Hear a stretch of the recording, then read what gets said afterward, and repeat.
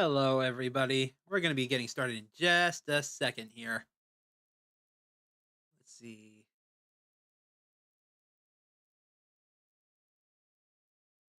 Play that.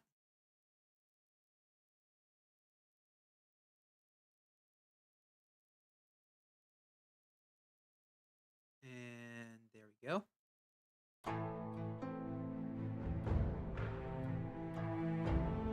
All right.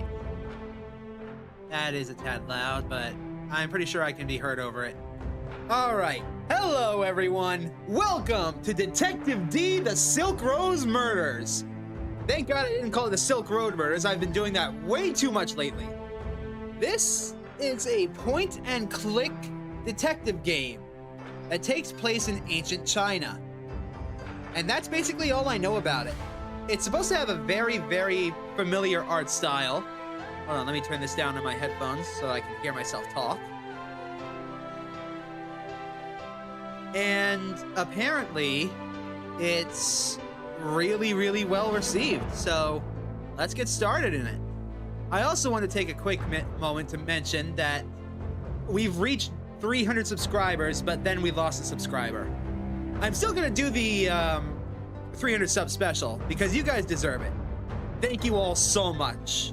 I mean it. It's incredible that we made it this far. Now, let's play the Detective D Silk Rose Murders. This is a work of fiction. While based on real historical subjects, all characters and events are depicted in a fictitious manner. Please, God, have voice acting.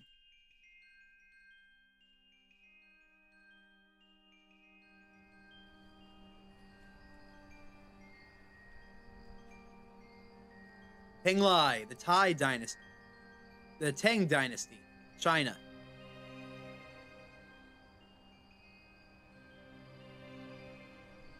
So pretty.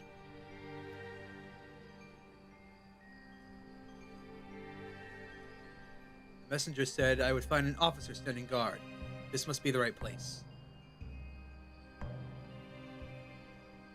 All right, so it turns out there is not voice acting, so that's going to be fun. These mythic creatures are meant to protect this house. I have a feeling they may have faltered tonight. So yes, much like the Monkey Island and Indiana Jones games, you can click to walk around, and when you click on an object, you'll have multiple options. Right now, we can only look at the Weeping Willow. Weeping Willows are believed to help ward off evil spirits.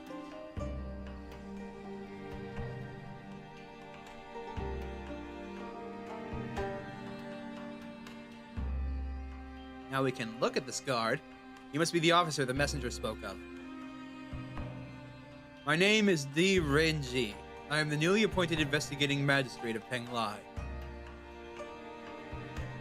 I'm sorry I can't speak actual Chinese. A messenger was sent to fetch me only 30 minutes ago. He named Foreign Minister Wang Hua as his employer. I understand I am meant to help with an urgent matter. You're the new investigating magistrate. Excuse my bluntness, but I wasn't expecting someone so young.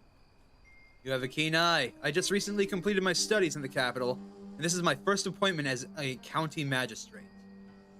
But in my time in the capital, I gained invaluable experience, serving as a secretary of the Imperial Archives, and as assistant to the Imperial Counselor before that. But I believe the minister requested my presence urgently. We must not keep him waiting. Of course, apologies for my indiscretion, but on a night like this, one can't be too careful. I am Sergeant Feng Chenglong, Minister Wang's private guard. Please, may I see some proof of your title? Okay, do I have inventory?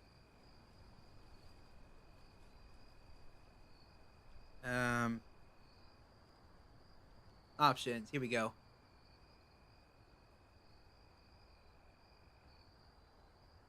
Back. Help. Inventory. Mouse over the top of the screen to open the inventory. Okay. I've clicked to interact. Yes. Okay. Double click the icon at the bottom right of the screen to open the deduction board. So there's no icon down here. So mouse over. Here we go. This is the Imperial Edict. I hereby bestow upon you, Renjie, the rights and responsibilities as prescribed by Imperial law of investigating magistrate the district of Penglai. An official mandate as decreed by the Imperial Court. It's authenticated by the Royal Dragon Seal. Let's use it on the guard. Thank you, Magistrate D. The Minister is waiting for you in the entrance courtyard. Now we can enter the entrance courtyard. That is a bucket. Minister Wang Hua. You must be the foreign minister, Wang. I've heard he was appointed by the Emperor himself. He's a powerful man. Why would he seek the assistance of it this hour? No doubt a matter of life and death. I fear the worst. Minister, you must be Minister Wang. And you must be Dr. Renjie, the new magistrate of our little coastal district. I wish we could have met under less dire circumstances. I understand you've only been in your new post for 2 weeks. The minister is well informed. I've only begun to settle into my new station. The area is still quite new to me. In truth, I've only visited the military force so far. This compound, on the other hand, I did not know existed.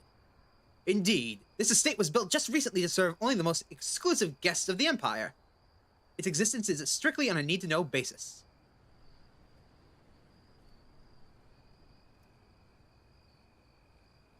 Exclusive guests? Then I take it we are not alone. You are correct, young magistrate. I see you have already begun your inquiry. Good. I shall start from the beginning. As you know, this district borders a coastal region that is under constant threat by the Korean Navy.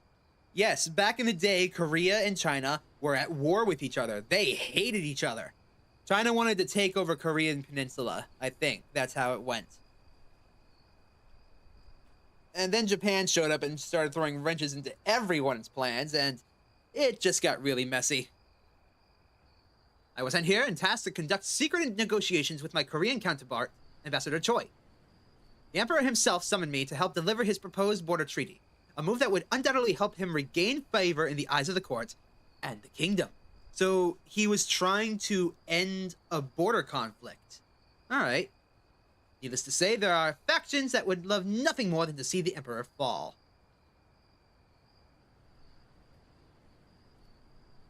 Are you suggesting that the Emperor's enemies are on the move? Of that there is no doubt. In 30 years, if 30 years in the Imperial Court has taught me anything, it is that no Emperor can truly rest. Night after night, he lies awake, anticipating the next shadow. His enemies are too numerous, too persistent. My father served under our Majesty. He is a capable and beloved ruler. Your father served a young and vibrant man. Today, the Emperor is an old and feeble leader, a mere shadow of his former self. As his health wanes, his wife, Wu Zitang, grows with influence. As his favor falls, Consort Wu gains power beyond the curtains. This kingdom is prosperous. Who would dare defy the Emperor? The Imperial Court is full of usurpers, waiting for their chance to strike. That is why this treaty is more than just a simple diplomatic calculation. Its symbolic value is immeasurable. The Emperor must show his strength now more than ever.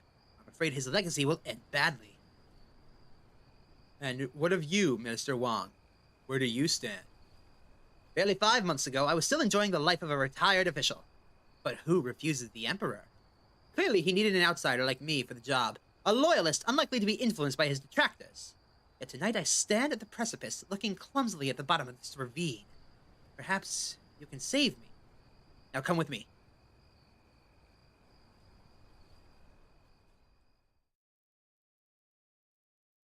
Moments later, on the far side of the compound... Oh, shit! Is that the ambassador? Uh-oh.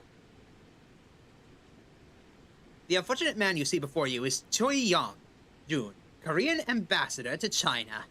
Tonight was meant to be a triumphant victory.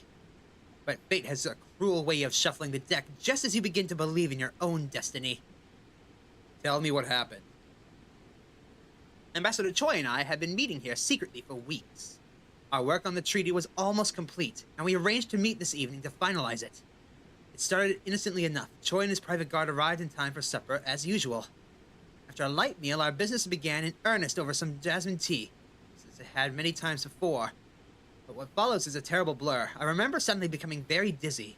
Moments later, I felt myself resting my head on the table. Before me, closing my eyes and unable to open them again. When I woke, it felt like I had slept for hours. Someone must have witnessed this. That was my hope. But when I interrogated the officers, all had the same answer. Unconscious, each and every one. And Choi, he was gone. No one knew what happened to him, so I ordered an immediate search of the entire estate. We looked everywhere. In the end, it was his private guard who found him here, murdered in cold blood. Apparently, the ambassador had previously commented on how peaceful this waterfall made him feel. How tragic. It is hard to deny the serenity of this place. May he rest in peace.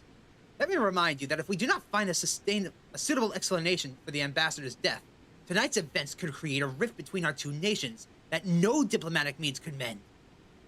That is why you must solve this case tonight, or the consequences will be grave for all of us. Yes, of course, I shall start my investigation. Has anyone been allowed to leave the premises? No.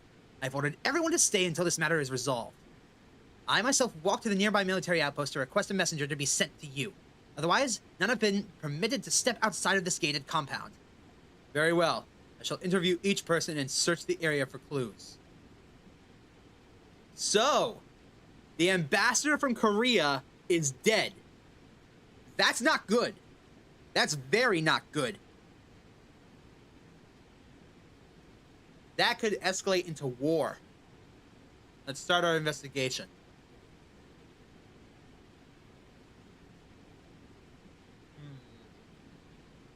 Looks like a partially used candle.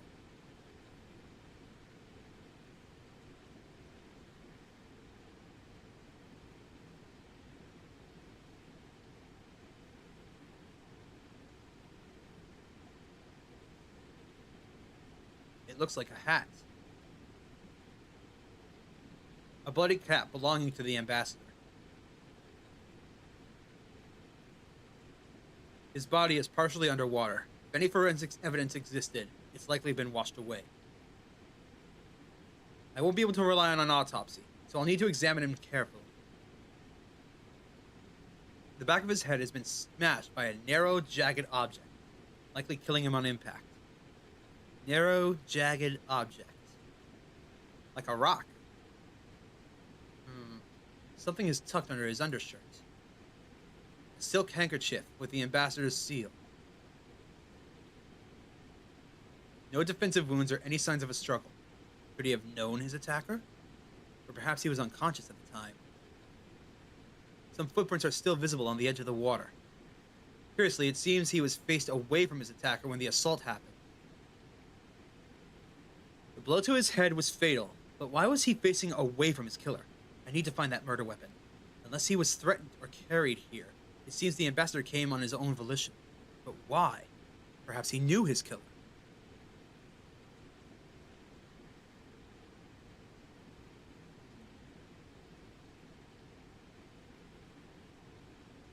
Yes. How can I help?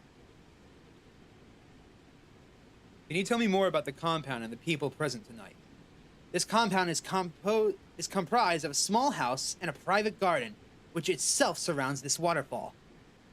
When in use, it is attended by a staff of 3, a house steward, a cook, and a maidservant. The ambassador and I each have a private bodyguard who remain by our sides at all times. Where are they now? You met my guard at the front gate. Ambassador Choi's guard is standing outside this very cave. The house steward is trying to keep himself busy in the main courtyard. You'll find the cook and the maidservant in the house. Hello, Rabbit Dude. Welcome to the stream. Thanks for tuning in. Welcome to Detective D, The Silk Rose Murders. I already have high opinions of this game. Because look at the art style. It just screams stuff like the old Indiana Jones games and Monkey Island. Stuff like that. I love those games. Right now, we're investigating the death of the Korean ambassador to China during the Tang Dynasty. Which, you know, that's a problem, considering the fact that those two were going to be at war all the time. I've only just started, so I have no idea. This is a completely blind playthrough. I do know that it's about 5.5, 6 hours long, so I'll tell you again once we're done. By the way, did you go and vote on the poll? Because we hit 300 subscribers, and I want you guys to pick what we play as a celebration.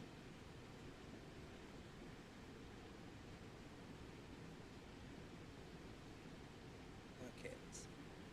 Hi, Angel. Welcome to the stream. Thank you for tuning in.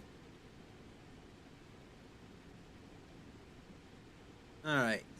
We know how he fell unconscious. I think his tea was drugged. You notice anything strange? What happened before you passed out? Did you notice anything out of the ordinary? I've replayed the events leading up to the disappearance over and over, but alas, nothing suspicious comes to mind. Were you the first to regain consciousness? No. The house steward and Choi's guard were already awake. They claim to have had come to only moments earlier. The others woke shortly after I did. Who knew about these secret meetings? For obvious reasons, the people presently here all have some degree of knowledge about the meetings themselves. But the Emperor himself is the only one who knows the nature of the work, and the ambassador and I were engaged in. So, for context, the man who's dead here in the water is the Korean ambassador to China. They've been trying to hammer out a border agreement to end the constant bickering and wars between them. Tonight was the night it was all going to be finalized, and then this happened. So, great.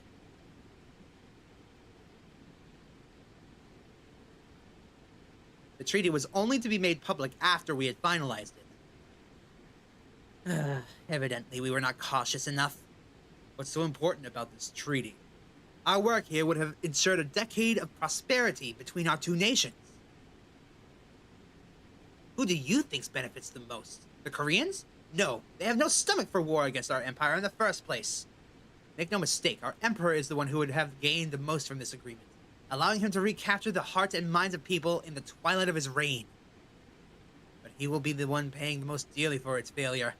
Like vultures circling a weak prey, his enemies will advance. Mark my words. You have much to learn, young magistrate. We live in uncertain times. Each move we make is now either secures the empire or precipitates its demise.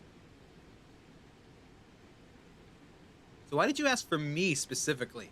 There had to be other people. As the investigating magistrate of this district, you are responsible for all matters of law and order that arise within its borders. As such, you are judge, jury, prosecutor, and detective.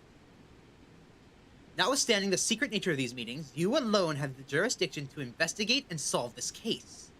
And by the heavens, I hope you do. By the way, Angel, how are things going today? I saw that things weren't going good on John's stream the other night.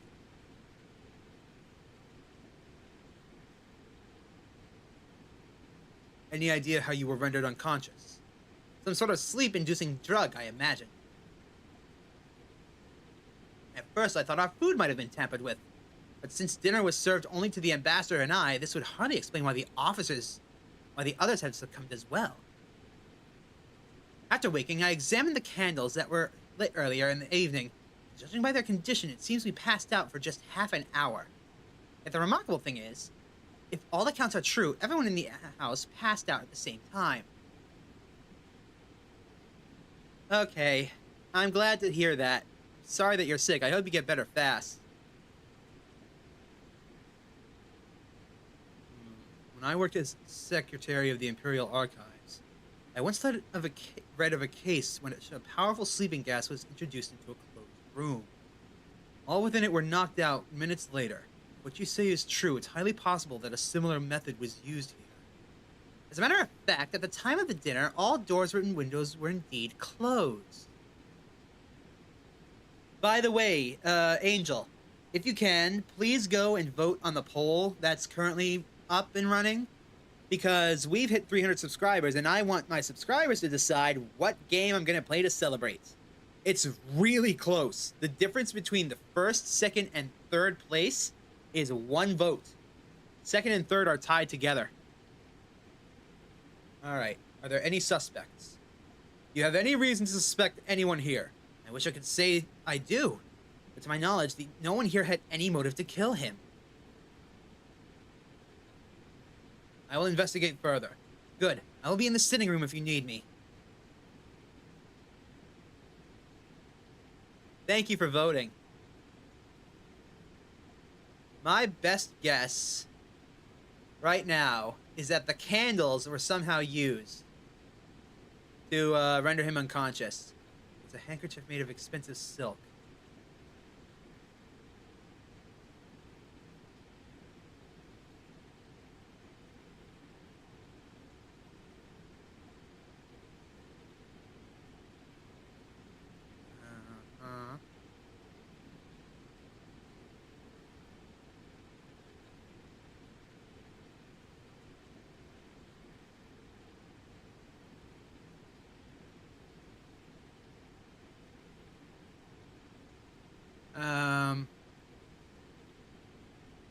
Oh.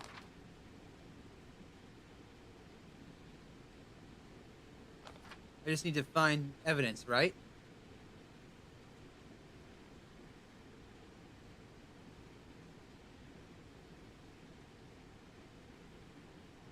I can't leave yet. I need to inspect the crime scene evidence more closely.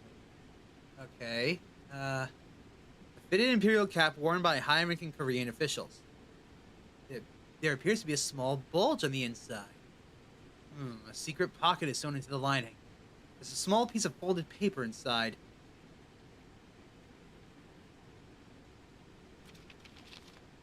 How long will this charade go on? You will not get rid of me so easily, and I will have my answer tonight. Is someone threatening the ambassador?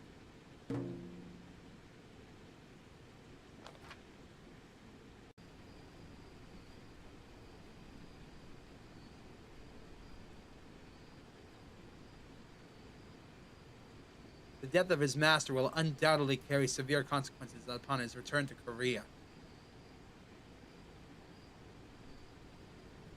My name is Renjie. I'm in charge of this investigation. Are you Ambassador Choi's military guard? Yes, sir. I am Captain Bei of the Korean Royal Guard. But there's no need for any further formalities. I do not wish to speak in any Chinese officials until an investigative team from my country is present.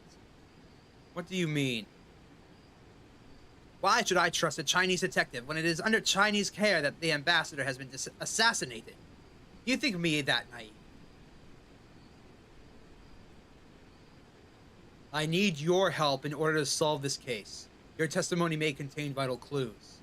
You need my help? What protection did you offer my master? How did you help him? I understand your reservations, but if we do not act tonight, the trail may be lost, and we may lose our only chance of apprehending the killer. How can we just do nothing and wait? I will make a bargain with you. Show me that you are truly here to find the truth. Show me your skills as an investigator, and I will cooperate and answer your questions. Very well, you have a deal. I will return when I have uncovered more about the case, and I shall expect your cooperation.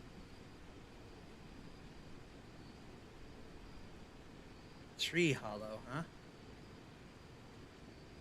Something seems to be stuck inside the tree trunk. The object that's lodged in here is just beyond my grasp. I'll need something to extend my reach.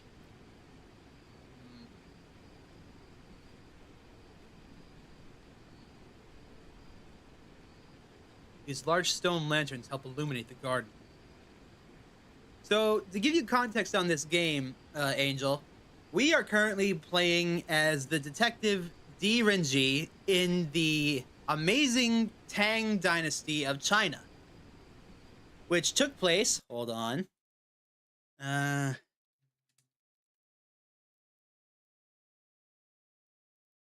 618 to 907.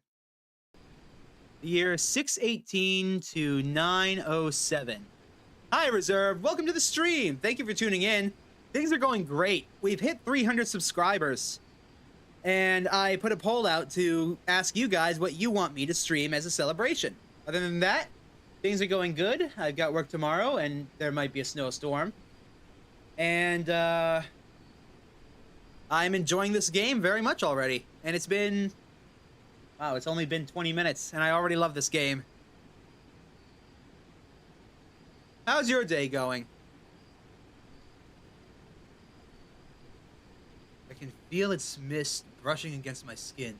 Yet there is a gentle stillness to these falls that's hard to describe.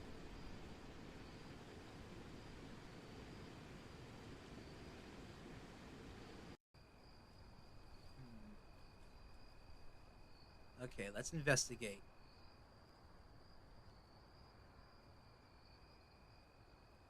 From the looks of it, this lovely cherry blossom was in full bloom just days ago.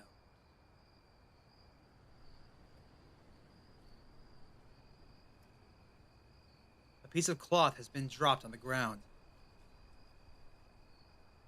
This rag is coated with some kind of herbal oil. I can't quite identify the herb, but it has a minty aroma.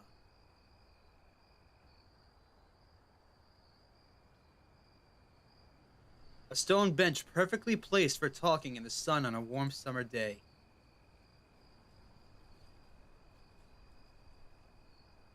Perfect for late night games of chess.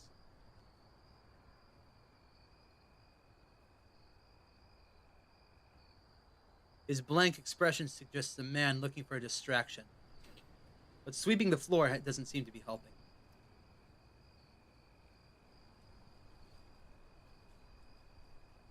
Are you the steward of this estate? Yes, sir. And you must be D. Renjie, the detective Minister Wang spoke of. I'm Song Ming. I manage the small staff that cares for this compound and its guests. It's a relief to see you here, sir. Perhaps now we can find out what really happened here tonight. That is my hope also. Can you tell me of how the night unfolded? Dreadfully, sir. Not in 100 years could I have imagined such terror. We thought this place was safe, untouchable even. But those notions were quickly smashed to bits tonight. Well, I'm glad to hear that you had a day off today. Also, rule number 1 about anything, never call it untouchable or unbreakable because the gods will go out of their way to prove you wrong. Go on. Well, I was in the kitchen when it happened. I was overseeing the plating of some desserts with Chef Chu, when, for no apparent reason, he just tumbled to the ground like a large sack of rice. I bent down to assist him, but suddenly my vision became blurry and my legs felt weak. My weight pulled me to the floor, and that was that. I was out cold. Later, when I came to and saw that Chu was on the ground, I checked to see if he was still alive, which he was. I knew then that I had to run to the sitting room, where I suspected the others had suffered a similar fate, or worse. And there they were, all unconscious except for the ambassador's bodyguard. As I looked at him, standing over his master's seat, it was at that moment that I realized the ambassador was missing. Did you wake the others? No, I didn't. I didn't want to risk it. Who knows what kind of poison we had been subjected to? There was no need. Only moments later, they had all started waking up one by one. Once Minister Wang became fully aware of the situation, he immediately ordered us to search the premises for the ambassador.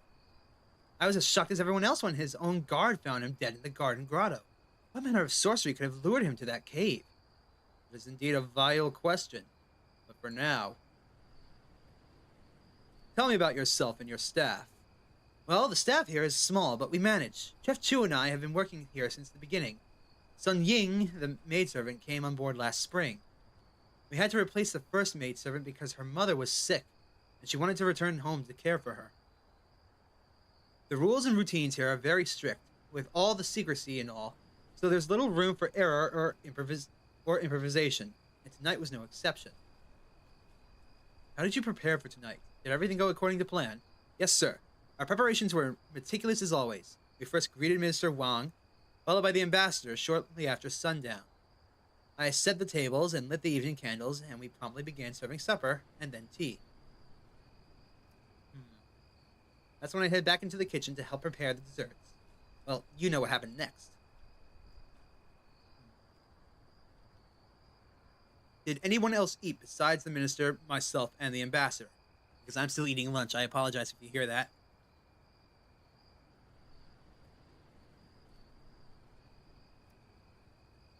No, sir. The staff isn't allowed to eat until long after the guests have left. They've been instructed to eat before they arrive here, so it's usually not a concern. Same goes for the bodyguards. And am I right to assume that all the food is prepared on site? That's right, sir. Everything is prepared here by the Chef Chu. We don't allow any food from the outside. You said that you lit the candles in the house at the start of the evening. What kind of candles did you use?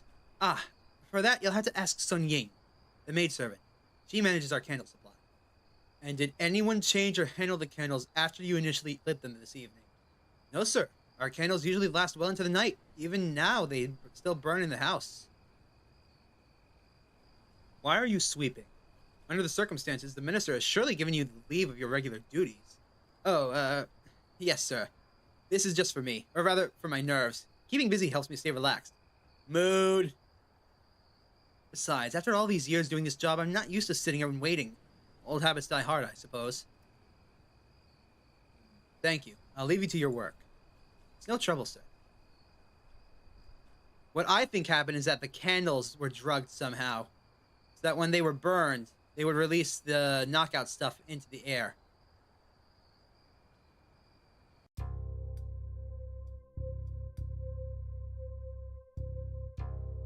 A fine painted vase featuring a dancing dragon.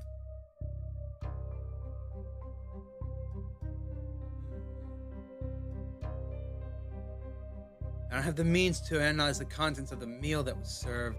For now, I'll have to rely purely on instinct and deduction.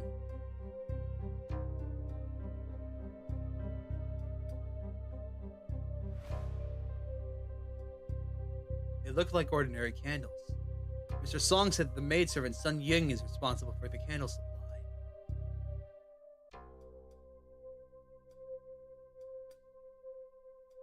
Let's ask a follow-up question if we can.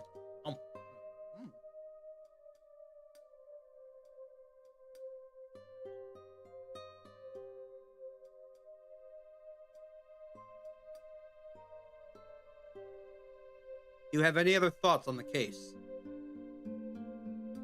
I suppose I should feel relieved that the killer only intended to kill the ambassador, but I can't help but wonder why the rest of us were spared. The killer obviously had the means to murder everyone here. Why did he choose to let us live? What sort of devious plot were we victims of? That's another good question. Why was the ambassador from Korea specifically killed? If you really wanted to cause trouble, why not kill both of the ambassadors? And see what happens. That kind of chaos would be impossible to stop. Her hands are trembling like the others. The night seems to have taken a toll. Nevertheless, her rare beauty is quite striking.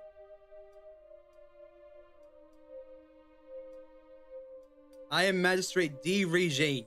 I'd like to ask you some questions. D. Renjie. Jesus, Shackle? Yes, sir, but of course. My name is Sun Ying. I am the maidservant. I'd like to hear your account of what happened tonight. Can you take me back to the beginning? Well, it all happened so fast. I remember the minister and the ambassador arriving one after the other, just after nightfall. I remember them settling into the sitting room.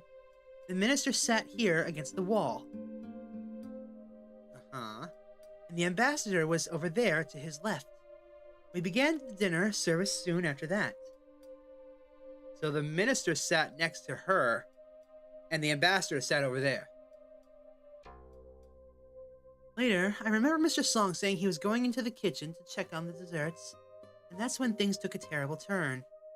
One moment I was serving tea, and the next I was lying on the floor, confused and disoriented. When I realized that we had been drugged and that the ambassador had been killed, I was so afraid, I didn't know what to think. All I know is that he didn't deserve to die that way. But our destinies are often beyond our own control. We bend and break at the mercy of a higher power. Sorry, sir. I didn't mean to ramble on. No need to apologize. What's taking place here tonight would unnerve the best of us. Thank you for your kind words. I hope you find the person who did this and bring them to justice. Tell me about yourself. I'm just a simple servant girl. Have been since I was little. My parents died when I was very young, so I had to learn to fend for myself. Sorry to hear that. Are you treated well here? That I am, sir. Very well. Minister Wang is a good man, and Mr. Song, he's very demanding, but I've never known him to be unreasonable. But now that this has happened, I wonder if they'll continue to let us work here. How did you end up working here? I applied to an agency. They put my name on a waiting list and told me they'd contact me if anything came up. I heard the girl who worked here before me had to leave because she had to take care of her sick mother. I guess I was just next in line. After that, I was happy to pay them their finder's fee. Who supplies the candles that are used throughout the house? I buy a new batch every week from a local candle maker. I don't remember his name, sir, but everybody in town buys their candles from his shop. Did you notice anything different about their latest batch? No, sir. They looked and smelled the same to me. They're just plain, unscented candles. I'd like to examine any leftovers you may have. Where do you keep them? Yes, of course. They're stored in a small lockbox in the storage room. Here's the key. Thank you, Miss Sun. I hope I was of some help.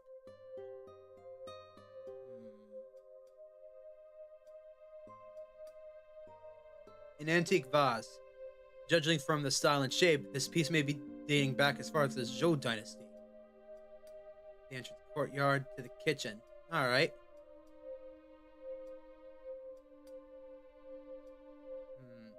A board detailing the week's menu. The only noteworthy thing is how well organized the staff is. Welcome back, Rabbit Dude. A pair of tongs used to handle the charcoal that feeds the stove. I may need this.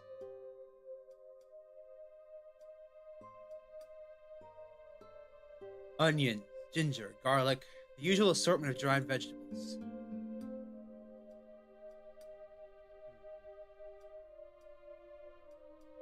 Assorted desserts. Nothing out of the ordinary here. He seems oddly relaxed.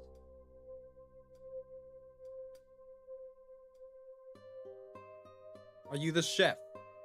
Yes, sir. Chu Fu's the name. You must be the detective.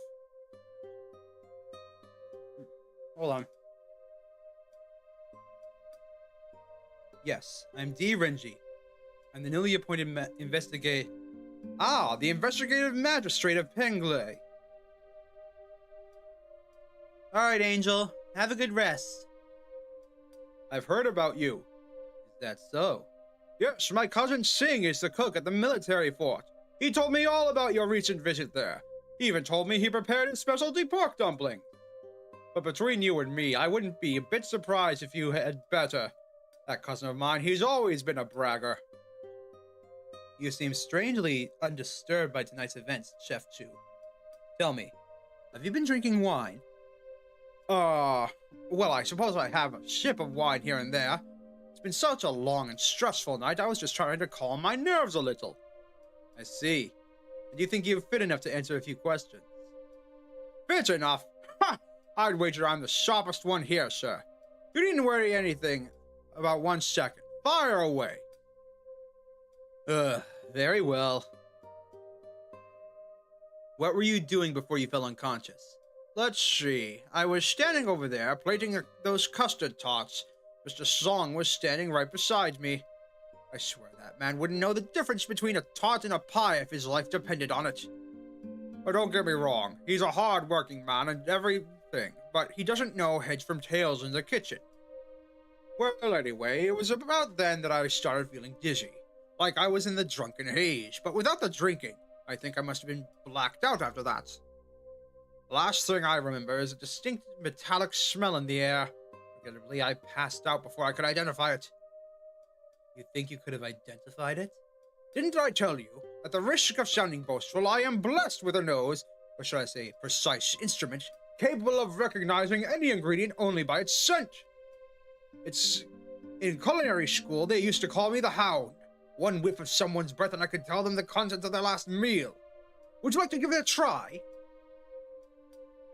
I don't see why not.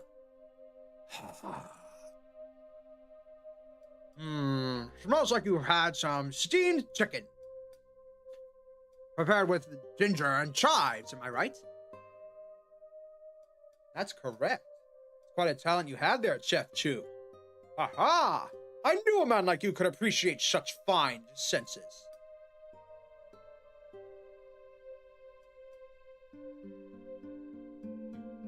If you'd like me to demonstrate it again, feel free to bring me anything with the slightest hint of an aroma, and I'll identify the source. That sounds quite useful. I'll keep that in mind. What can you tell me about tonight's dinner service? The minister performs his meals light and simple, and tonight's menu was no different. I first prepared sweet duck soup, followed by some fried fish cakes with white rice. Oh god, that sounds lovely. The custard tarts were next, but as it turns out, we never got around to serving those. Do you prepare all the food yourself? Of course! Unlike my cousin who relies on his assistants, I don't let anyone else touch my food. Tell me about yourself. You want to know about me? I see where this is going. I suppose we're all suspects here, aren't we? No need to be tactful around me, sir. I know how this works. You pretend your questions are harmless and routine while all along setting a trap for the unsuspecting wrongdoer. Isn't that right? There's nothing routine about an investigation into the murder of a high-ranking diplomat. Now, Chef Chu, either you start taking this seriously, or I detain you in our behind jailhouse for wrongdoers until you start sobering up. Oh, terribly sorry, sir. I was just jesting. I didn't mean to offend. Must have been the wine. I'm usually not this talkative. So as I was saying, I came from a long line of chefs. 4 generations, if you can believe it. Hello there, Lord X. Welcome to the stream. Thank you for tuning in. I've been a chef now for 16 years, and that's exactly 2 more than my older cousin Sing. In recent years, I've settled for working for the Imperial Court, doing whatever they ask. The pay is a little better, and I don't mind the traveling. A bachelor's life has its perks, you know. You have any theories about the murder? If it's those damned revolutionaries, they're planning to overthrow the Empire. I just know it. They have eyes and ears everywhere. My cousin Sing, he thinks I'm crazy. Doesn't think the throne is vulnerable, and yet that's exactly the kind of thinking that'll get you in trouble. You wouldn't happen to have any proof of these conspiracy theories, would you? Proof? Well, well, not exactly, you see. It's more of a gut feeling than anything else.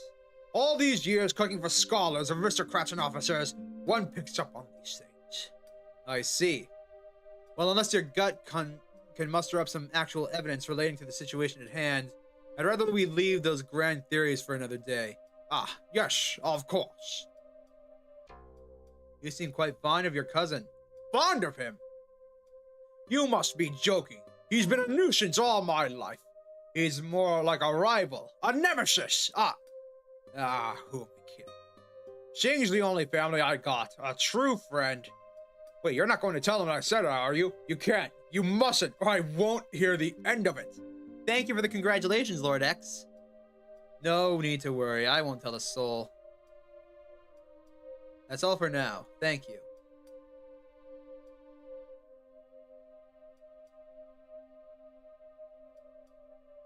There was something here that smelled like...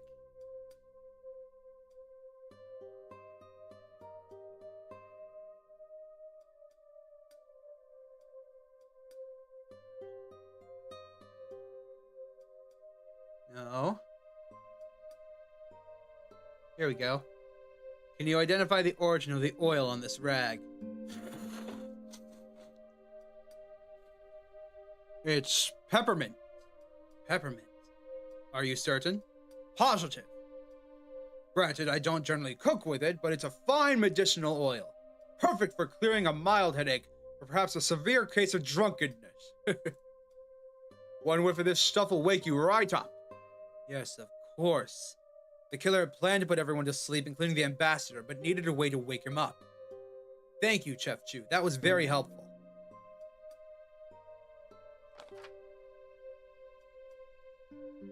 We got the charcoal tongs and the key to the lockbox.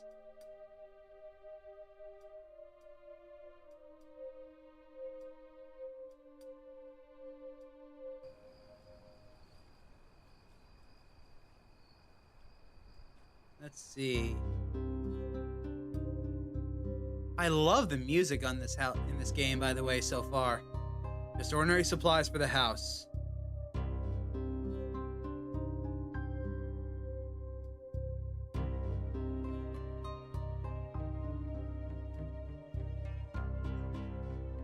A small lockbox. I'll need the key to open it.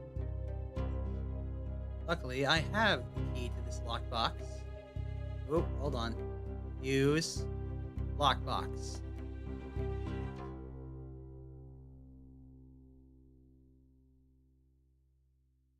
This candle's coloration is different from the others. Its midsection appears to be darker.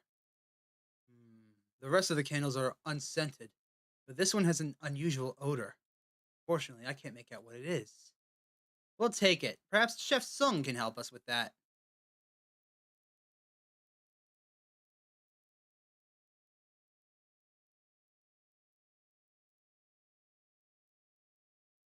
These doors lead to the balcony, but it looks like they've been sealed shut. Sealed shut. I can't see anything of interest out there.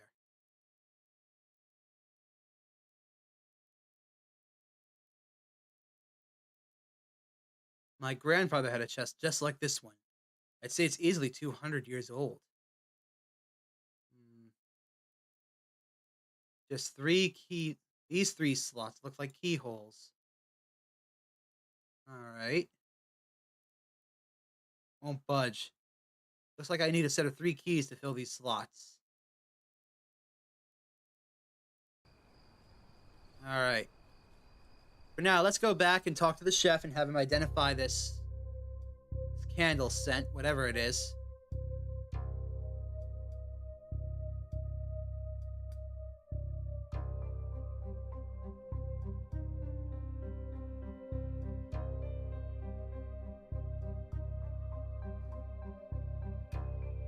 Do you recognize the scent on the discolored part of this candle?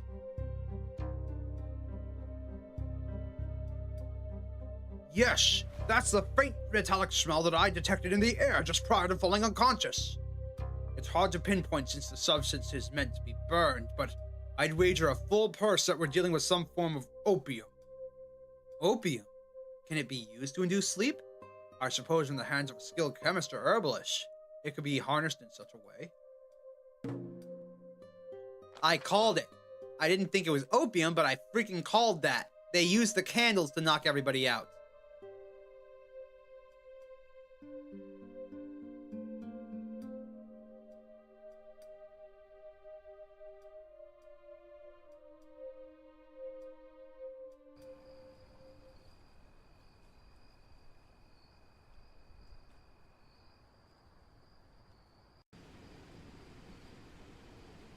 Use the tongs on the tree hollow.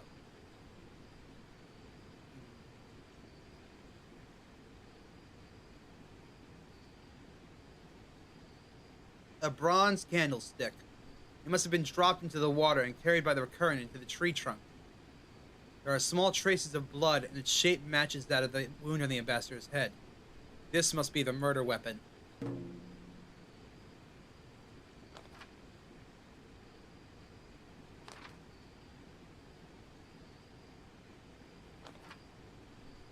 We have the murder weapon.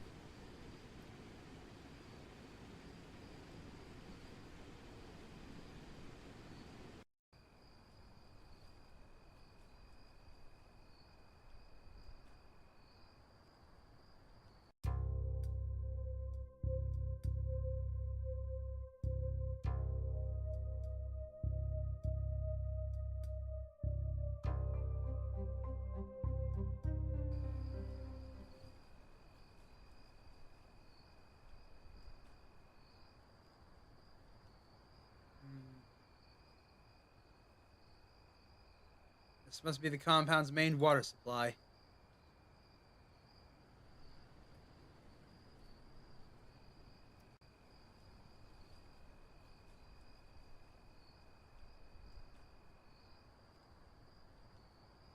What can I do for you, detective?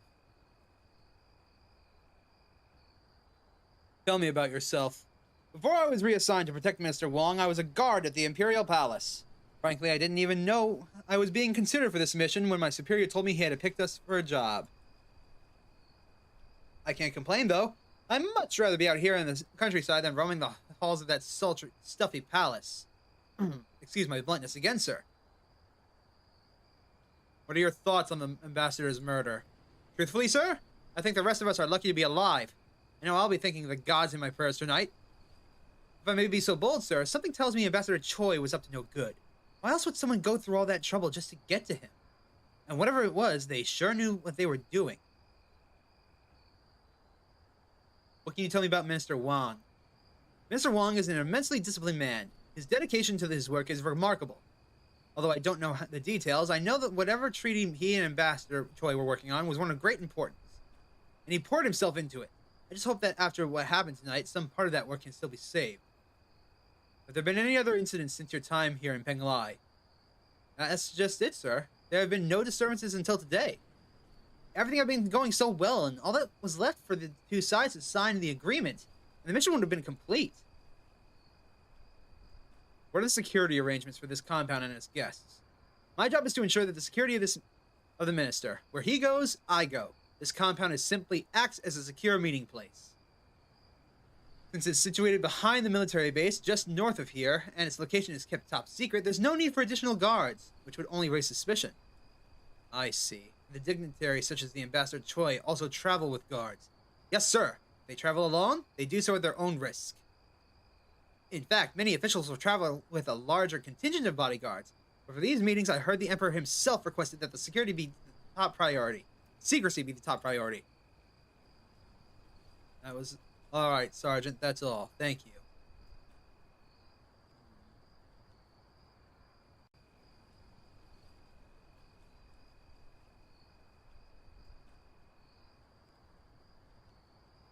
Let's go and try and talk to that bodyguard again, shall we?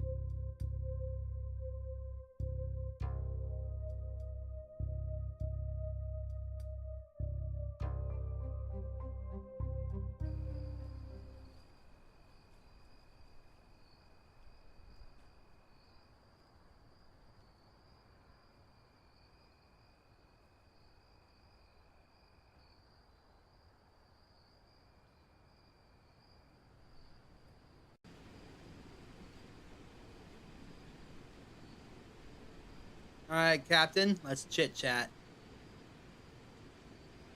Captain Bay, I'd like to tell you what I've discovered so far.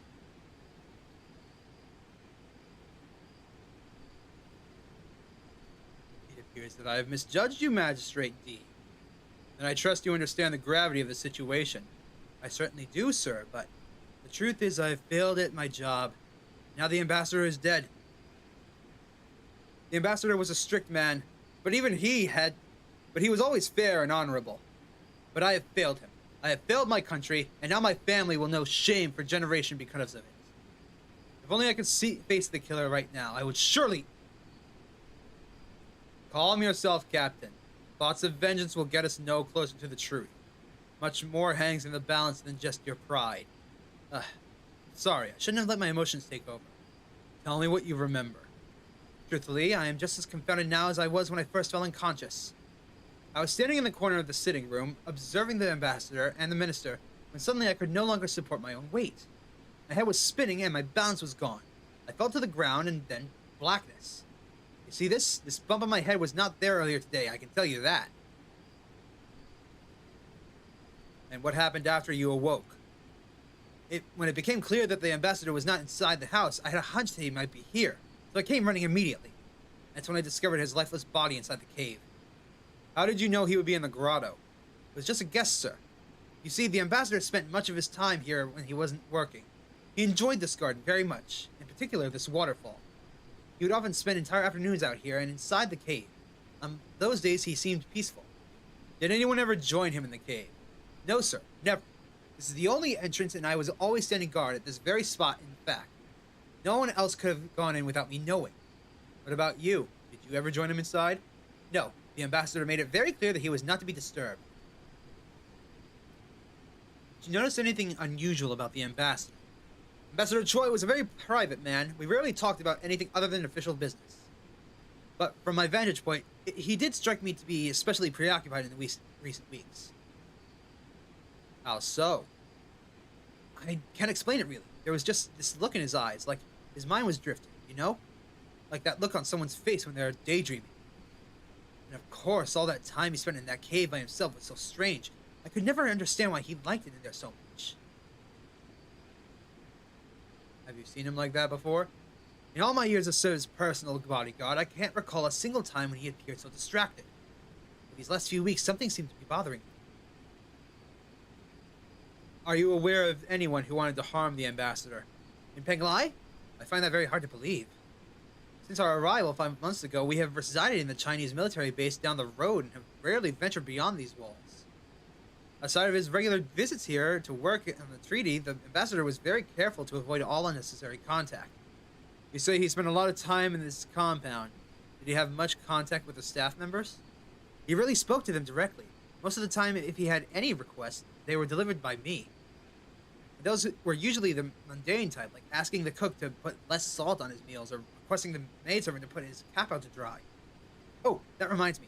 I need to retrieve the ambassador's cap from the main courtyard.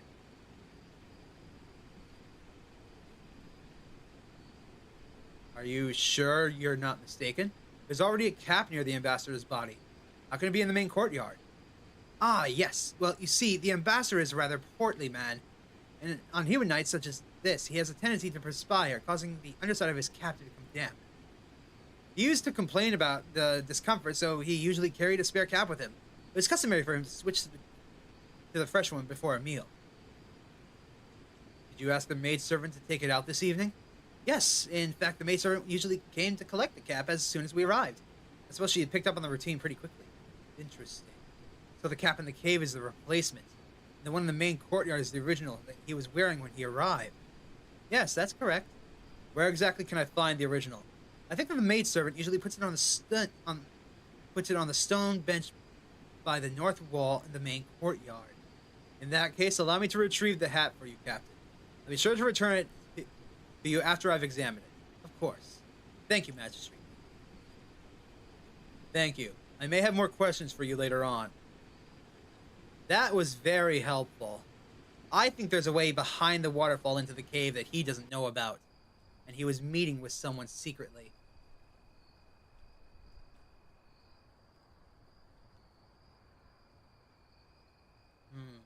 No hat. Captain Bai said that the ambassador's cap should be on this bench. Where could it be?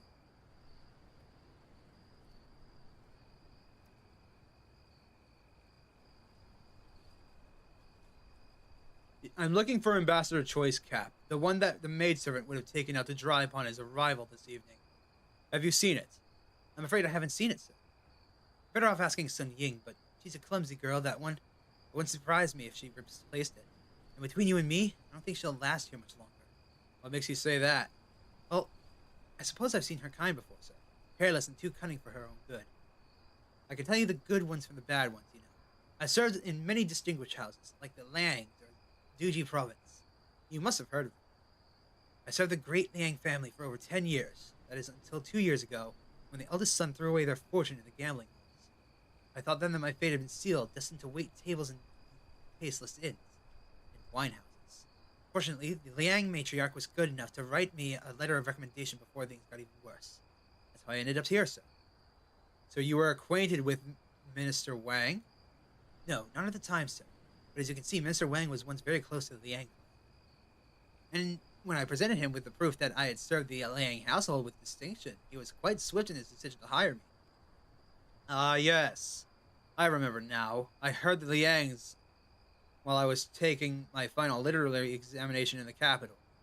If memory serves, official reports tell that after suffering the shame of a financial ruin, the entire family had, done that in their ancestral home in Duji. News of that terrible scandal echoed throughout the capital for weeks. It was a horrible affair indeed, sir.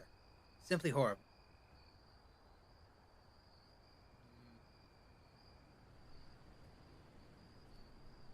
I can't quite put my finger on it, but his account of the Liang tragedy felt hasty and insincere. Unfortunately, my knowledge of that affair is only second-hand. I'll need something more substantial if I wish to confront him. Perhaps Minister Wang would know more.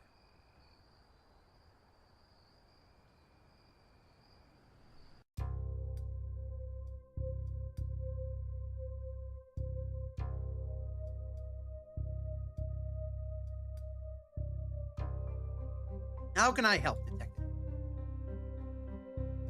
Mr. Song has told me an interesting tale about how he became steward of this estate.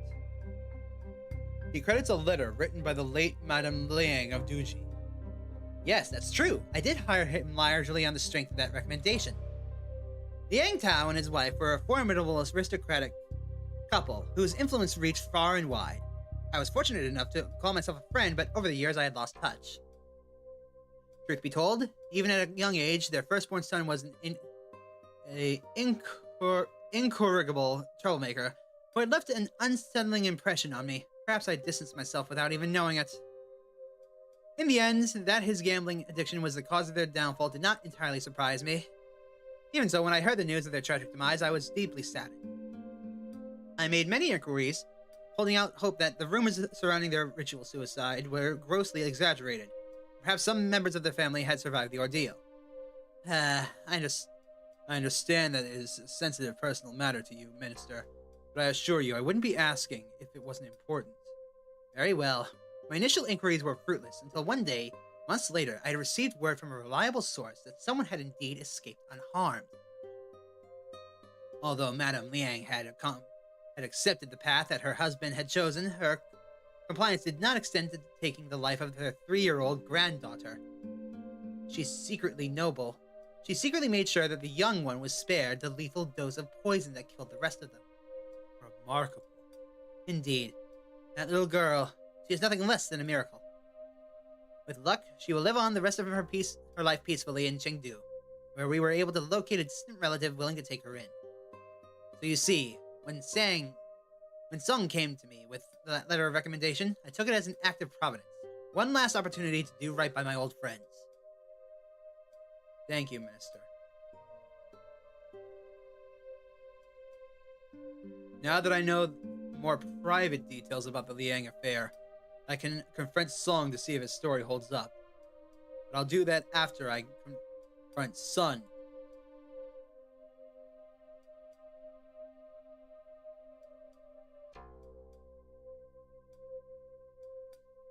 Are you aware the ambassador's cap is missing? No, sir. I had no idea. But I'm sure I left it on the stone bench. I always leave it there for drying. I was told that you were responsible for replacing the ambassador's cap. Was that the case tonight? That's right, sir. He always leaves an extra cap here so that I can dry it and have it ready for his next visit. Today was especially humid, so I knew he'd want his replacement right away. I put the one he was wearing on the stone bench in the main courtyard. Thank you, Miss Sun.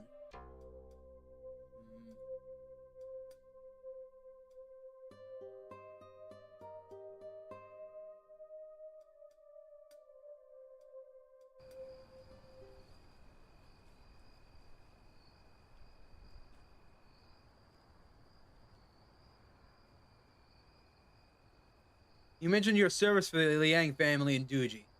Just now, the minister and I were debating a finer point concerning that affair. I thought surely, if anyone could help us settle the question, it would be you. I hope you can indulge my curiosity. But sir, aren't there more pressing matters to attend to?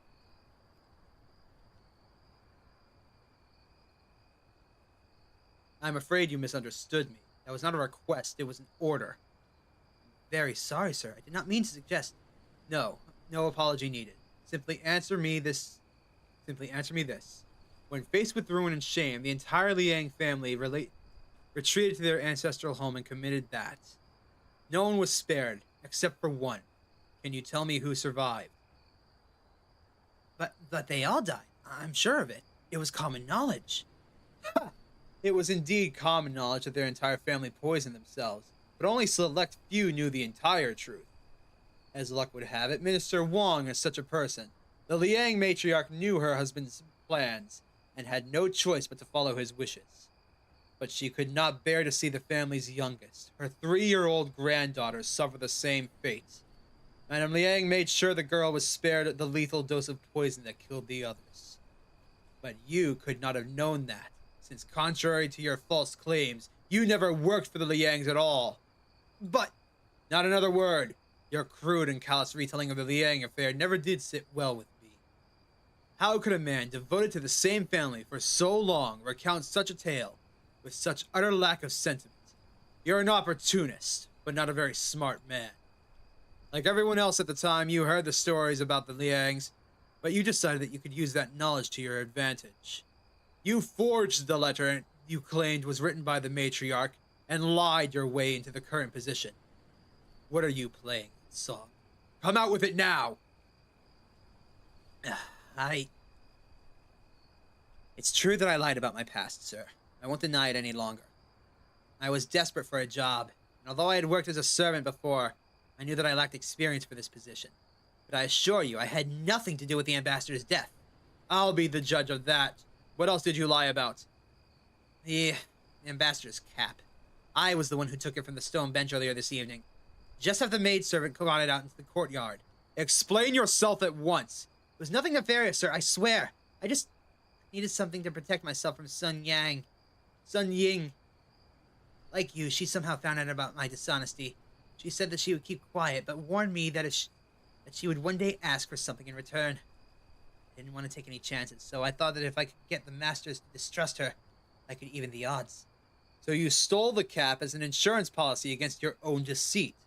I just wanted to hide it long enough to undermine her competence, sir. I was going to return it, I swear.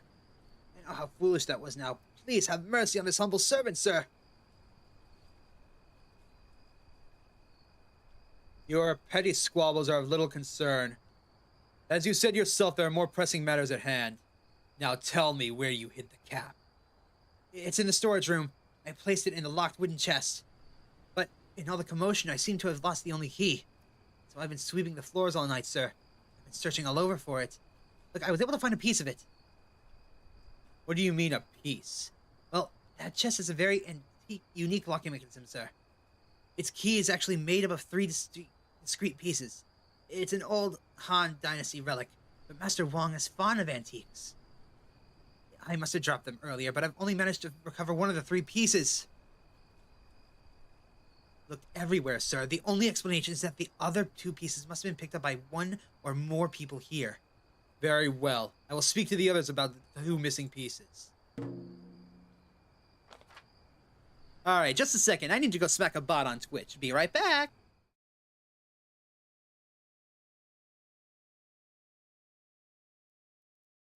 Be gone, bot! Ban! And block list. There we are. There we are. Sorry about that. Now then.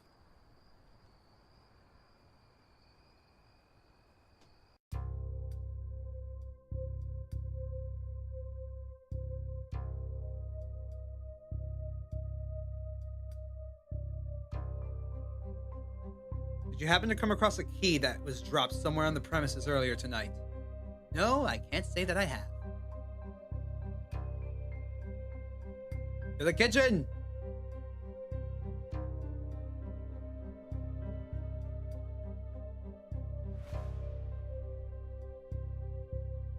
Did you happen to come across a key that was dropped somewhere on the premises earlier tonight? Key? I don't think that I... Wait, do you mean this thing? I found it in the courtyard, or... Was it the sitting room? Either way, here, you can have it.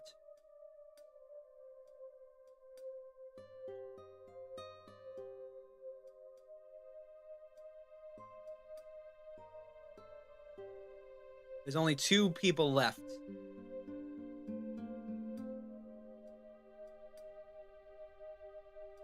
Where did she go?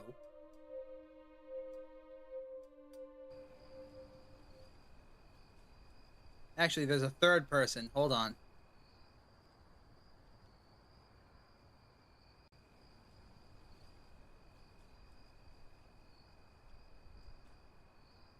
Did you happen to find the key that was dropped earlier tonight? As a matter of fact, I did pick up an oddly shaped key in the main courtyard when we were all looking for the ambassador. Thank you. Now then. Oh my god! Heavens, no. There's no mistaking it.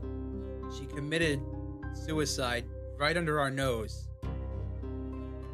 I'm gonna have to put up one hell of a trigger warning at the start of this stream when I make it into a live VOD.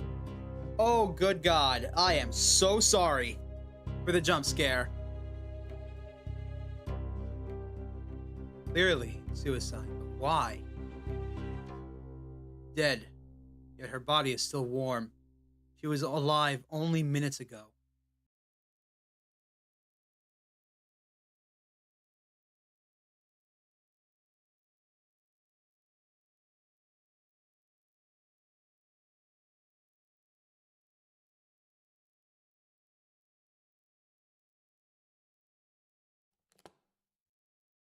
There.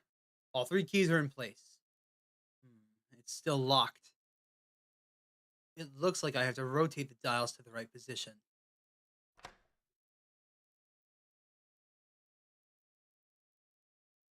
Oh, that's...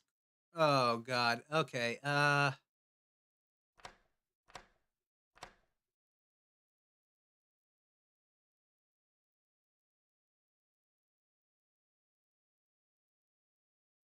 can't really see that. Oh, no, that wasn't the right combination. It looks like the lock resets itself if the position of the dials aren't correct after a total of 6 turns. Okay.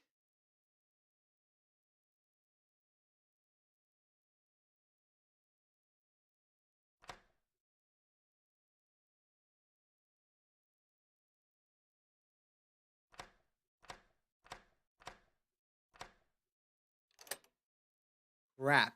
I can't tell what that symbol at the top is. Hold on. I can see it better on the other screen. Really? Okay. mm,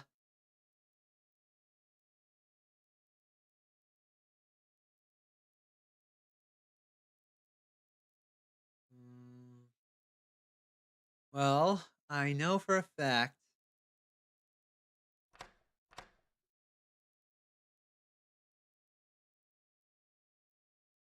Uh-huh. Uh-huh.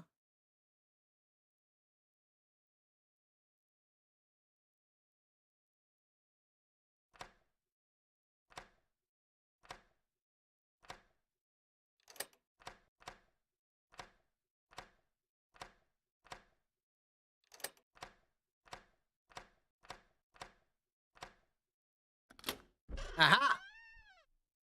Yes, that did the trick. Here it is.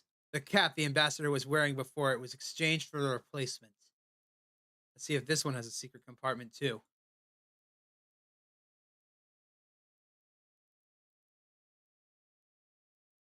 There's a small bulge on the inside.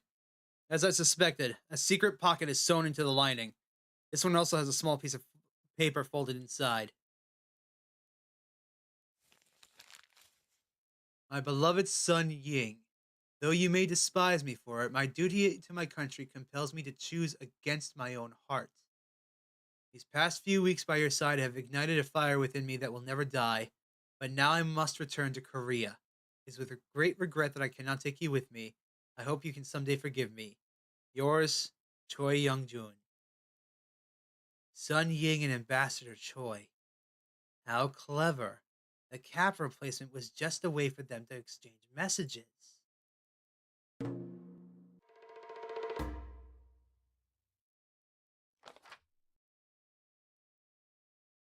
Now I know what happened here. There must be a secret entrance behind the waterfall. Sun must have known about it. And that's how they met together, in private.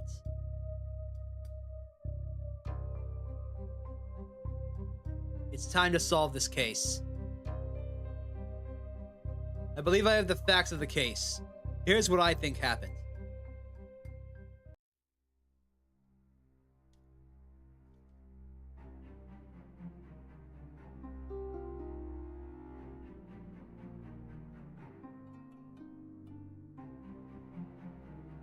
At first, what took place here tonight seemed overwhelming. A secret diplomatic mission, a mysterious sleeping gas, a cold-blooded murder, and in the end, an inexplicable suicide. But at the heart of the matter was but a simple connection between 2 people, Ambassador Choi and Sun Ying. Unbeknownst to even his bodyguard, the 2 of them were exchanging letters upon each visit to this compound. To accomplish this, they used the cap exchange. Using the pretense of switching caps for the ambassador, the two of them managed to create a private line of communication.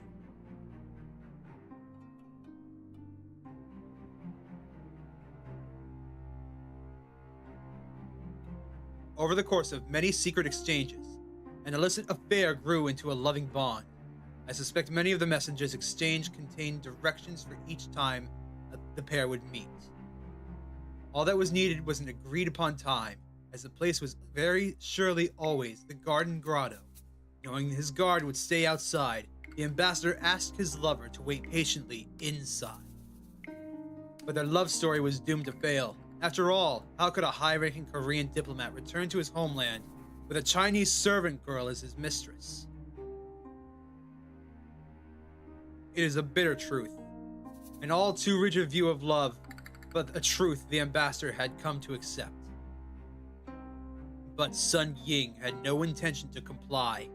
Instead, she set in motion a cunning plan for one last meeting. If still he refused her, he would pay the ultimate price. But if he chose to be with her instead, they would have simply returned to the house to perform a bit of theater. Everyone in the house would have woken up with a mild headache, but none the wiser. But Ambassador Choi did not have a change of heart, and so she carried out her vengeful killing, while his back was turned. She struck him with a candlestick. Already carrying a candlestick, Sun Ying waited until the opportune moment to strike. The ambassador never had a clue.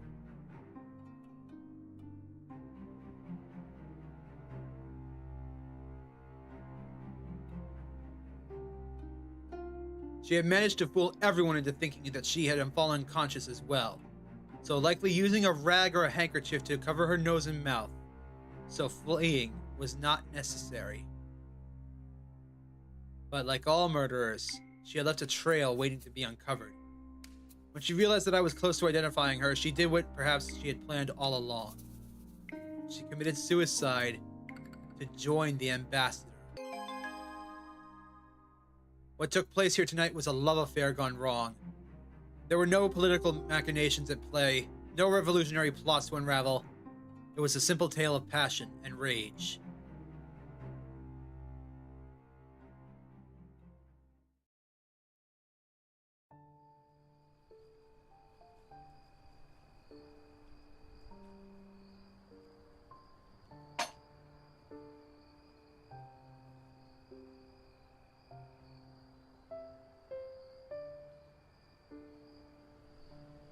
It never ceases to amaze me how the human heart can be so frail and yet so hardened at the same time.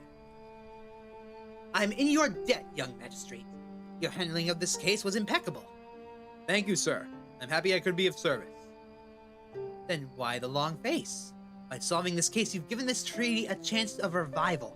You've done a great service to me, and more importantly, to His Highness. Thanks to you, diplomatic means are still within reach, as the Koreans can hardly blame us for their own man's weaknesses. You should be proud of this accomplishment, and I'll make sure that the Emperor knows of your outstanding service. I'm humbled by your kind words, Minister. But if I may speak frankly, something about this case, about Sun Ying, still leaves me uneasy. And what might that be? I have yet to put my finger on it, but I have a lingering feeling that something doesn't fit. Nonsense! That woman was a spiteful wench who committed a premeditated murder. I see no flaw in your theory. This is no time to second-guess yourself, D. If you wish to serve the Empire, there's much more work to do. Perhaps you're right. I'm probably just overthinking it. Remember this night, young detective. You now stand at the crossroads to greatness. There's no turning back.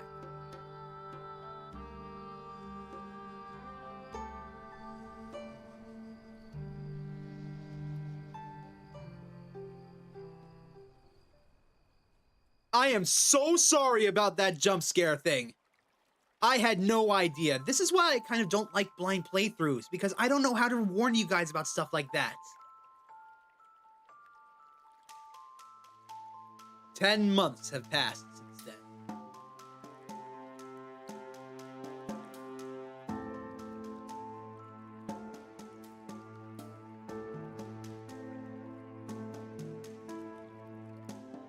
I've been here before. Some invisible force is pulling the boat forwards. Through the fog, I can see a small island with a tower standing at its center. It beckons me.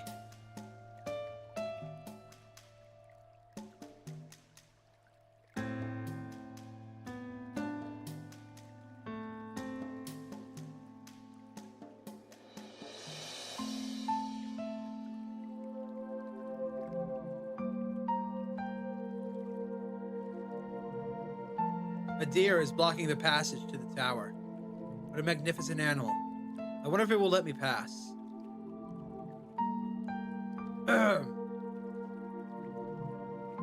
The song. You speak. Flawless deduction, detective. Can you tell me why I'm here? The song. You must play the song. I don't understand. What song? Your song.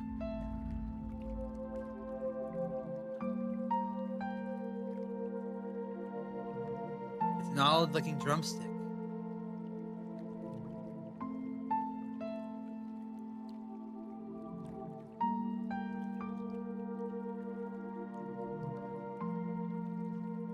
One, two, three, one. 1, 2, 3, 1. 1, 2, 3, 1.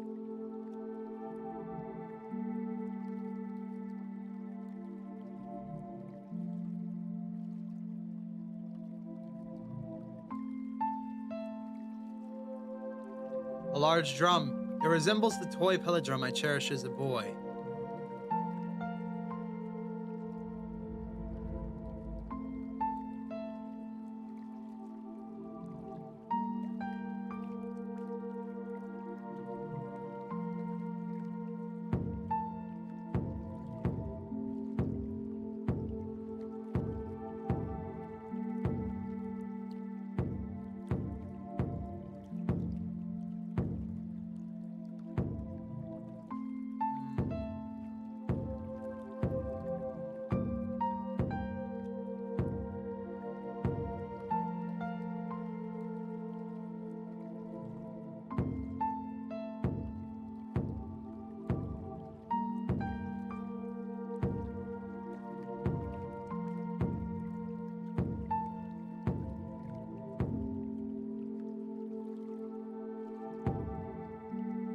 One.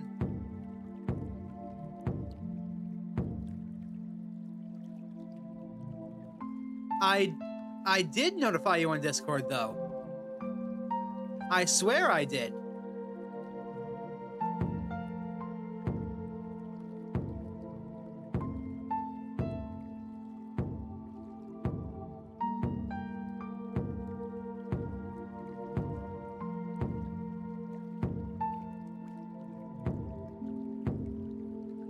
Okay, 1, 2, 3, 1, 1, 2.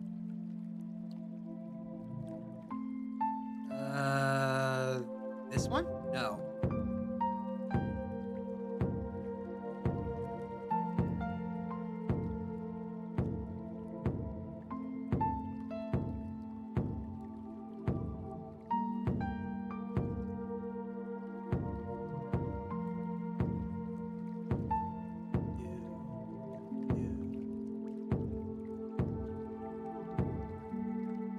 There it goes.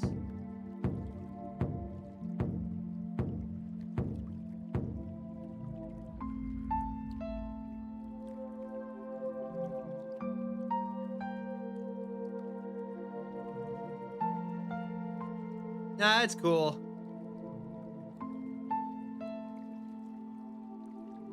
A fine tune you play, dear Renjie. You know me? It is you that the drum calls. Your song breaks the silence. Who are you? In this place, names are unimportant, except your own. What am I doing here? You are needed. The moment has come for you to show your true self. But time is fading. The wolf is on the move. Calamity is upon the flower and the flesh, the gold and the gate. What calamity? Who is in danger? What could I do? Cross the threshold and protect the lost ones. Break the wolf's spell and save the remaining roses. Now go, speak no more. Go before it's too late. Climb the tower. Save her. Save her.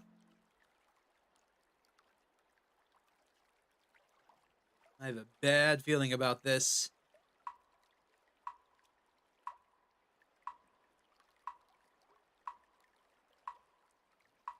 Assassin.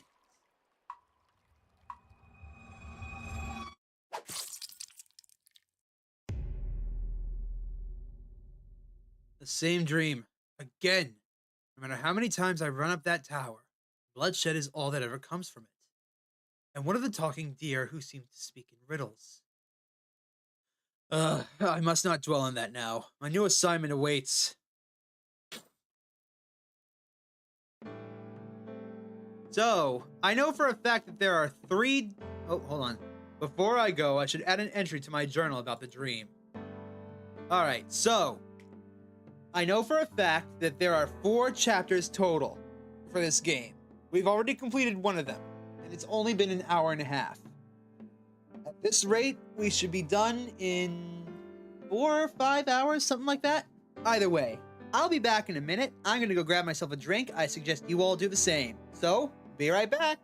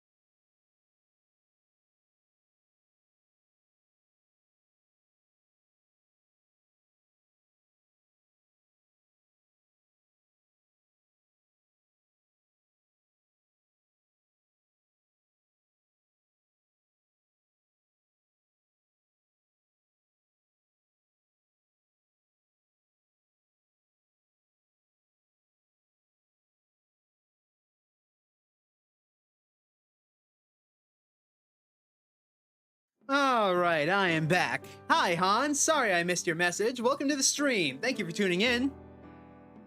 Alright, let's see here.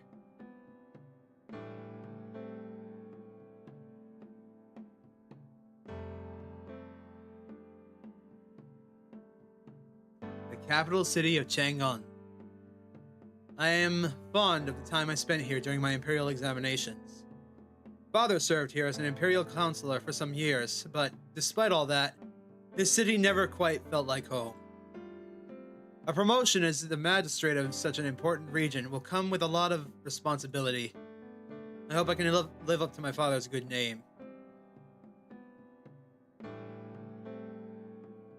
My lucky jade horse. It was a gift from my father. I take it with me wherever I go.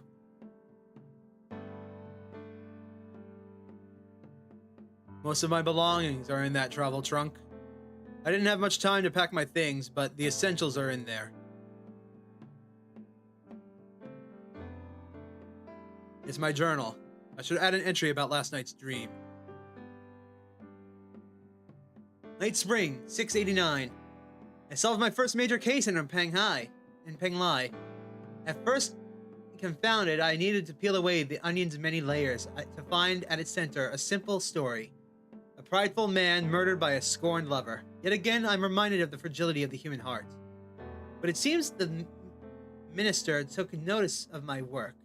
He spoke of how I would gain favor with the emperor. Now that I had succeeded the border treaty, he even spoke of greatness in me. A silly notion, I thought. I had only done my job, and perhaps I had done it better. Perhaps, had I done it better, Sun Ying would still be alive. She remains in my thoughts, even mysterious. Ever mysterious. I am sorry. I am terrible at reading cursive writing. Midsummer 689. The Emperor is dead. It is the saddest of days. News from the capital arrived this morning.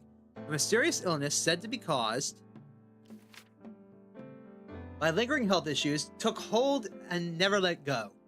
Now, with the outcome of the Korean treaty on hold, his legacy will surely suffer. Generations of my family have served the Emperor and his forebears. Is that forebears? His royal mandate woven into my own sense of purpose. It is a time of deep reflection, a time of mourning. Late summer, 689. I've begun having very peculiar recurring dreams. In it, I find myself on a small boat gliding across the water as if it is pulled by an invisible force. It eventually brings me to a tiny island populated only by a strange talking deer and a shadowy figure standing atop a great temple.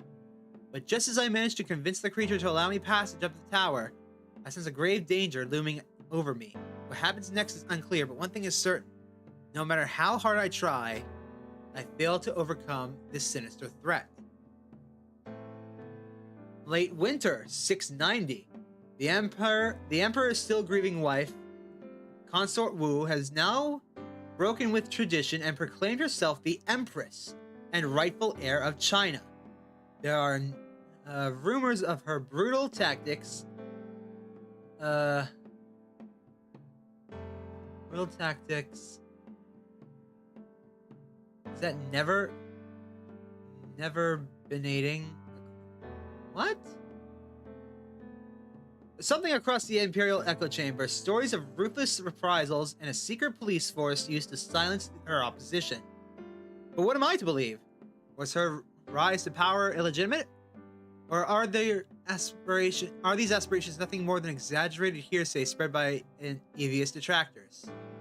No doubt a woman reigning over the Empire for the first time will vex the establishment, but the Imperial Court must survive this turmoil. We must overcome together for the good of the realm. 10 months have passed since the Korean ambassador's murder. 8 have gone by since the death of Emperor Gaozong, and another 2 have elapsed since Wu Zetian rose to the power. Yet today I received a letter from the Ministry of Justice declaring that I am to become the new investigating magistrate of Chang'an, and that I am required to appear at the capital without delay. It seems the Empress wants to meet me. I think I want to meet her too. The Empress called upon us? Directly? How the hell? I should make note of my arrival and the cryptic dream I just had. I arrived at Chang'an last night. I made my way to the Justice Department where I am to stay. A young lieutenant showed me to my new living quarters, but my first night here is marred by the same cryptic dream. I wake with a sense of dread and restlessness. I feel like I can ignore it no longer, but what can I do?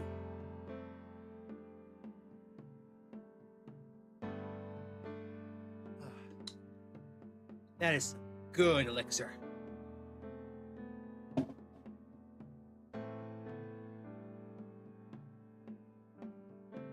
can't shake the feeling. Something bad is about to happen. Very well. Let us be on our way. So how are you doing today, Hans? Sorry that I got distracted with all the reading.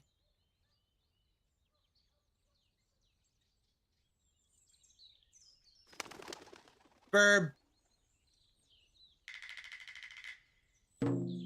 Tang Dynasty, China.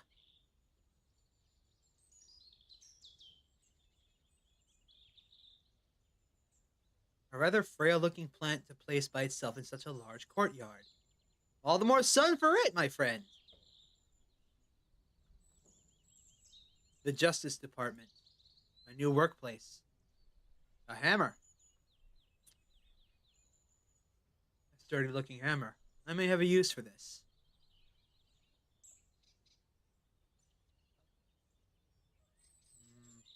It looks like some repairs are being done to the roof.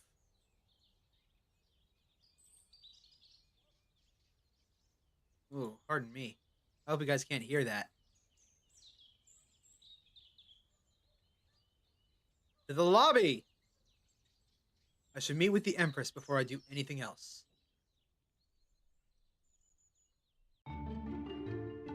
I have a map? So this is what the city looks like from above. That's... Oh, wait, that's ingenious. Oh, wow, that's ingenious. Okay. So assuming that these are each different districts and not just different buildings, that's incredibly clever for dividing up how the city would work. Okay. To the palace! Away!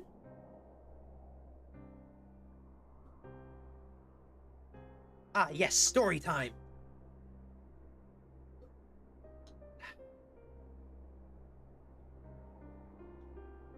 We found and captured the rebels responsible for the attack on the royal temple. Good. By attacking the sacred temple, they are trying to undermine the symbol of my heavenly mandate. No quarter is to be given to these agitators. Do you think General Zhang may have something to do with the recent disturbances? Zhang is a hardline traditionalist whose opposition against me is as clear as a stake in a barren field. But I know how to catch snakes like him. Where is Renjie? He's here, Your Majesty, awaiting in the antechamber. Are you sure he can be trusted?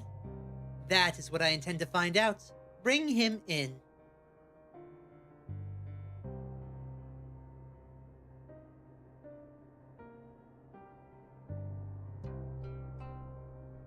So traditionalism meets liberalism. This should be good. The Empress will see you now.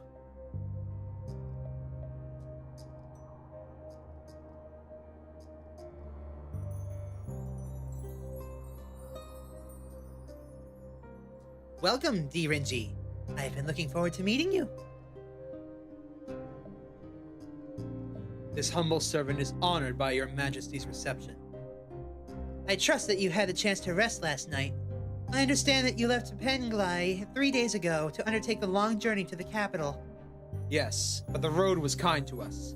My caravan arrived at the Justice Department just after nightfall. I had sufficient time to settle in for a night's rest. Good. The winds of change are blowing. There's no time to waste. Tell me, Magistrate D, do you know why I called for you at this particular moment? I'm not sure that I follow. I thought perhaps you may be wondering why it took so long for your promotion to the capital to be confirmed. After all, that was my husband's wish before his untimely death. When he heard of how you solved the Korean ambassador's murder and rescued his borders treaty, he made it very clear that he wanted you to serve by his side. If he were still with us today, you would have been assigned to Chang'an long ago. I humbly serve the Imperial Court where I am needed, Your Majesty. I mourned the Emperor's death, but it is not in my nature to question my position or rank. It is a rare thing to witness such true modesty. The truth is my transition to power was not without some interference. The same kind of meddling and disapproval I've encountered all my life. But I will not tolerate folly for the sake of facile traditionalism. I hope I can count on your loyalty just as my husband did. Tradition is simply peer pressure from the dead. My loyalty is to the law, and I will serve it to the best of my ability, so long as your majesty permits it. I see. And what if the law is unjust? That is a hell of a line. The law does not stand still. The law does not stand still, and neither should we. Injustice must be confronted head on. Indeed. Men can be fools misguided by power and greed. Such vipers are around every corner. In fact, the man that you are replacing, a man whose name deserves no mention in these hallowed halls, was such an offender. A horrid man who routinely abused his power. His worst sin of all was that of incompetence. But enough about the past. You are here because I need someone to succeed where he failed. Renjie, I hereby name you the new investigating magistrate of Chang'an. What say you? It will be my privilege to serve the people of Chang'an in the future, in the name of the Dragon's Throne. Then it is done. Rise now as my chief agent of justice. You are now the guardian of Chang'an, the jewel of China, the finest city in the world. But I'm afraid that all is not right in our shining capital. I fear a sickness of doubt and fear is spreading across our streets and our homes. The hearts and minds of men are fragile. As the first woman to hold the mandate of heaven, I cannot allow my reign to be crippled by this infection. I must show all the naysayers that I can be as strong as any man, even if I must rule with an iron fist. This sickness must be stamped out. Law and order must be swift and unyielding.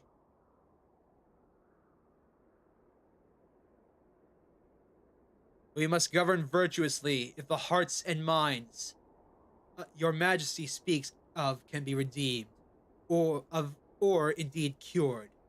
I fear force alone is not the answer. How pragmatic of you, Magistrate D. I suspect even my husband may have underestimated your gift for counsel. Your notions of virtue and balance are sobering, but we are nonetheless responsible for clearing the streets of the miscreants who would dare undermine our empire. And that is exactly what you shall do.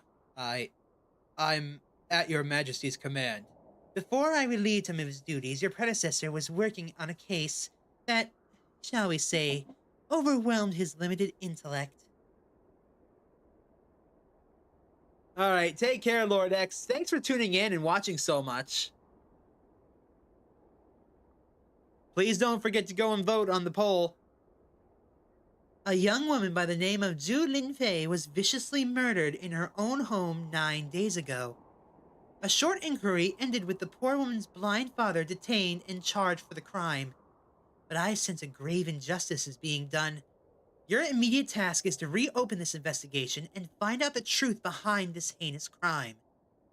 And, if what you discover should exonerate her father, I would like you to report back to me directly. Yes, of course. Your first lieutenant at the Justice Department can apprise you of further details, but you may ask me any questions you like.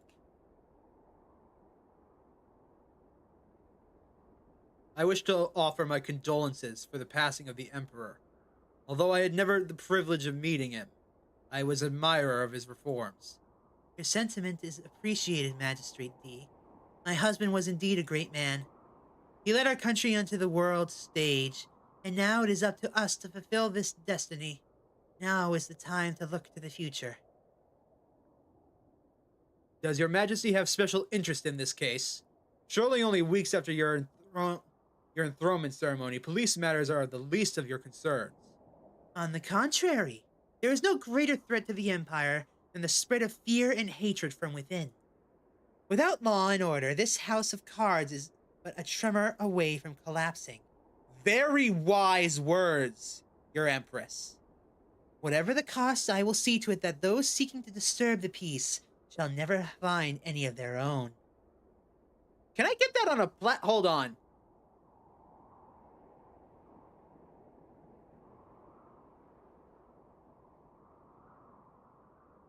I'm getting this on a plaque. What can you tell me about the victim? Zhu Linfei met a horrible end. At first, strangled to death. Her misery did not stop there. After taking her life, the murderer went on to mutilate her, carving out her heart and taking it from her lifeless body. I ask you, what manner of barbarism is that? Such hatred would suggest the killer may have known the victim. Perhaps someone close, someone seeking revenge. Whatever the motive, I want to see this wretched killer captured and punished for what he has done.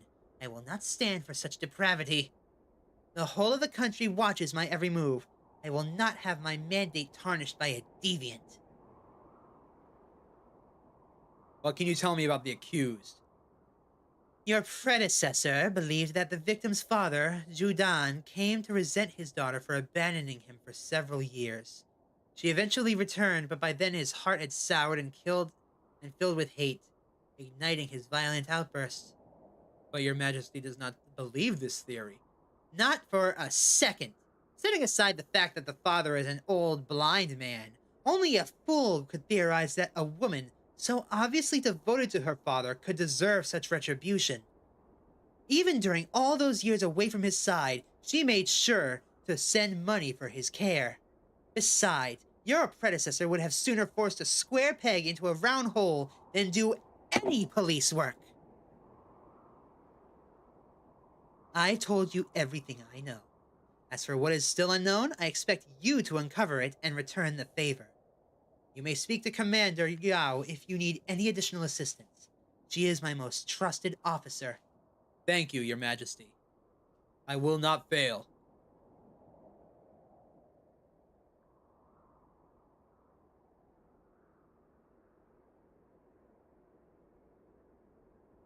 At once beautiful and intimidating, she has an air of confidence that is undeniable.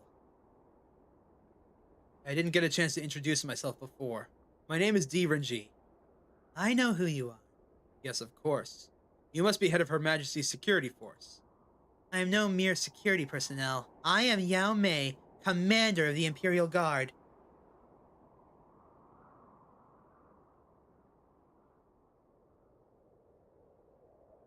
I meant that as a compliment. I see it in your posture. You carry yourself with the poise of a highly skilled martial artist. I dabbled in the martial arts myself when I was young, though I discovered early that I had no gift for it. But you, on the other hand, you must be very talented and brave as a warrior. Why else would the Empress put you in charge of her personal safety? I suggest you tread carefully, Renjie. Her Majesty wishes to give you an opportunity to show your allegiance. But I am the one that you will have to face if that trust is betrayed. I applaud your allegiance, Commander Yao, but my intentions are pure. I'll be the judge of that. What do you want? Do you know anything about the Zhu Linfei case? Only that the man who did it deserves to die 1,000 deaths. The man? You believe that the father is guilty? No, that's not what I said. I simply meant that I've never known a woman capable of such brutality. Have you? You would be astonished. But personally, no, I can't say that I have.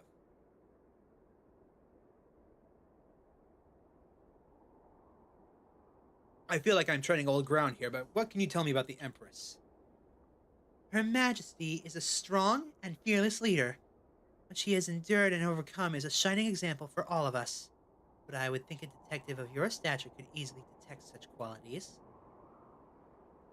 Please, tell me about yourself. I have no time for small talk. If you wish to know more about me, I suggest you seek out the answers for yourself, detective. Listen carefully, Renjie. I do not trust you. I have no reason to trust you. I do not know you, and from my perspective, nor does the Empress. What you do from this moment forward will signal to me whether you are truly a trustworthy ally or an adversary to be dealt with. Your fierce loyalty is commendable, Commander. With time, I hope that I can gain your trust. Thank you for giving me the opportunity to earn it. I will take my leave.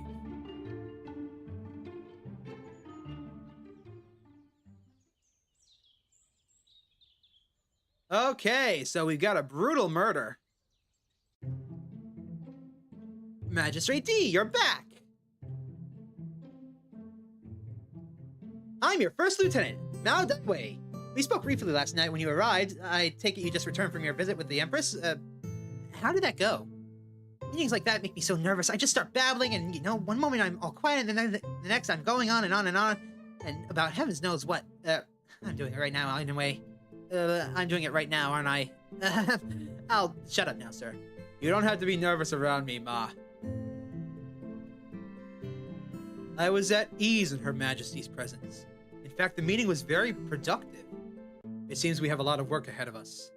Certainly, sir. I'm here to help any way that I can. Good. Let's begin with the Zhu Lingfei case. We need to know all the details and see the evidence we've collected so far.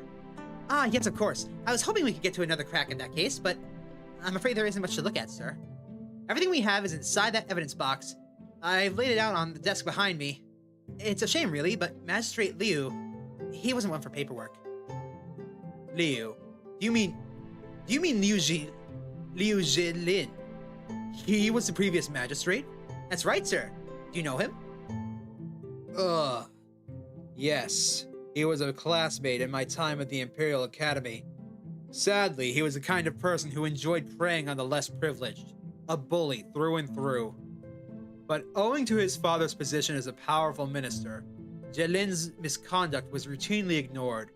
Worse still, he was even granted a few shortcuts along the way. But that was many years ago. I haven't seen him since. I hate to speak out of turn, but I feel I must. You see, I believe Magistrate Liu was wrong to accuse the victim's father. I believe Zhu Dan is innocent. You needn't worry about speaking your mind. Why do you think he is innocent? Well, it's the way she was killed. It almost seems wicked. Like an evil soul out for blood. Even from my limited contact with him, I just don't think that Zhu Dan is capable of that. In that case, you'll be relieved to hear that the Empress herself has requested that we reopen this investigation. Really? That's great news, sir. Say the word and I'm at your disposal. Whatever you need. Tell me about yourself, Lieutenant Ma. Everyone calls me Lucky Ma around here, sir. The nickname stuck after I won a few card games with the fellows around the office. In any case, I've been at the station for 2 years now. Before that, I was a police constable in my hometown of Shanwei, in the Lingnan province. For most of my life, I lived in a small fishing village, so when my transfer request was approved and I was promoted to work here in the capital, it was a dream come true. Your family must have been proud. Yes, my parents were very happy, and my wife, you should have seen it. You should have seen her, sir. When I told her that we would be living in Chang'an, she nearly shattered my eardrums from sheer excitement. You talk very fast, by the way. Yes, I know, thank you. So, tell me more about the crime. And slow down a little. Of course. What would you like to know? The victim, Zhu Lingfei. What can you tell me about her? Well, we know that she was 21 years old, but not much else. She was a complete loner. She has no ties to anyone or anything except her father. Even her neighbors knew nothing about her, save for the fact that she kept to herself. Did her father have anything to add? He maintains that since her return 2 months ago, she's been his sole caregiver, spending most of her days at home. He also said that several times a week, she would visit temples here in the city. That gave me the idea to visit a few of them to ask about her. But all the monks who remembered her all said the same thing. She would just pray for hours at a time, often mumbling words that no one else could hear or understand. You said that she returned 2 months ago. Where was she before that?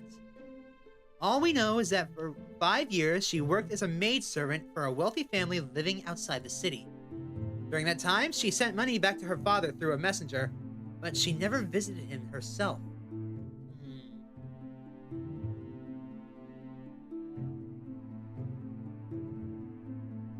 We're holding him in the lockup if you would like to interrogate him. You're going fast again. Sorry. What can you tell me about the victim's father, Zhu Dan? Zhu Dan served in the Imperial Army for many years until his wife died in a fire. That same incident cost him his eyesight, but despite that, he managed to take care of his young daughter for many years. But as he grew older and weaker, he became the one who needed care. And why did Liu accuse him? Magistrate Liu believed that Zhu Dan felt betrayed when his daughter went away. He alleged that Zhu Dan had gone mad and killed her in a fit of rage. Did Judan confess? No, sir. The very opposite, in fact. He strongly denies any wrongdoing. What was the cause of death? Strangulation, sir. But she was also mutilated posthumously. The killer cut her open and took out her heart. It turns my stomach just thinking about it. You'll want to speak to the coroner, Mr. Yao. He'll be able to tell you more about it. Probably took the heart as a trophy. Which means if we find the heart, we've got them. What's in the evidence box? We collected 3 pieces of evidence from the crime scene. The first is a broken walking stick which belongs to the father. The second is a rose that we found next to the victim's body, clearly left by the killer by the looks of it. And the third is a life-size sketch made of a bloody footprint we found inside the house. A sketch? Yes, sir. I've always had an affinity for drawing, so I've tried to put it to good use from time to time. My wife even says that I could have made my life as a painter. Though I'm pretty sure she's just teasing. You're doing it again. I can't help it, sir. Fine. Who reported the crime? A night watchman was making his rounds in the neighborhood when he saw Judan running out of his house in a mad panic. Judan was calling out for help and screaming his daughter's name all at once. After the watchman peered into the house and saw the carnage that had been done, he came directly here to report the crime. I gather you must have worked for Liu Jilin for a period. What can you tell me about him? I suppose. No need to be timid, Lieutenant. It's not gossip I'm after. I'm only interested in how he performed his duties as an officer of the court. Well, to put it bluntly, Magistrate, Liu did not seem to care much about his duties at all. He seemed more interested in the reputation than maintaining law and order. Most of the time, he delegated his work to us subordinates, although I doubt even he knew any of us by name. I shudder to think of the misery that he's left in his wake. Hopefully, if Judan is innocent, we can at least right one of his wrongs. Yes, sir! Tell me about the Justice Department. Of course, sir. The Justice Department is the beating heart of all law and order in Chang'an. Since the Empress's enthronement, we have officers patrolling the city at all times. Even the night watchmen report to us. This compound itself serves many purposes, but the East Wing, where we currently are, is home to the investigative branch. Directly behind you, the way towards the lockup, and behind me is a hallway that leads to the morgue. Oh, and I almost forgot. I hope you found your private quarters to your liking. I asked my wife to help me make it as cozy as possible for you. I'm terrible at sort of things. Indeed, the room is quite lovely. Please say thank you to your wife for me. I've marked the victim's house on your map, but you'll probably want to speak to Judan and coroner before you head out there. I think I have what I need for now. Thank you, Lieutenant. I'm at your disposal, sir. Okay, enough talking. Oh, lordy lord.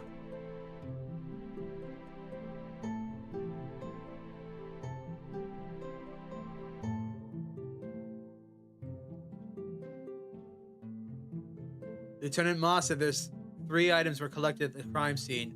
Let's have a look.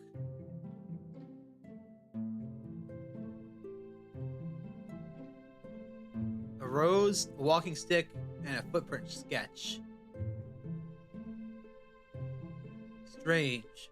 This rose should be wilting by now, yet its vibrant color and soft petals defy its age.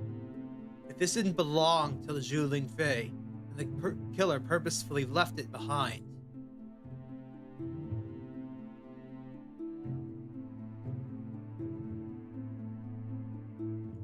It's a broken walking stick. Someone snapped it in half.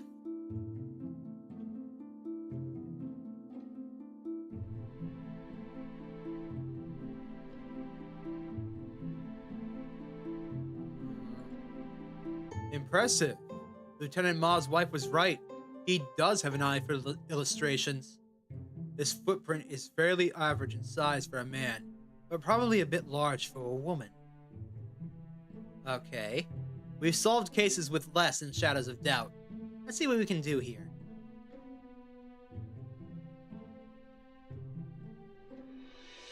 I wish I could say I've mastered the martial arts, but alas, my rudimentary skills are barely serviceable. Not my weapon of choice. He seems hard at work. I shouldn't disturb him. Let's go check out the body first.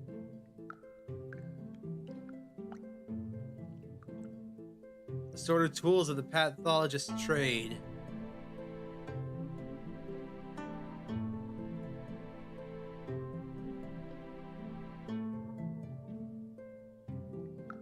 Some sort of medical chisel. I'd rather not guess how this is used. My guess is that it's used to break the ribs. Let's take it. I can hear you snooping around back there. This is no time to play games. You can't just pick up whatever isn't nailed to the ground. I'm still doing my inventory. Unless you have a good reason to take that chisel, leave it alone. He must be the coroner. From the looks of it, he has years of experience behind him. Excuse me. Blast these tiny tools, I've lost count again. I'm sorry, I didn't mean to interrupt. I've been trying to do an inventory for the equipment down here all morning, and I've been failing miserably at it. Why in the world do we have so many knives? You must be the coroner. I wanted to introduce myself. My name is Renjie. Ah, our new chief investigator. Just a young man, aren't you? I suppose that if that idiot Liu could do the job, they could just about send any halfwit to run this place and nobody would notice the difference. I see. I can see that you're nobody's fool. But you should give me the opportunity. I may yet surprise you. You do have a little spark in you, don't you? And you have innocent eyes. The look of a man with purpose. I suppose 30 years of staring at the dead has taught me that much. And I look forward to learning from your experience. Well then, welcome to my office, Magistrate D. I am Yao Quinan. The youngsters like to call me Old Yao. Stupid kids and their nicknames. I was hoping I could speak to you about the Zhu Linfei case. That poor girl. She's been moved for burial, so you won't find her here. But in all my years of this job, I never saw anything like it. I've been instructed to reopen the investigation. May I ask you a few questions? Well, you're the boss, aren't you? Ask away. Tell me about yourself, Mr. Yao. I wish there was something to tell you. I'm afraid that my life isn't much more interesting than that of the patients I examine. But I suppose that's my own fault. Push away your loved ones long enough and you'll end up all bitter and all alone. Or in my case, withering away in the company of decomposing corpses. Surely a lifetime in service to the Imperial Court must bring you some satisfaction. It's precisely because of my choice to put my duty above family that my grown daughter now wants nothing to do with me.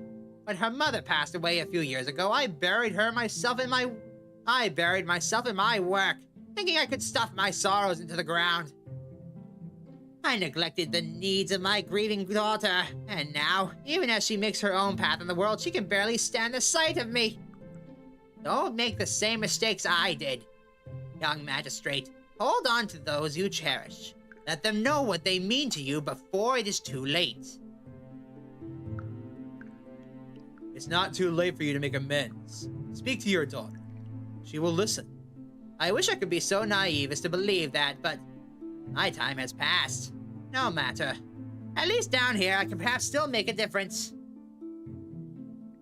What can you tell me about the victim's wounds and the cause of death? The cause of death was asphyxiation by strangulation. Deep ligature marks around her neck suggest that the killer stood behind and slightly above her. Wait a minute. A person named Ma, who is an investigator, and a victim who is a woman who got strangled from behind.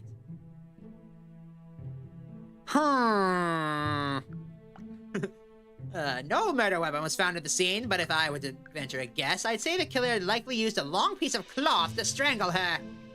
The victim also had a large laceration on the left side of her chest. Further examination revealed that her heart was surgically removed shortly after she died. Although I wouldn't go as far as saying that this killer possessed the skills of a surgeon, I am certain we are dealing with someone with a cold and steady hand.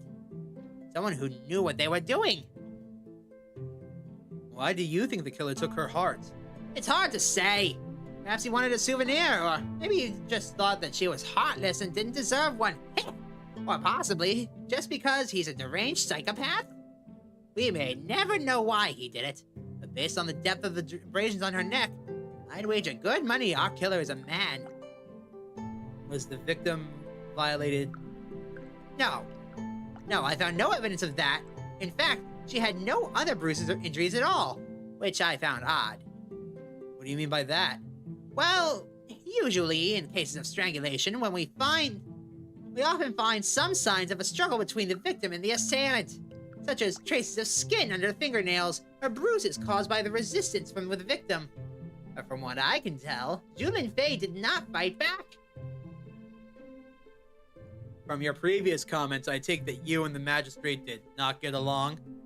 30 years I've worked at the Justice Department. Magistrates come and go, and I've seen them all. Some were born enforcers, others born negotiators. A rare few had the gift of deduction, while some others prefer the path of least resistance. Liu Zhilin was a category of his own. A corrupt, yet inept man willing to do anything to advance his career. All of us here knew it, but none of us could prove it. What do you think he was guilty of? Abuse of power, coercion, blackmail, you name it. But someone more powerful than him finally took notice. Now he's history. We can thank the Empress for that. Thank you. I'll be on my way. You know where to find me. And leave my chisel alone.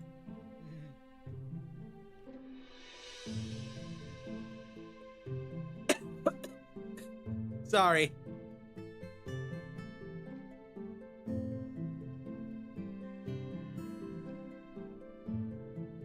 Oh, here's the lockup. I thought that was the lockup. My bad.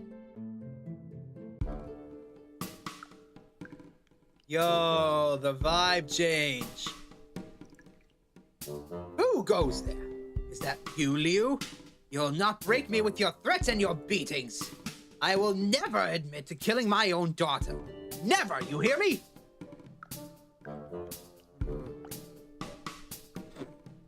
Some believe that torture can help reveal answers.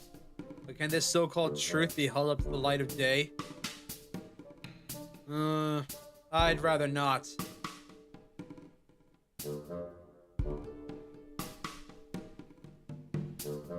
The doubts surrounding his guilt are palpable. I must find out the truth. Calm yourself, Zhudan. I am Magistrate D. Renjie. D. Renjie? What happened to Liu? Mr. Liu Zhilin has been relieved of his duties. I'm in charge now. So they replaced one crooked official with another? I'm not your enemy, Mr. Zhu. Whatever you may think of my predecessor, I'm here to find out the truth about your daughter's murder. You mean you'll investigate her case? Yes, Mr. Zhu. And though I do not yet know your involvement in this case, I can promise you this.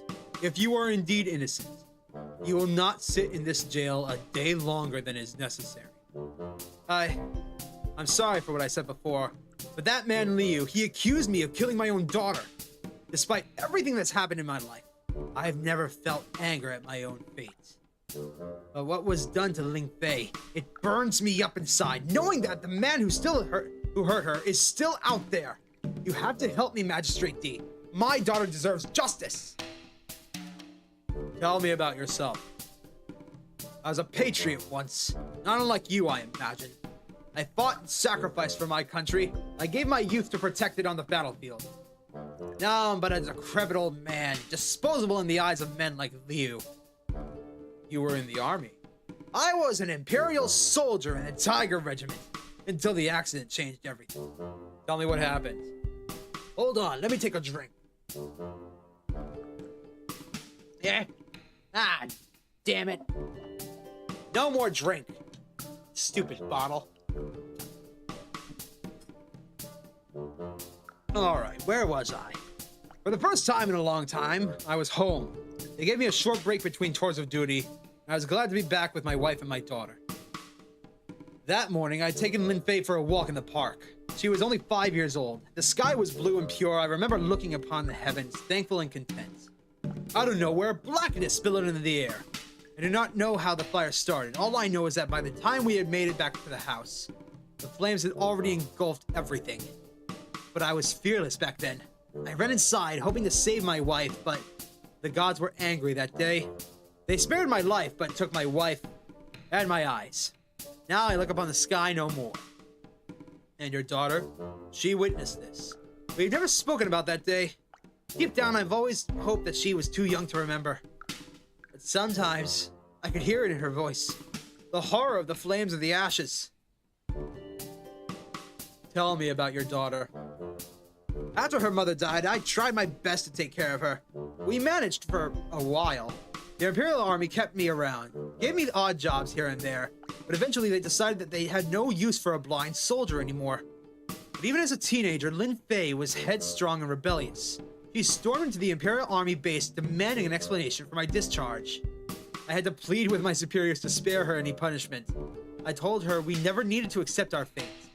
No, we told her that we needed to accept our fate. But in that moment, I could feel something in her change. How did you carry on? For a year, we scrambled to get by. Those were the difficult times. Then one day, she came home with some money. Said it was an advance from a family she'd met. She said they offered her a job as a maidservant and wanted her to move into their house in the countryside. She was only 16.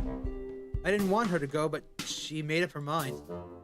Do you know who she worked for? No. She did not say. She said they were very rich and didn't want people to know where they lived. Every month, she would have someone deliver some money to me. It went on like that for almost 5 years. And then she came back? Yes, almost 2 months ago now. I remember it well because everyone was talking about Consort Wu's rise to the throne, but all I could think about was my daughter's return. She gave me no warning or explanation, but I didn't care. I was just happy to have her back. You said that she changed after your last military post. After you lost your military post. How so? She was always a strong and confident girl. Even during quieter moments, I could sense her calming presence. But then she became distant. Her silence had a different sound to it. If you know what I mean. She was no longer at peace. 5 years is a long time. Did she seem different after her return? You have to understand, Magistrate D. She was away for almost 5 years. But to answer your question, yes, she was different. She was even stronger than I thought possible.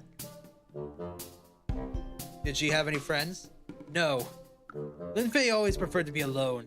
I think what happened to her mother, she chose the safety of her loneliness over the prospect of loss and pain.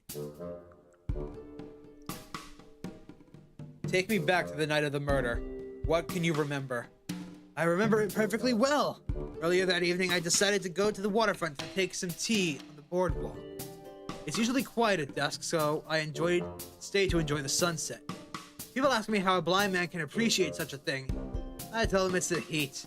I can feel the sun's embrace slowly shift on my skin. Once the warmth is gone, I know it's time to leave. But something strange happened that day.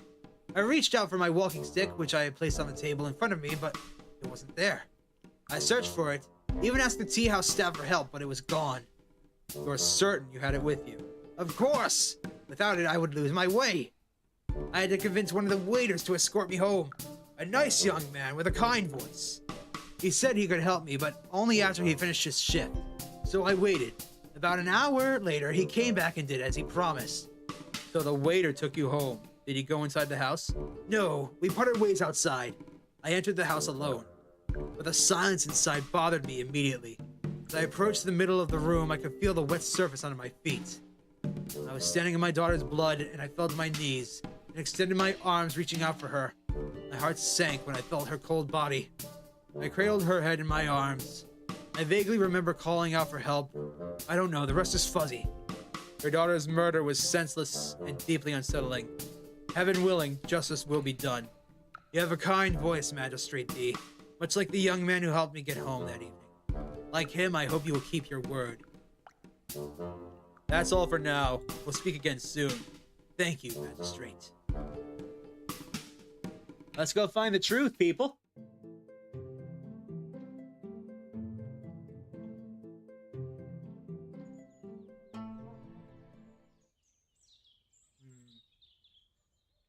Time to go investigate the crime scene.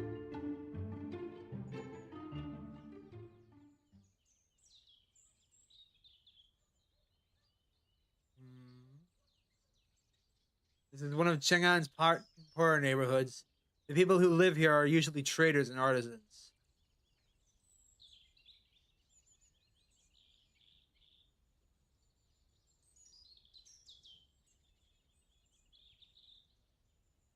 That's a large puddle of water. It's collected last evening's rain rather efficiently. The soft dirt in this yard makes it easy to leave impressions on the surface.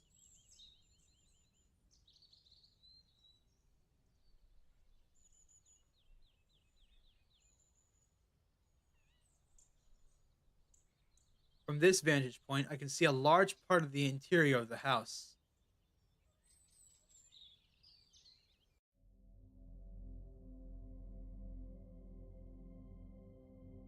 Okay.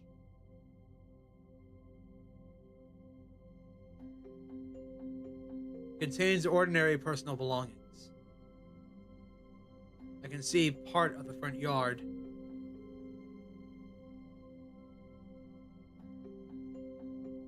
A dinner table. Curiously, the 2 dining chairs are placed nowhere near it.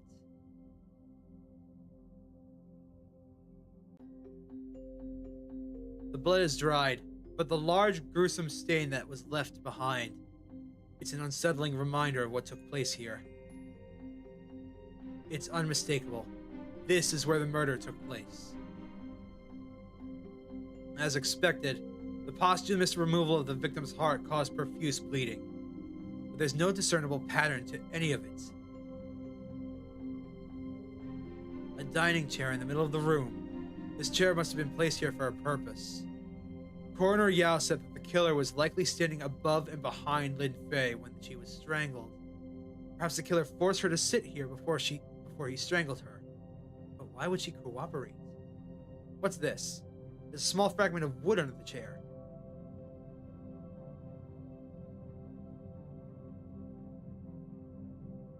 This dining chair is placed next to the bed.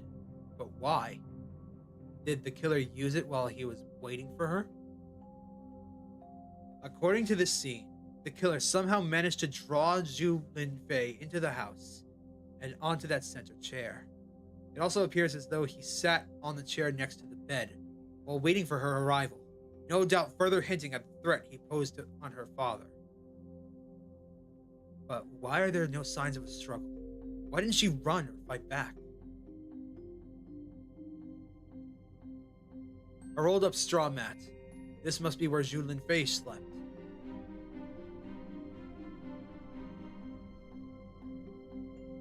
Only one bed in the house. This must be where Zhu Dan sleeps.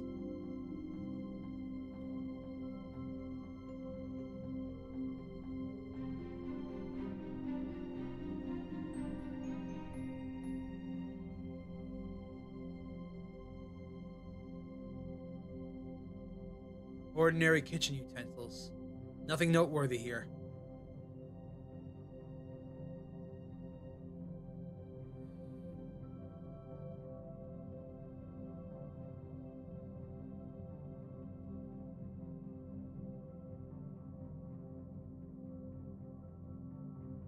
It's a small fragment of wood.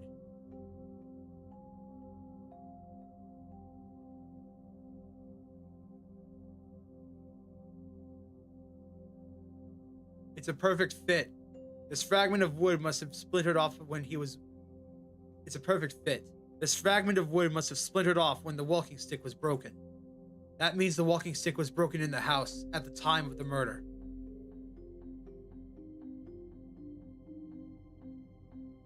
The killer did not have to use force to make Renjie. The killer did not have to use force to make Zhu Linfei sit down, because he had in his possession the one thing that could have compelled her to obey: her father's walking stick. The killer was sending a message. If he was capable of taking such an item from right under Zhu Dan's nose, he was also capable of inflicting injury and pain at any moment.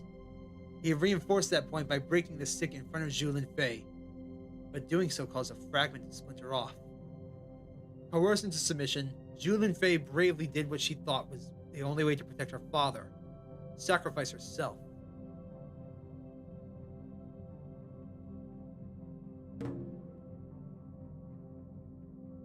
So determined that the killer used we've determined that the killer used the walking stick to coerce Zhu Linfei into submission.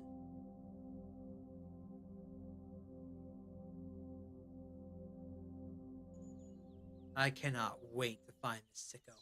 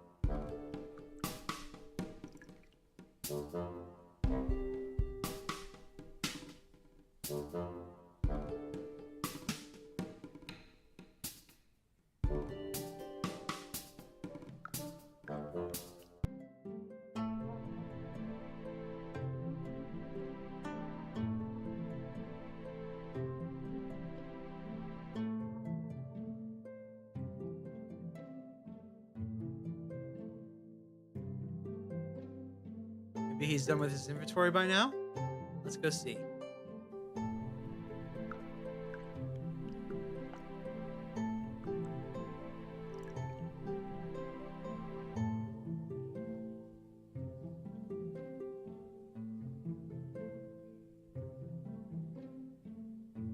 Okay. Oh, hold on.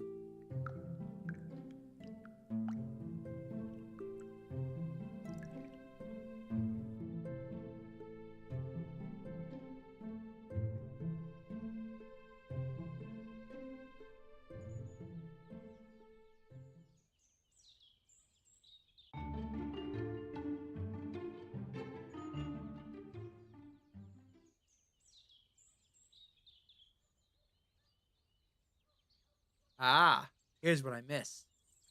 These footprints are deep enough to have collected some rainwater inside of them. Someone must have stood here for a long period of time. Was someone spying on Julin Fay and her father?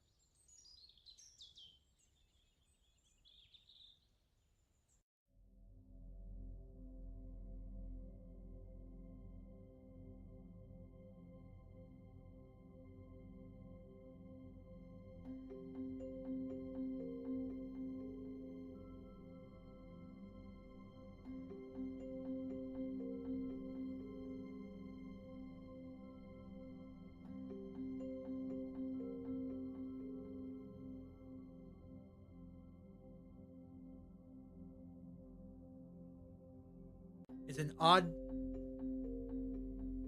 outline of dust created by the cabinet. Someone must have recently moved it from its original position.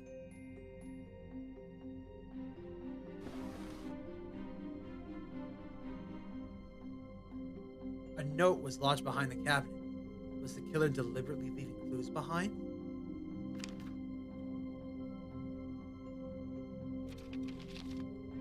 The time is near. Slaves will lose heart. The wolf signifies fear or flesh torn apart. Is this letter meant to be a warning? Does he plan to do more killing? And what are these two strange symbols in the corners?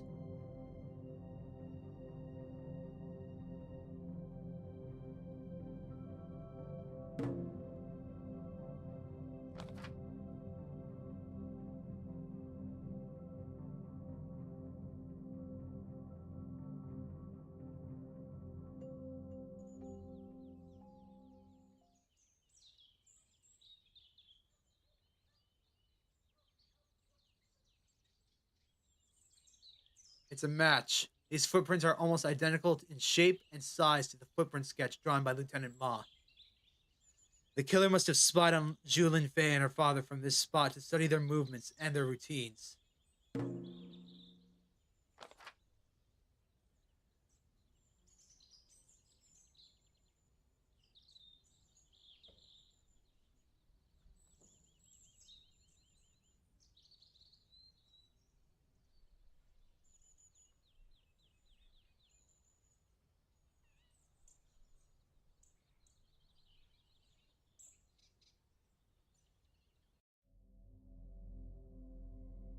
Missing something?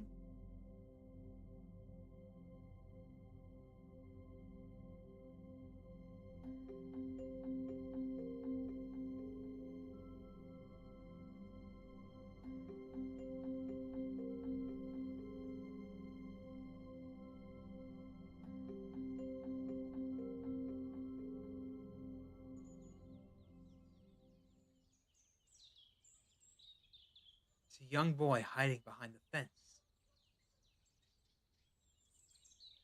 You there! What are you doing? Me? Nothing, sir. I was just passing by. Don't lie to me, boy. You weren't just passing by. Were you spying on me? Do you know anything about what happened here? I don't know anything, I swear. I live just around the corner, over there. I was just playing out here. Is that so? And what were you playing? I was just... I can see that you're quite nervous. There's no need to be afraid. Answer my questions and you can be on your way. I can't talk to you. I might get in trouble. Trouble? What kind of trouble? The policeman, he said I'm not allowed to talk to anyone except him. I'm a policeman. You can talk to me. But Mr. Liu said that I'm not allowed to talk to anyone, even other policemen, or I will lose my medallion for good. I already said too much. Please don't tell him what I said. Liu. Was his name Liu Zhelin? That's right. You know him too? I'm beginning to think everyone knows him. Tell me, what did he say to you? I can't tell you, or I'll lose my medallion. I'm the new policeman in charge now. You have nothing to fear. So you have my medallion? Can I please have it back? I don't have it, but if you help me, I can try and find it for you. Why would I believe anything you say? All you grown-ups are the same. Clever boy. How about we make a deal? If I can find your medallion and return it to you, you will answer all my questions truthfully. You're not trying to trick me now, are you? Mr. Liu tricked me when he said he wanted to see my medallion, and then he wouldn't let me have it back. No tricks. That's a promise. I guess that would be all right. It's a deal then. You wait for me here while I go look for your medallion. I'm Renjie. What's your name, son? I'm Jiao Bao. All right, Jiao Bao. Can you tell me what the medallion looks like? It's a round silver medallion. It has a rooster engraved on one side. My father gave it to me. It's been in our family for generations. I have to get it back. Don't worry. I'll find it for you. And I'll be back to talk with you when I do. Liu Zhelin, what were you up to? Perhaps someone at the Justice Department might know more about this.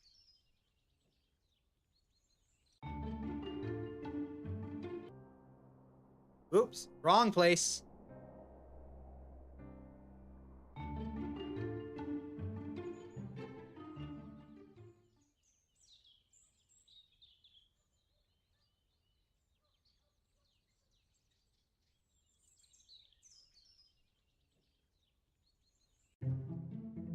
Ma would know. Do you know anything about a medallion belonging to a young boy named Jiao Biao? I believe it was confiscated illegally by Magistrate Liu. Medallion? No, I'm not aware of anything like that. I did hear a rumor once that Magistrate Liu may have conducted illegal seizures and used personal belongings as leverage for blackmail. But those were just stories around the office. No one ever saw him do these things.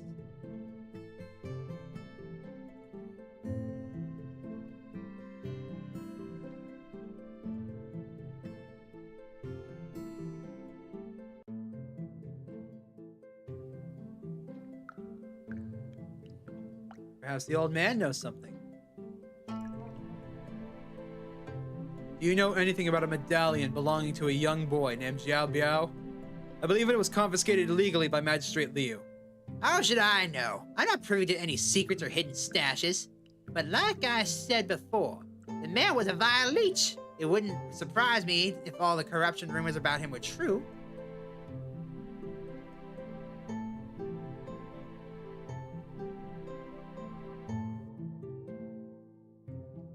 Hidden caches, eh?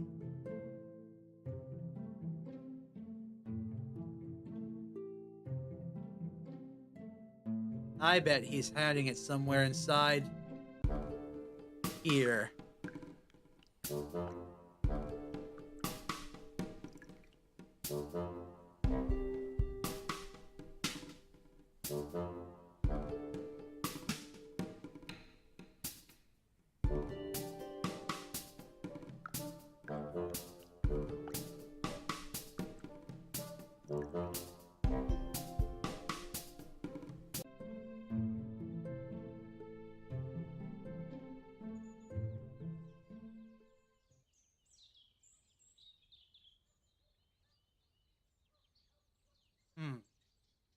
Isn't that the same blue bird from this morning? There he goes again.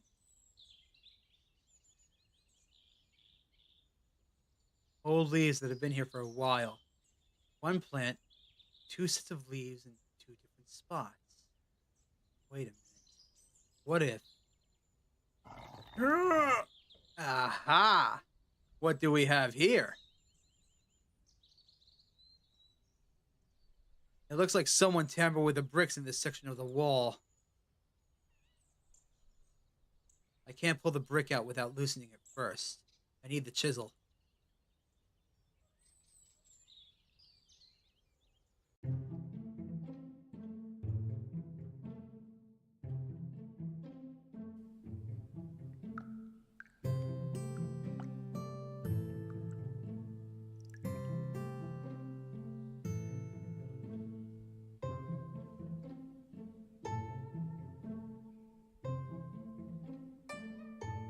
Didn't I tell you to leave my things alone, unless you have a good reason to borrow them?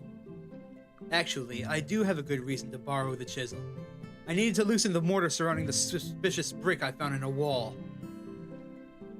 You want to use the medical chisel on a wall to loosen up a suspicious brick. You know, if you're just going to make up whatever nonsense pops into your head, you should at least try to make it sound credible. Just take it. I'm too old for this rubbish.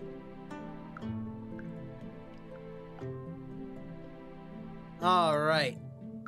We found his hidden stash.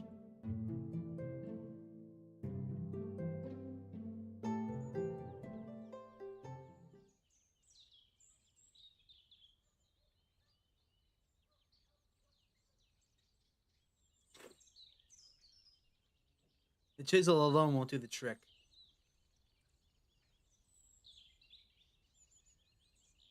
The hammer and chisel. A tried and true combination.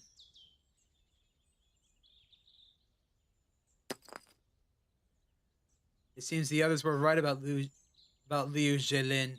He was indeed up to no good. His secret stash is full of blackmail material taken from some of the most powerful people in the city. Most of it looks like incriminating evidence of some sort. Liu must have collected all this in order to extort his chosen targets. With any luck. Yes! Here's Xiao Bao's medallion.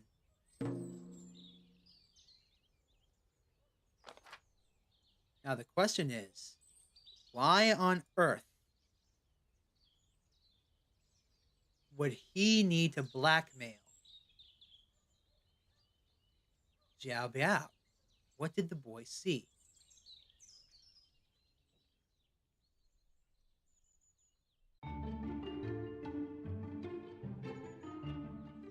Young man, I believe I have something that belongs to you. My medallion! You found it! All yours. Hey, wait. Thank you, Officer D. A promise is a promise. Now, Xiao Biao, can you tell me what Liu Zhelin wanted from you? Well, after he took my medallion, he told me I had to keep watch of the neighborhood for him, or else he wouldn't return it. He said that there are criminals everywhere, and that I had to spy on them, but I wasn't allowed to talk to anyone about it. Did he tell you why he had you do that? He said that he wanted me to help him catch people doing bad things. He said this area was known for its gangsters and ruffians, and that he needed someone like me to keep an eye on them.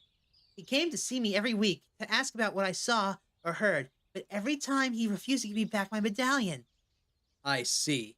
He was using you as an informant. Did he ask you to spy on Zhu Linfei? No, he never asked me to do that. I did that on my own. On your own? Fei Fei was a friend. I was worried about her. How well did you know her? We became friends not that long after she moved here. She was kind to me. She used to buy steamed buns from the market, the fresh kind, you know? She would share some with me all the time. At first I said I couldn't accept them because I didn't want to I didn't have any money, but she said it was a gift. She even liked my little statues. It's a hobby of mine. I carved them out of small pieces of wood. She was the only one who ever liked them. But Fei Fei was all alone, and she had to take care of her father, so I tried to help. How did you help? I came over all the time to watch over the house. I wanted to protect her, make sure she was safe. So you were here on the night she was killed? I'm useless. I wanted to guard her from danger, and now she's dead. It's not too late to help your friend. If you witness something, now is the time to speak up. Were you spying on me earlier? I wasn't spying on you, sir. I've been coming here every day since Fei Fei died. I guess I wanted to say goodbye. When Liu Zhilin came here to investigate the crime scene, did you tell him what you saw? No, sir. I tried to speak to him, but he kept telling me to leave. He said there were too many people around. I didn't know who else to talk to, so I waited for him to come back, but he never did. He must have gotten fired before he got the chance. Tell me what you saw on the night of the murder. I was coming over to visit Fei Fei. I wanted to show her my new wooden statues. But when I arrived, I saw someone walking out of the house. I was hiding there by the fence, like I always do, but it was too dark. I couldn't see who it was. As he passed by, I thought of the evil spirit from my nightmares. I was too afraid to do anything. I just ran away.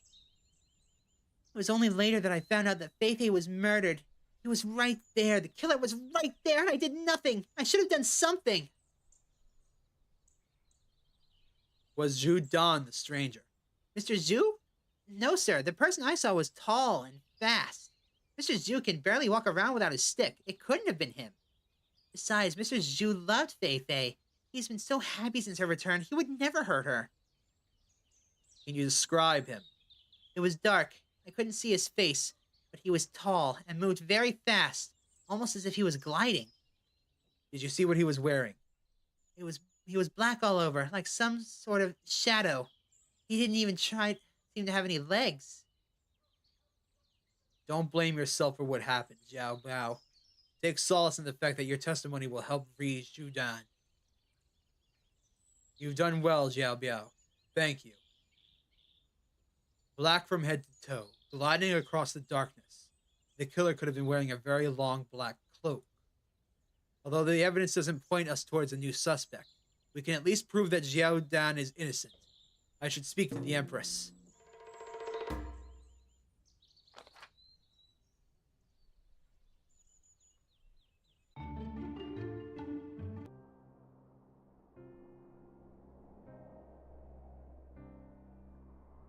Greetings, Yao. Bye, Mia. Bye, Yao. I'll be back with you in a second. I've heard so much about her, but what to believe? What hides beneath that icy facade? You've an expression of relief on your face, Magistrate. I expect you bring good news? Yes, Your Majesty. My investigation has indeed shed new light on the matter of Zhu Linfei's death. In that case, tell your tale. I do not wish to be kept in suspense for another moment. Let's begin the reenactment, shall we?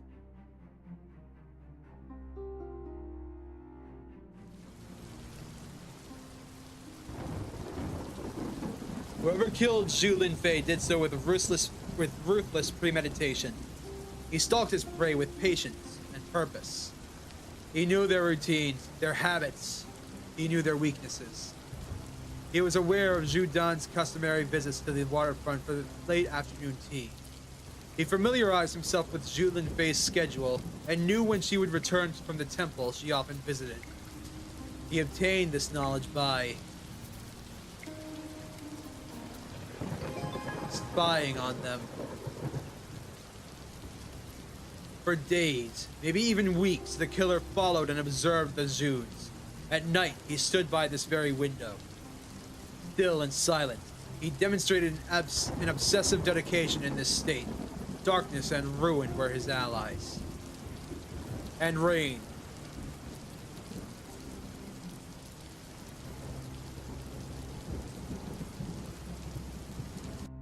We know it can't be Zhao Biao. He's too short. Zhu Dan could not have killed Zhu Linfei because earlier that evening, his walking stick was stolen by a man who knew his and his daughter's every move. Once he had left Zhu Dan stranded, the killer made his way here to await Zhu Linfei's arrival. But upon entering the house and seeing the cloaked stranger, the young woman did not flee. Astonishingly, she stood where he asked and did as he ordered. The killer accomplished this.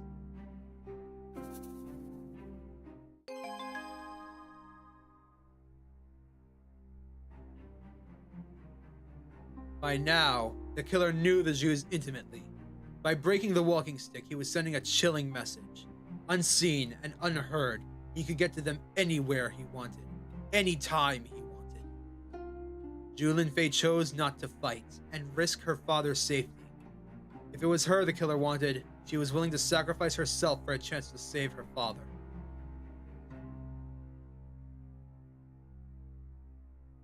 Zhu Linfei understood the threat, and she willingly sacrificed herself for a chance to save her father.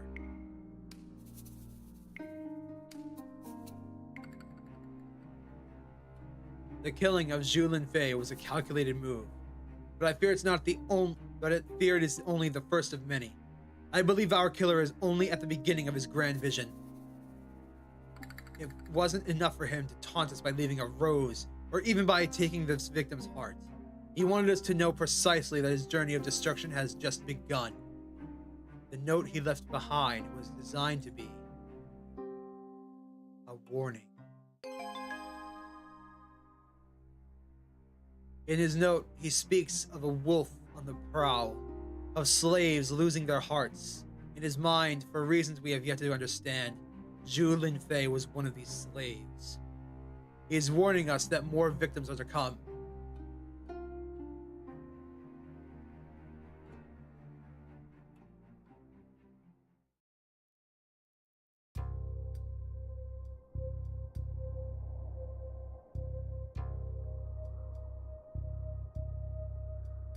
If what you say is true, Zhu Linfei remains strong and selfless until the very end. How many of us would have the courage for such self-sacrifice? On the other hand, it seems we are facing a menace beyond what I could have imagined. I'm afraid so, Your Majesty. This predator will not cease until his plan has come to fruition, or until we stop him. I intend to. Your Majesty!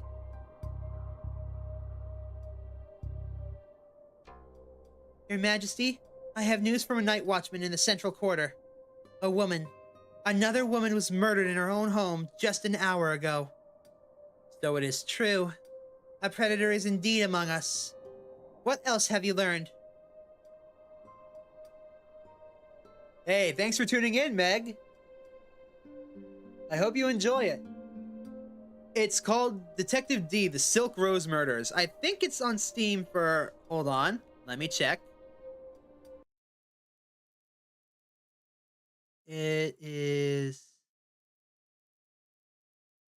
$10.99 right now.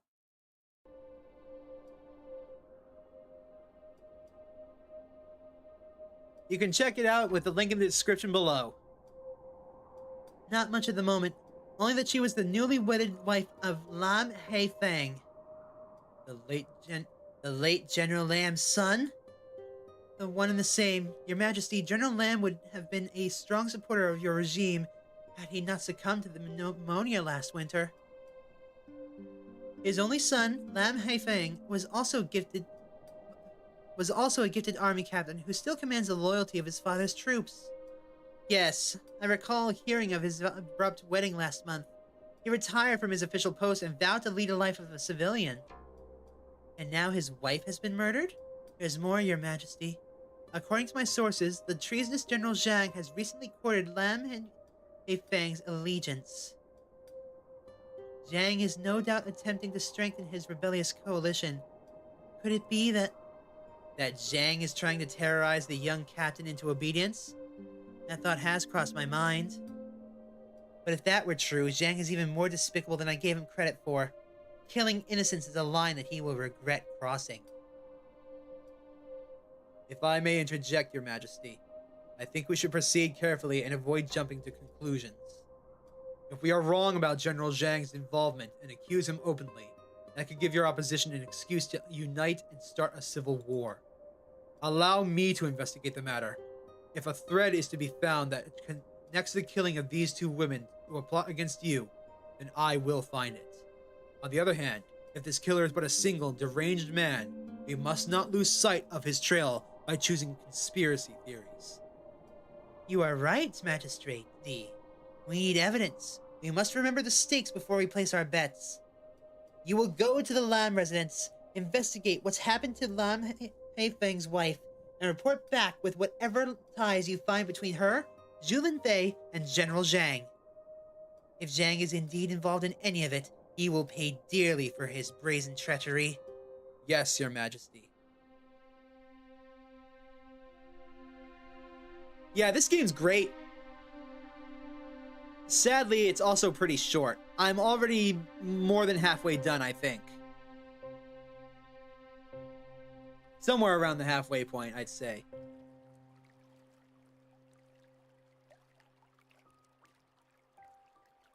Later that evening.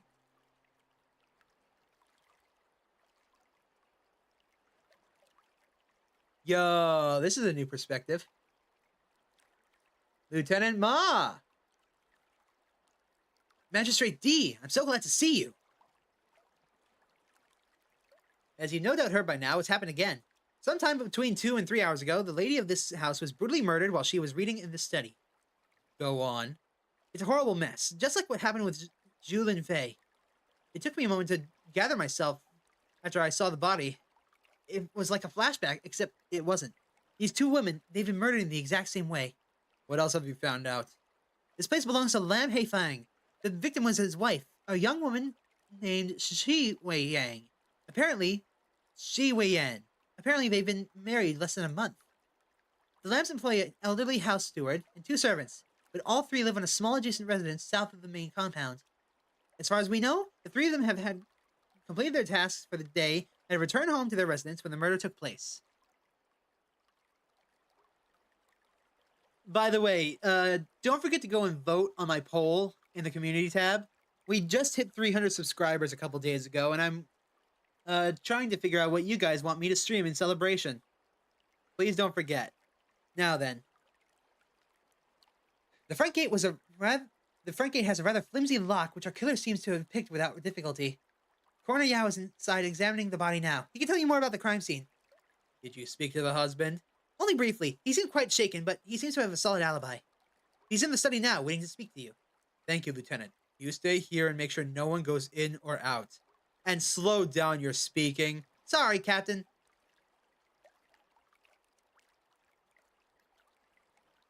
This game is very, very pretty. And the soundtrack is amazing. How do I get over there?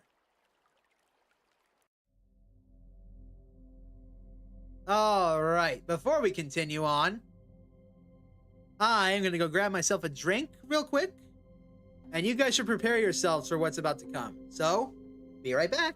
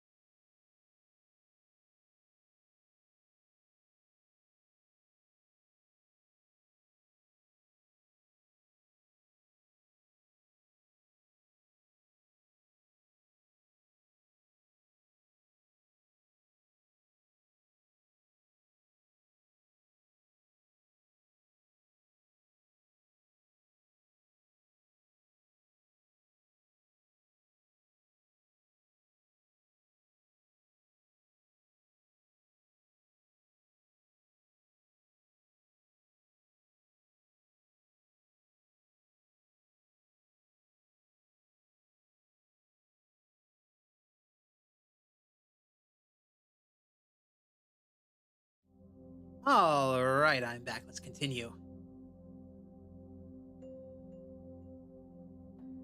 He was once a rising star among military elites. Why did he choose to give that up? Excuse me, Lam Haifeng? Mr. Lam. Mr. Lam! Yes, I'm Lam Haifeng. Are you alright? I'm Magistrate D. Renjie. I'm in charge of this inquiry. I apologize for my poor manners. My mind is a jumbled mess. Hello again, Lord X. Welcome back. There will be time for grief. For now, we must gather yourself. I only have a few questions. Of course. Please proceed. I want to help you in any way I can. I know time is of the essence. Tell me about yourself. Had you asked me that question any other day, I could have given you an assured response. Son of a great general, I was once the golden boy destined for greatness, or at least that's what I was told. But in my heart of hearts, I knew that that life was not for me. I grew up with a sword in hand, but it was a lie. I could never fulfill my father's legacy. There's no dishonor in choosing your own path. I thought so as well. Yet here I stand, faced with utter ruin. My only love viciously taken from me. My life shattered into 1,000 pieces. Perhaps I deserve this fate for my filial betrayals. You must remain resolute. Do you think the memory of your wife deserves to be tarnished by doubt? You're right. Wen Yang gave me the 2 happiest months of my life, and I will always cherish that. Tell me more about your wife, Shi Wen Yang. After my father died, I was lost and alone. I had no sense of purpose, no direction. Then I met Wei Yang. She was a beacon of hope. She helped me see new life. Divorced from the military duties that had shackled me for so long, I had no wish to spend the rest of my days in one military barrack after another. And I fell in love with Wen Yan, and she became the center of my world. And you married her only a short time later? Yes, we were married a few weeks after we met. I did not want to waste any more time. Wen Yan also had a difficult life. We both wanted to start anew. What do you know about Shi Wen Yan's past? I think she was a bookkeeper for a long time. She was an incredibly smart woman, but she struggled to find steady employment. An attractive and strong-minded woman like her is often seen as a threat, but that is what I loved so much about her. That spark, that intelligence. Her curiosity and thirst for knowledge was unquenchable. That's why she spent so much time in this room. She loved to sit and read for hours. Tell me more about your retirement from the Imperial forces. It was a clear repudiation, there is the word, of my father's wishes. But after his death, I could no longer continue the charade. I grew tired of the political machinations of a perverted military upper class, men like General Zhang who will abuse their power simply to perpetuate it. I found peace in my new life, something I could never dream of before. What can you tell me about the general? Zhang Chao is more reptile than man, if you ask me. He courted my father's backing on many occasions, hoping to consolidate power in the shadows. But my father resisted until the end. He knew a man like Zhang could not be trusted. Did Zhang attempt to contact you? Yes, more than once, but I had no patience for his odious nature. Let alone deplorable schemes.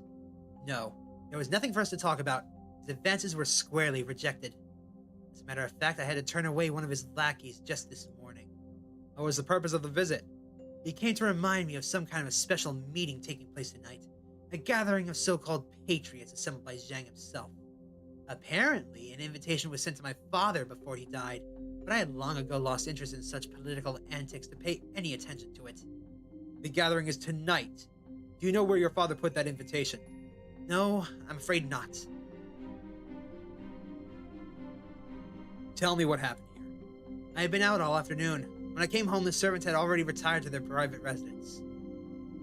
But I knew something was wrong when I saw that front gate was unlocked. I noticed the light from this room and assumed that Wen Yan was reading, as she had the habit of doing so on most evenings. But when I stepped inside, there she was, dead, defiled, and drenched in her own blood. Did your wife have any enemies? People who could have wanted to harm her? My wife was a gentle and reserved person. She had no enemies. And perhaps someone hurt her to get to you. I imagine a man in your position makes a few enemies along the way. But I've given all that up. I know my retirement ruffled some feathers, but my decision was met with more ridicule than resentment. Truth be told, most people were happy to see me walk away. It gave them one more vacant position to fight over. Did anyone take special interest in your decision? Now that you mention it, General Zhang did pay me a visit. He wanted me to reconsider. He said a new regime was on the horizon and that I could play a key role in it. Had I promised him and my allegiance, my father's troops would have followed my lead, but I refused him on the spot. I told him to leave and never come back. You think Zhang might be responsible for this? My father had warned me about his intimidation tactics. Did I underestimate his depravity? If he is responsible, he will pay with his life. I swear he will. Apologies. I suppose retirement did little to snuff out the fighter in me. Please, find her killer, Magistrate D. We are both in your hands. Where were you this afternoon? I was at a tea house discussing business with two friends. You can speak to them if you wish. I told this to your lieutenant already. Other than those involved, who knew about your meeting at the tea house this afternoon? No one. I was meeting with my friends to discuss a small business venture. I see no reason for anyone to take interest in such a routine affair. How often were you having these meetings? 3 times a week. My friends are busy merchants. We do our best to schedule the meetings ahead of time. I still don't understand why this is all relevant. It is precisely because these meetings were routine that they may be relevant. Think of it. How did the killer know your wife would be alone? Right, someone knew my movements. How could I be so careless? Yan, what have I done? I noticed a rather odd feature in your water garden. A walkway is missing. Can you tell me why? Oh, that walkway is an old remnant from my father's military heydays. It opens a passage to a secret war room. I haven't used that room since he passed away, so I decided to keep the walkway closed. Perhaps it would be prudent for me to have a look. How is the walkway open? Father would turn in his grave if he knew I let anyone else into the room, but I suppose life is full of disappointments. Here's the lever that opens the walkway. You'll need to figure out how to open the entrance on your own, though. I've very long forgotten the combination. That's all for now. Thank you, Mr. Lam. I will do everything I can. Everything.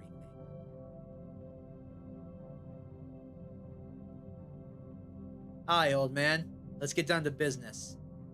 There you are. I was wondering when you would join us. I hope you've had ample time to digest your last meal. I had to see Lieutenant Ma outside when his face started to turn pale.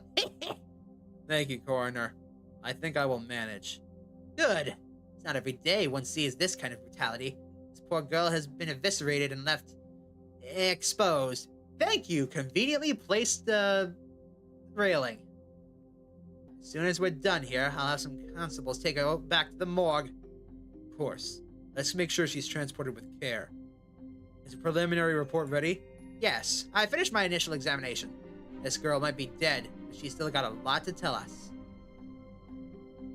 What can you tell me about the victim? She was in her early 20s, 24 according to her husband. Her sturdy build suggests an active and healthy lifestyle. Yes, she does seem particularly fit and strong. Yes, it's just like Zhu Linfei. In fact, the similarities between them strike me immediately. They share a remarkable combination of beauty and strength. If the same man is responsible for these two killings, I'd say he's choosing his targets rather deliberately. Strong women. Is that their target? In that case, the Empress might be in danger. What can you tell me about the cause of deaths? All signs point to asphyxia. The killer most likely stood behind her and strangled her with some kind of rope or cloth. Alas, no signs of a struggle or the murder weapon. She was then cut open posthumously to facilitate the removal of her heart. I'd say she died no more than 3 hours ago. Are there any clues in the bloodstain patterns? I'm glad you asked. The blood patterns themselves offer no revelations, but they do suggest that our killer might be becoming more efficient. How so? Take a closer look. The large laceration in her chest has made her breathe profusely, which is to be expected. But unlike last time, the killer's left no bloody footprint behind. Lieutenant Ma won't get to practice his dueling skills this time.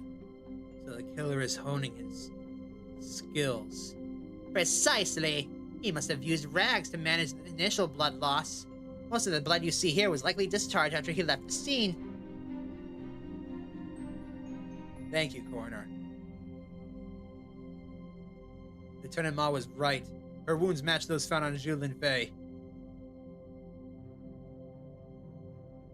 There's a book by her side.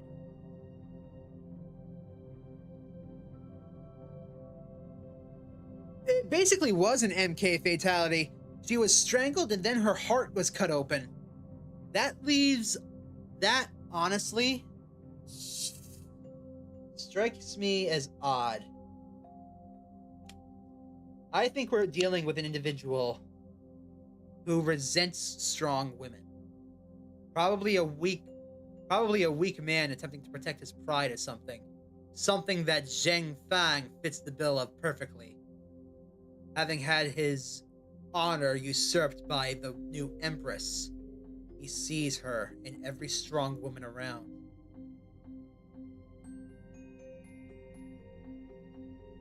This is only speculation, of course.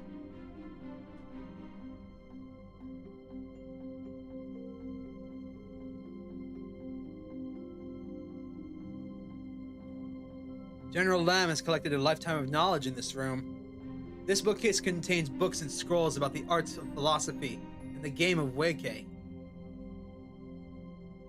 Another rose. The killer's left behind another rose. Another rose. It looks like our killer has a taste for theatrics. Why a rose? It looks just like the first one.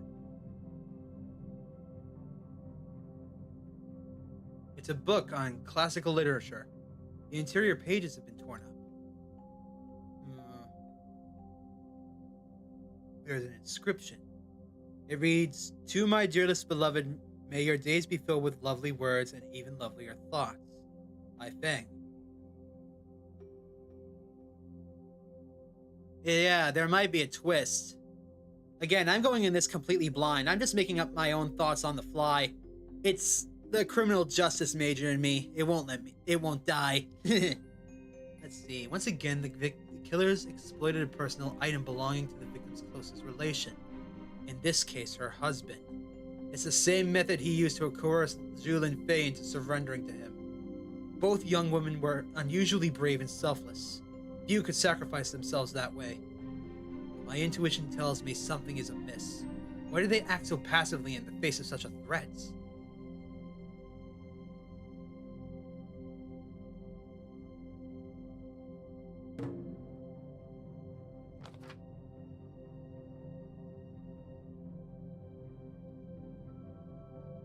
This library spans a great deal of subject matters. This bookcase contains books and scrolls about the history, politics, and warfare.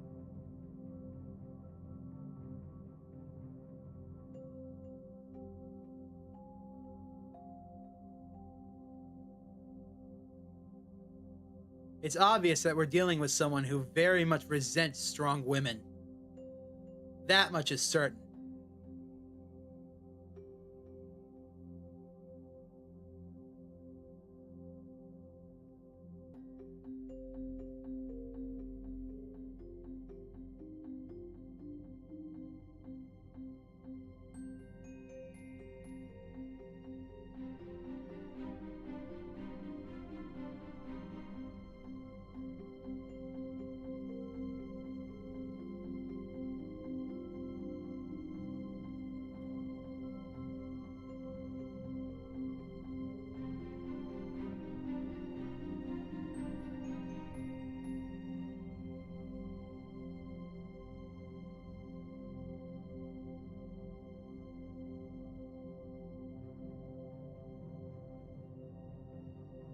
Where is it that I'm missing something?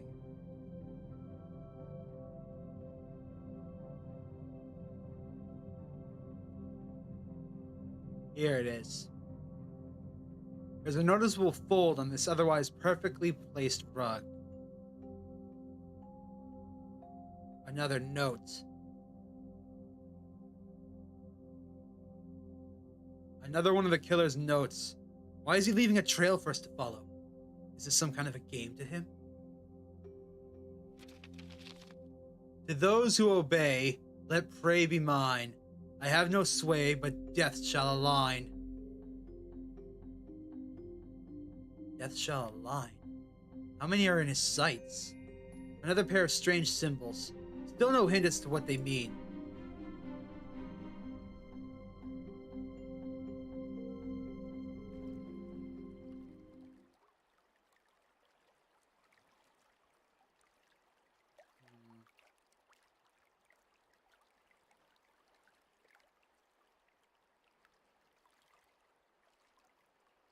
These killings have put me on edge.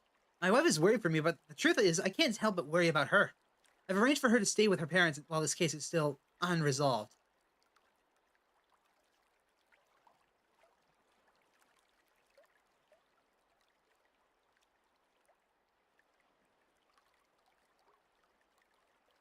A perfect fit.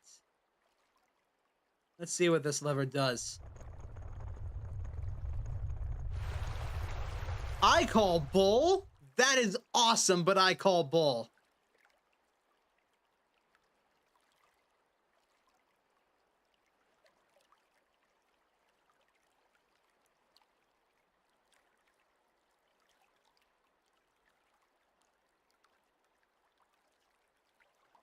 A Ouija table? This is a stone table for playing Wakey. It's customary for soldiers to learn the intricacies of this board game from a young age, but I have to admit I'm a bit rusty.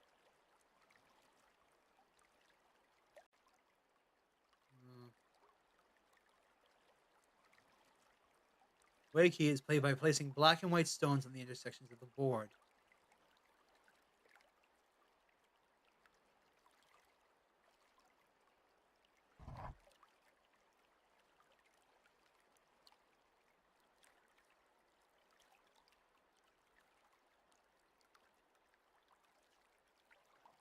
Eternal ladder.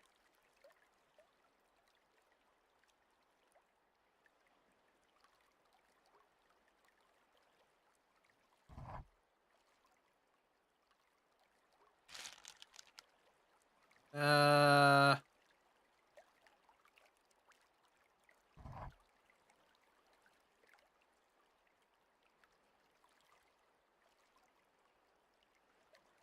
Alright, I am going to look up this puzzle because I have no idea how this game is played at all, or how the Eternal Ladder works. So give me half a minute.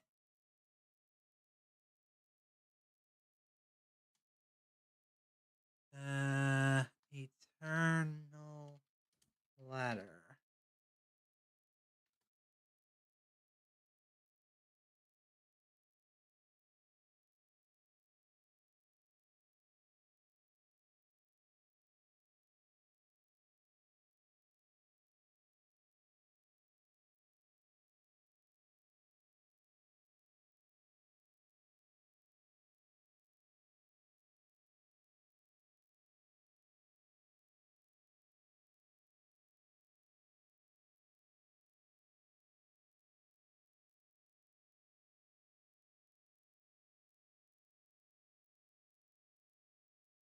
Oh, really?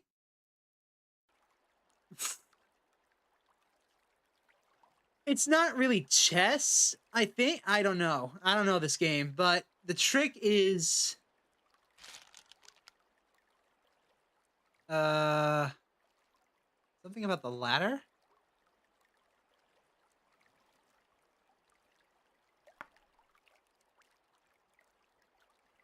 Hold on. Let me look up exactly how it is.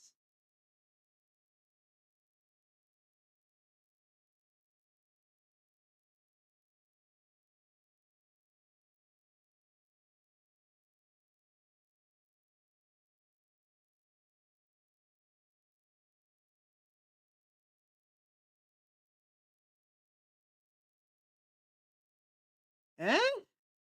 Alright, fine, whatever. What do I know?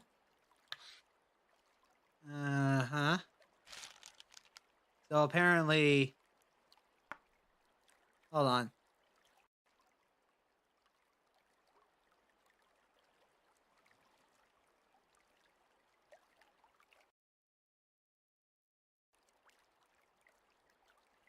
Apparently there's supposed to be a book I can read about this inside. Hold on.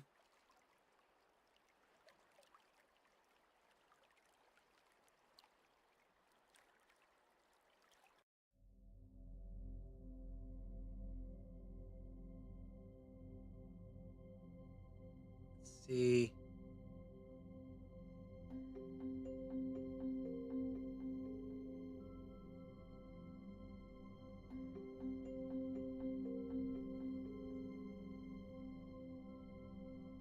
The Game of Wakey. Here we go. Wiki basic positions and tactics.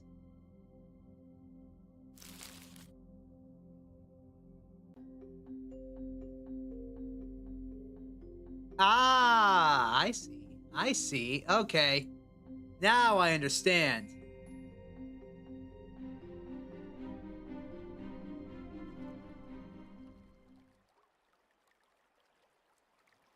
So the trick to this puzzle is once you find that scroll, you're supposed to combine Eternal by taking a look at the key. You see how Ladder is white and Eternal is black? That's your hint.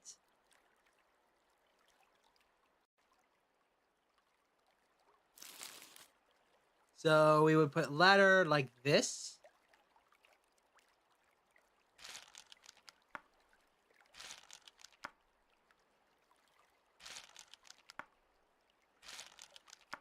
And diagonal, then down. Okay.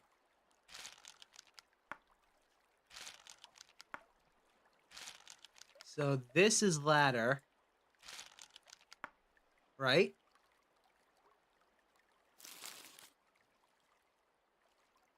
Two, three, four. Yep, okay. And next we need to use Eternal. So from the center over 1, 1, 2, 3. From the center over 1, 1, 2, 3.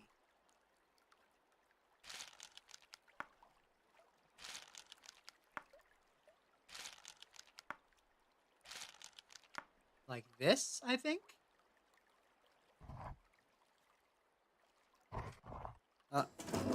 Got it. Yay.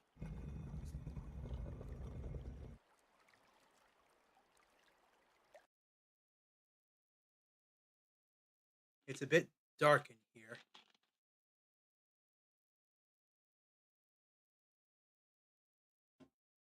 There we go. Much better.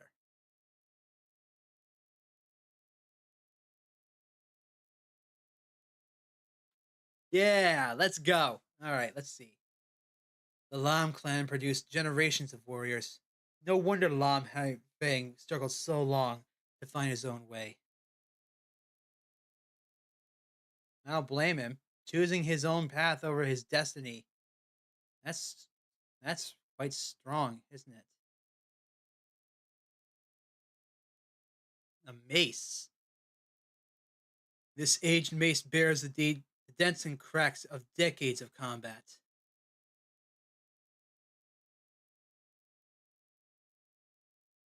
There is a veritable fountain of knowledge down here.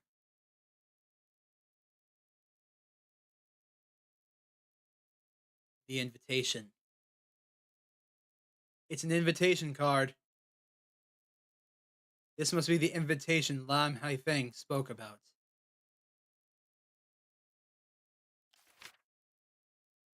The Alliance needs you.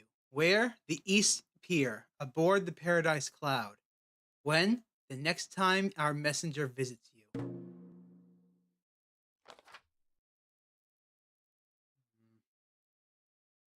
Okay, well, we have the card. Now what?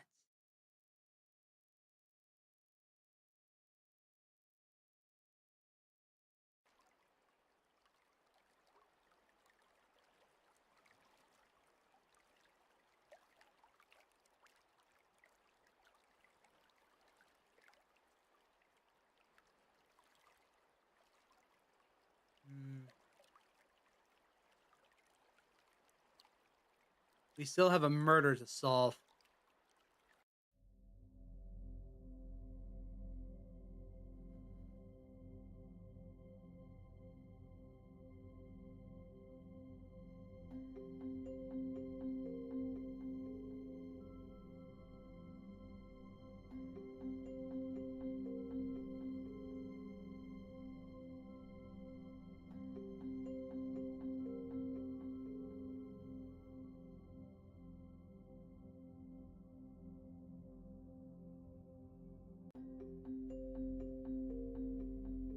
Oh, here we go. Here we go. I found this book by your wife's side. What can you tell me about it? I gave her this book as a present soon after we first met. I thought she'd enjoy it as she had an obsession with classical literature.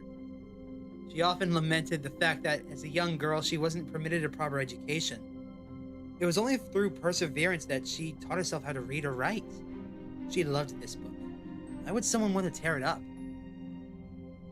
It appears the killer knew enough about you and your wife to know that this book meant to the both of you.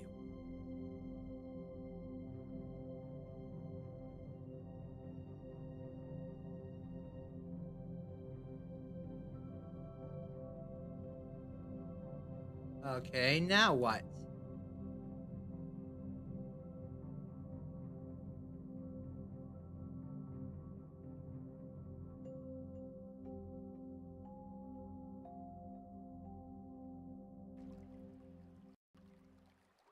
I keep mistaking this top of this pagoda for water and thinking, oh, someone's blown up the bridge.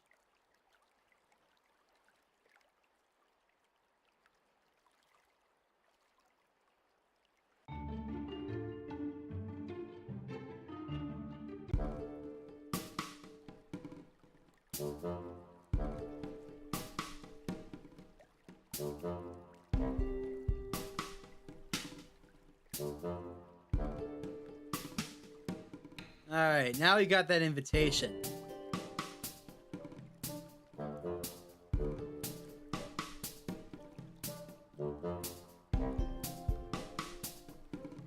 He seems entirely focused on his fishing. Let's not disturb him.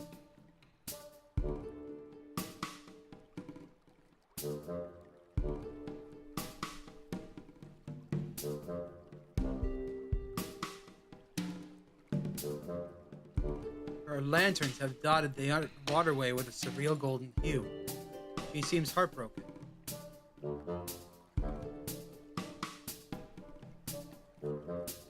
Let's go.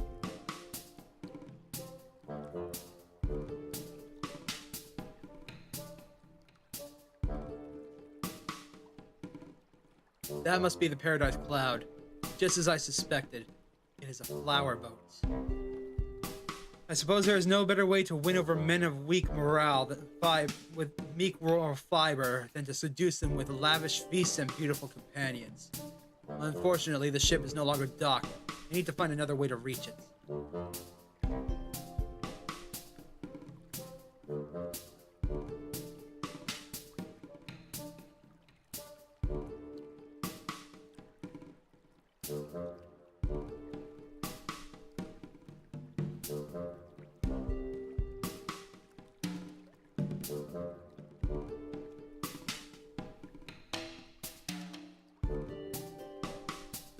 This little boat could be my ticket onto the Paradise Cloud. Excuse me, sir. May I trouble you for a moment? Quiet down! You're startling my catch. Can't you see I'm fishing here? Pardon the intrusion, but I assure you this is an important matter. Important? What could be more important than man and fish, locked in primal battle for supremacy? If you insist on an answer, I would say that the district magistrate investigating a murder would count as being more important. What? Oh, I didn't mean to be rude. I get a little bit obsessive about this little hobby of mine. Who did you say you were? I am D. Renjie, magistrate of Chang'an. I hope you'll forgive me, Magistrate D. Like I said, I tend to take this pastime a bit too seriously. What can I help you with? Tell me about yourself. Do you come out often to visit at this hour? I am a retired professor of history. My name is Jianren. I always loved to fish, but my job occupied most of my time. So when I retired, I promised myself I would spend more time doing the things I like to do. But the pier gets a bit rowdy around the day, so I enjoy coming out at night when the waters are a bit calm and all you can hear is the occasional laughter coming from inside that flower boat. Being here all alone, that's when I truly lose myself. There's nothing like that primal feeling of... Like the life and death struggle between man and fish? Good one, young magistrate. What do you know about the flower boats? Ah, that's the Paradise Cloud. You want to see the most beautiful courtesans in Chang'an sing and dance the night away? That's the place to be. Yeah, although to be fair, he gave it to the guy who died like 6 months ago, and he put it inside of a secret location that took us a little while to get into. So... But alas, a lowly commoner like me could hardly dream of stepping foot on such a place. Besides, rubbing all those elbows with aristocrats isn't exactly my idea of a good night out. Aristocrats? Uh-huh. I've seen them. High society types, you know. Powerful officials, rich merchants, foreign dignitaries. They file in at dusk and don't come out till dawn. And you saw them embark tonight? Yes, a quiet bunch. Almost sneaky if you ask me. Is this your boat? This whole thing? Been with me since... actually, I don't remember. Not much to look at, I know, but it does the job. And perhaps it can be a special service tonight. I need a ride. I have to board that flower boat. That flower boat? I'm afraid I can't help you with that. No, sirree. Out of the question. But it's barely 20 meters away. This is a serious police matter. Police business or not, my boat won't be leaving this pier tonight. If you must know why, I'll tell you why. The dead own the waters tonight. The dead? I don't follow. You see that woman on the north side of the pier? The one who's been releasing water lanterns into the river all night? Well, as far as I could gather, she's mourning the loss of her sister. Those lanterns are meant to guide the souls of the departed to the spirit world. You understand now? I may not be a superstitious man, but I know enough not to tempt fate, much less a grieving woman. Point to the old man. You do not want to mess with her. But surely an educated man like you doesn't believe in ghosts. Education has nothing to do with it. If you're foolish enough to go out there and disturb the dead, by all means be my guest. But I won't risk myself or my boat becoming haunted by an angry ghost. You stay put. I'll be back. Sure thing, Skipper. Now, where was I?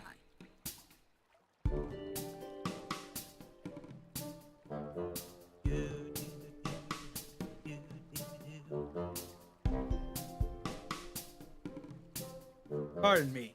May I have a word with you? I recognize that winged cap. Are you an officer of some kind? I've done nothing wrong. I am Magistrate D. Renjie. I'm not here to arrest you. Good. Then please leave me alone.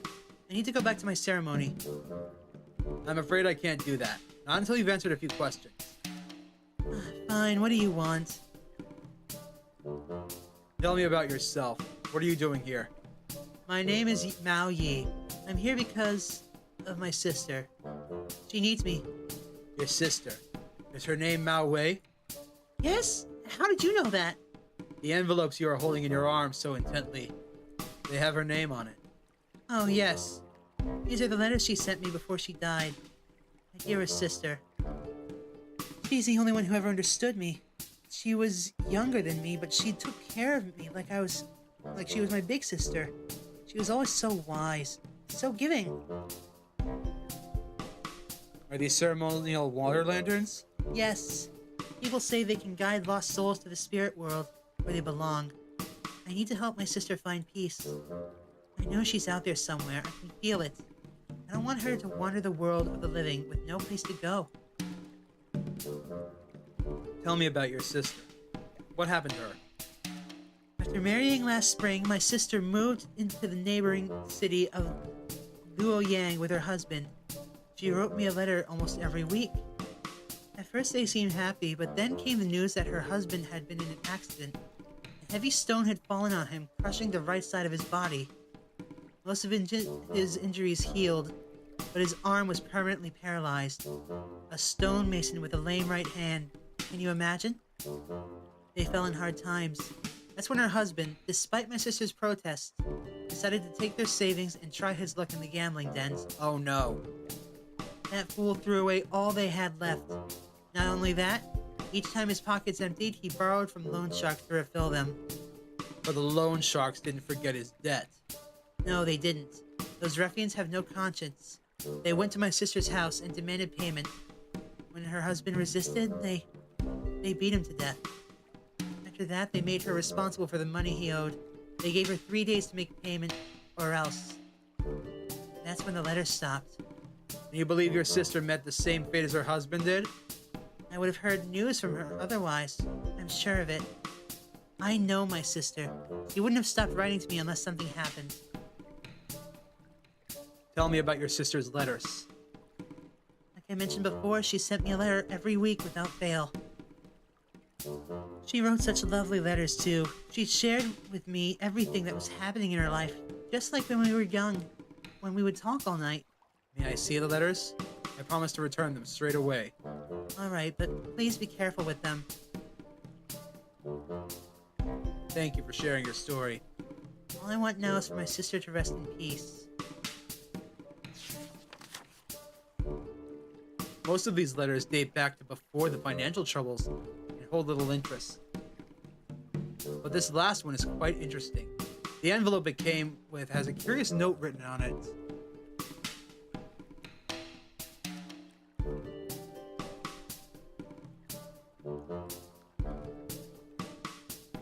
The note on the envelope suggests this letter is more than meets the eye.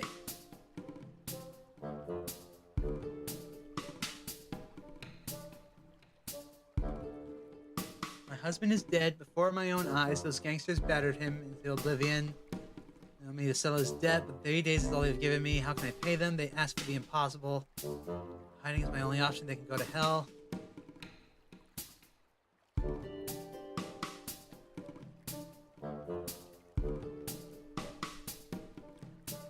Remove you and me, and 4 are left.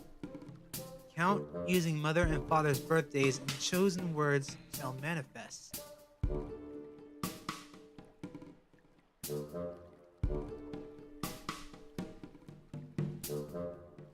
On the back of this envelope, your sister wrote a note. She mentions your father and mother's birthdays. Do you know the meaning of that note?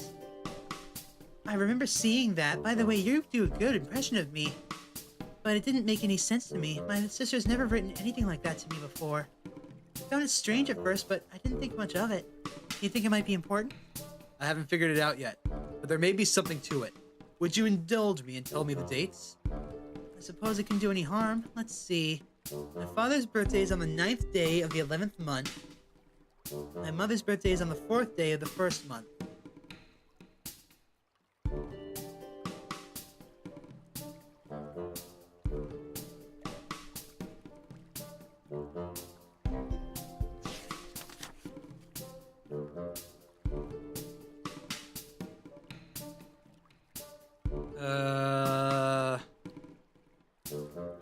Okay.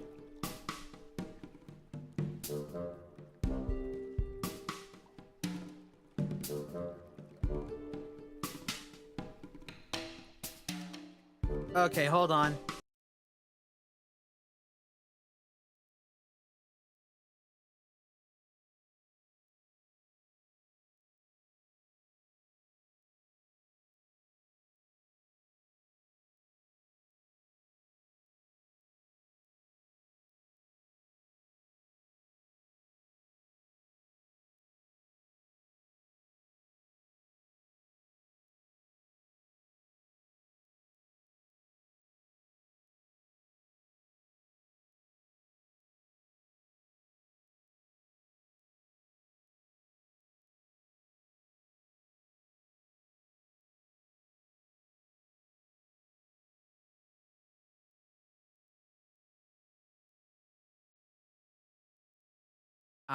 Okay.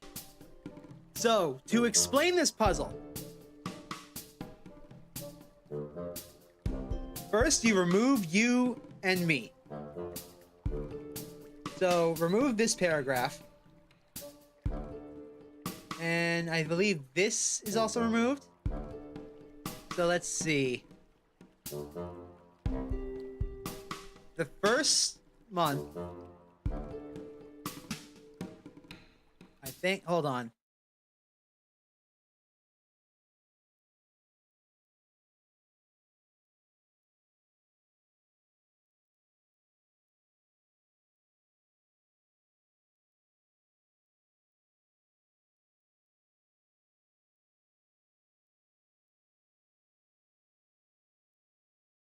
Okay, got it.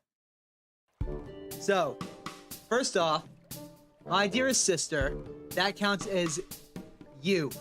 So remove this paragraph. Then remove me, that counts this paragraph. And 4 are left. Count them using mother and father's birthdays, and chosen words shall be manifested.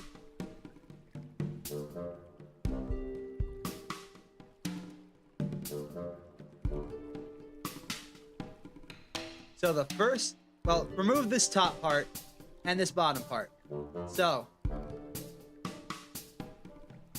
in the first paragraph, the first day, no, she said the 4th day of the first month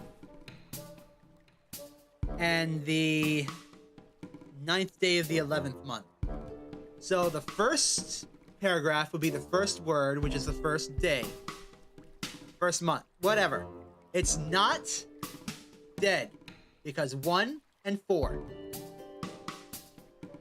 1, 2, 3, 4, 5, 6, 7, 8, 9, 10, 11. Hiding. 1, 2, 3, 4, 5, 6, 7, 8, 9. East. Not dead, hiding east. The truth about your sister. I've uncovered the truth about your sister's last letter. The truth? I don't understand. Your sister didn't want to go into hiding without telling you, but she figured there was a chance those gangsters would intercept her letters and learn of her plans. This letter was conceived to deceive. Within it, 2 messages are contained. One of them. One for them, another for you. I've deciphered the secret message. The first word is not. Not. The second word is dead. The third word is hiding. The fourth word is east. Not dead, hiding east. My sister is alive. How clumsy of me. The truth was under my nose this whole time. Thank you, Magistrate D. You released me from a false burden. My sister's soul does not wander the night as I had feared. These lanterns guide no one. Now they will serve only as a reminder that my sister still lives. I'm glad to see you are so relieved. Here are your letters. Before you go, I would like to ask a small favor of you. There's a fisherman sitting in his boat on the other side of the pier. He's been afraid to venture onto the water. Oh dear, my ritual. I've been frightened by it. Indeed. If he speaks to you tonight, will you tell him your story, the truth about your sister and her letter? Yes, of course. That's a promise.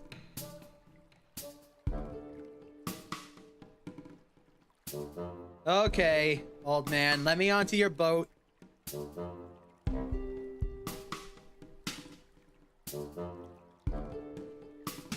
Excuse me. Good news. I've spoken to the woman across the pier. It seems her lantern ritual was not necessary after all. Her sister is in fact alive. She was led astray by a cryptic letter that I've now deciphered. You may speak to her to know more if that pleases you. She's even agreed to show you the letter. Well, isn't that something? To think I've been sitting here all night afraid of some old water lanterns. It looks like we've wasted enough time already. Let's get you on that flower boat. At last! Well, I sure hope your lady friend is worth all this trouble. That's not. This isn't what you think. No need to explain. I was a young man once. Now off you go. I've had my own prey to return to.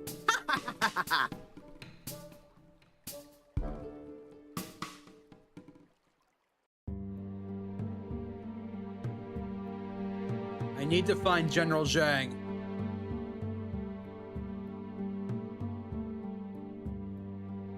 Welcome to the flower boat.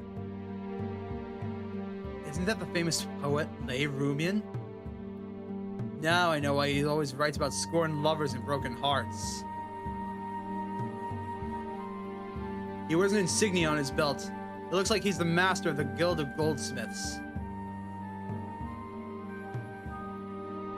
A wine waiter. This young man seems rather depressed. Excuse me. Oh, good evening, sir. Can I offer you a drink? This is the finest riced wine money can buy. No wine for me. I'm only here to speak to General Zhang. Have you seen him?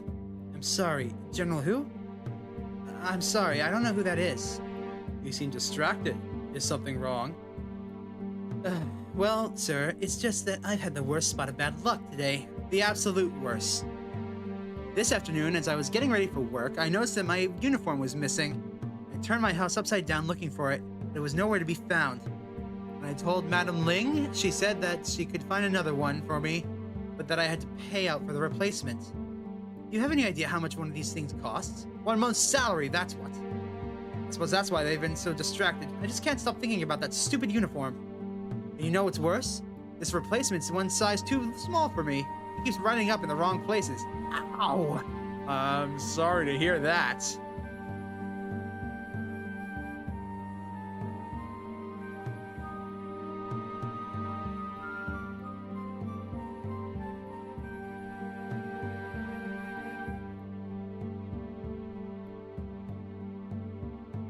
Now is not the time to snoop around. I need to speak to General Zhang first.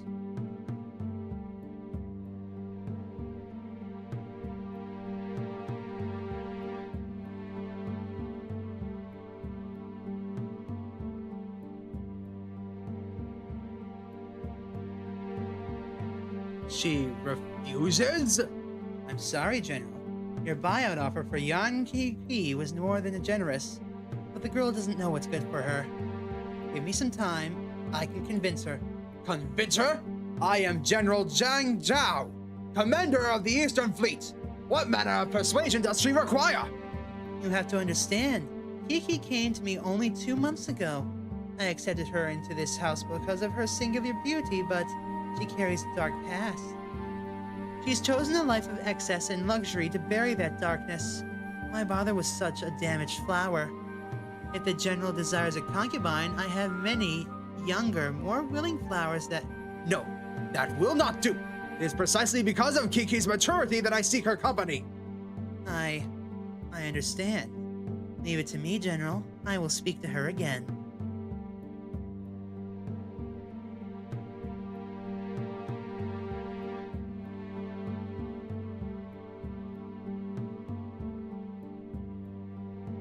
The legendary Zhang Chao.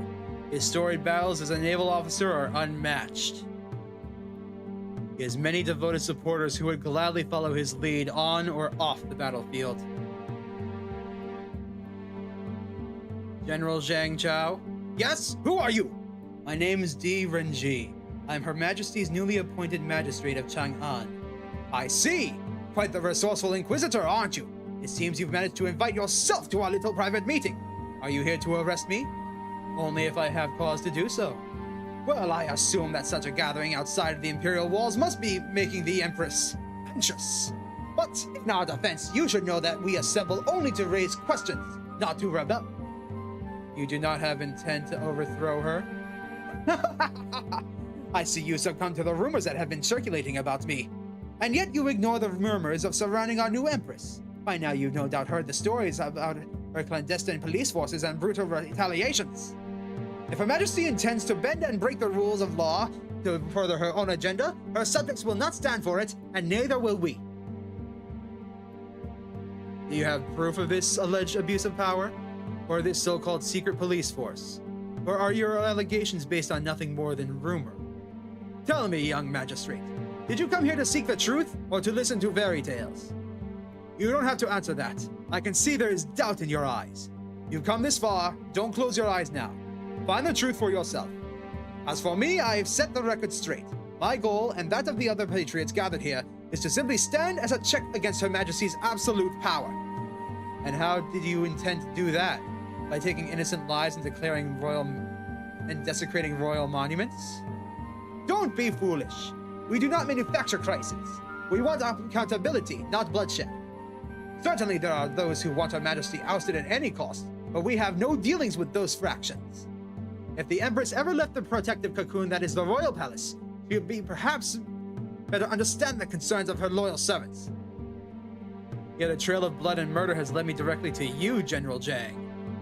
Just hours ago, the life of Lam Haifeng, the very man you've harassed for months, was found murdered. How do you explain that? Haifeng, wife, murdered? I don't know. I did not know. And you think I'm somehow involved with her death? Listen to me carefully, Magistrate. I will not repeat myself on this matter. I would never. Did you hear that? I think it came from the dining room. General, wait. You stay here. I will have a look.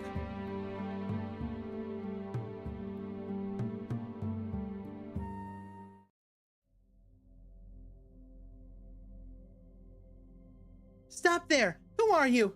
Pardon the intrusion. I'm an investigating magistrate.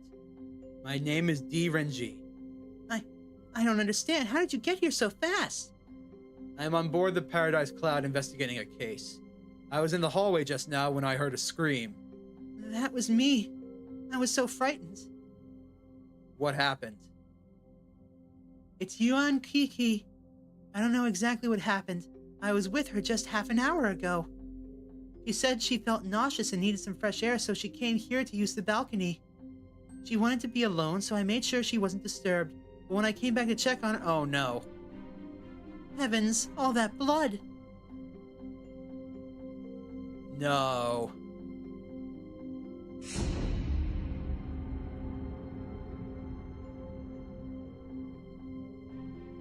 Another one. The killer is speeding up, and on this ship with all these people. Why take such a risk? I have to think. I need to clear my mind of all distractions. Okay, I need to start by gaining control of the situation. This boat needs to be secured. Madam, we need to speak. Wait, didn't you say that you were here to investigate another case? What exactly were you talking about? I can't give you any details, but to suffice it to say that other women have been victimized in a similar way. And they led you here. You believe they are connected to Kiki's death? Perhaps, but enough conjecture. Tell me about yourself. Do you own this establishment? Yes, I've been running the Paradise Cloud since my days as the Queen's Flower. But those days are long gone. Nowadays, I am known only as Madame Ling. I've seen my fair share of cruelty and violence, but this is pure evil. How does one commit such a despicable act? Tell me about Yuan Kiki. How did she come to work here? Kiki was my newest girl, and although I don't make habit of taking in 22-year-olds with no experience or references, I knew when I met her that she was special. She was as smart as a whip and possessed a rugged beauty. In less than 2 months, she had become one of my most popular girls. Even General Zhang couldn't resist her charms. She's been with you for only 2 months? Do you know what she was doing before she came to you? Most of my girls have long histories of tragedy and disappointment, but I never made it a habit to pry. Kiki was no different. I gathered she came in from difficult circumstances, but I could see strength in her. She was no wilting flower. Again, strong, beautiful woman. This man's been scorned. What can you tell me about General Zhang? I've known Zhang Chao for many years, long before he became the general. He talks tough, but deep down he's as needy as the rest of us. Heavens, I don't know how he'll take this. Was he fond of Yuan Kiki? You are quite well informed. Yes, he fell for her completely. It was unexpected, but I could see that it was genuine. I suppose it was just a matter of time until he offered to redeem her. But even I didn't think it would happen so fast. But Kiki's rejection was just as swift. Unlike many of the girls here, she never desired the life of a concubine. She was a tree, a free, untamable creature. Tell me about this banquet. General Zhang has been planning tonight's gathering for many months. A special banquet for his most powerful friends. Did you notice anything unusual about the proceedings? No, I don't recall any incidents. Wait, I don't know if this is of any consequence, but during our preparations earlier this evening, the wine waiter came to me complaining that he had lost his uniform. Luckily for him, we have a spare outfit in storage. Otherwise, I would have demanded more than just a month's pay. Are all of the guests accounted for? Yes, we checked the invitations carefully. Everyone on the guest list is on board. We asked all of them to stay here in the reception hall until dinner is ready. You don't think one of the guests did this, do you? No. It's unlikely the high-profile individuals attending this party would expose themselves in such a way. Which means Zhang Chang. As much as I hate to say this, General Zhang couldn't have done this. Tell me about the Paradise Cloud. How many people work here? The Paradise Cloud is the most exclusive flower boat in the city. It isn't uncommon for us to play host to a banquet such as this. For tonight, the entire team is on hand. That's 3 courtesans, a service staff of 5, and a small boat crew that works below deck. Who has access to these upper floors? Only myself, the courtesans, and a single wine waiter. We're very strict about who gets to come upstairs. After all, it wouldn't be appropriate for the kitchen staff or the boat crew to mingle with our guests.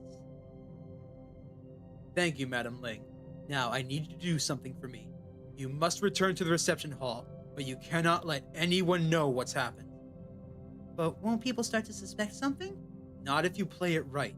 All I need for you is to buy me some time and make sure no one leaves the ship. Can you do that? Yes, I think I can manage. Good. I also need to ask your most senior staff member to go to the Justice Department and alert someone of what's happened here.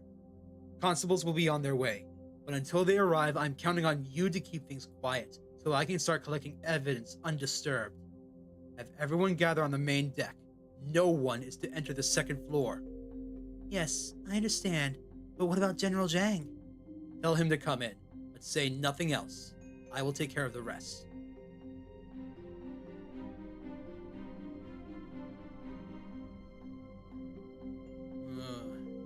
Madam Ling says that Yuan Kiki started working for her less than 2 months ago. That's around the same time Lam Haifeng met Qi Wenyang.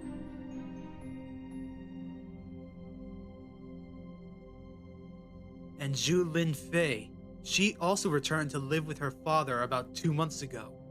This isn't a coincidence. 3 women, seemingly unconnected, yet this thread links them together. Did they know each other? What were they doing before they came back?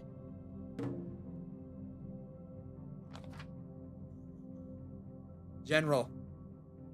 What's going on here? Why was Madam Ling so agitated? What happened? Is that...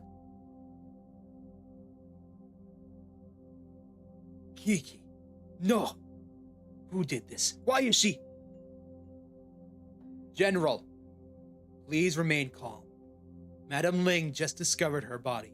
We don't know anything yet, but answers will come. For now, it is you I need answers from. Did you notice any suspicious activity tonight besides my intrusion? No. Besides your intrusion? No. I saw and heard nothing suspicious. Before we were interrupted, you were about to tell me something about Lam Haifeng. What was it? I know who you work for, therefore I know what you think of me. But the Empress and her trusted commander have mistaken me for a common thug. I would never hurt Lam Haifeng or his family. His father and I fought side by side more times than I can count. He was a brother in arms, but also a dear friend. Did I try to coax him and his son into supporting my cause? Absolutely. Was I upset that Haifeng did not take up his father's mantle? Guilty as charged. But this business about me involved in his wife's deaths? That is absolute lunacy. If the Lam family means that much to you, then why intimidate Lam Haifeng? Did you not send someone to his house tonight? Yes, but only to convince him to reconsider his retirement and to join our ranks. He chooses to ignore it, but he has a destiny for to fulfill. Traditions should not be forsaken. That stubborn young man should have followed his father's footsteps, but instead he chose to embrace the embrace of an inconsequential woman. But despite my disdain for his choices, he is still my godson. I would never put his well-being at risk. Lam Haifeng is your godson? Yes. And despite his constant rejection of my guidance, I will always see him as the son I've never had. What was the nature of your relationship with Yuan Kiki? I still remember the first time Madame Ling introduced me to Kiki. Such raw beauty, intellect, and strength. She was a goddess amongst mortals. That's why you asked to redeem her.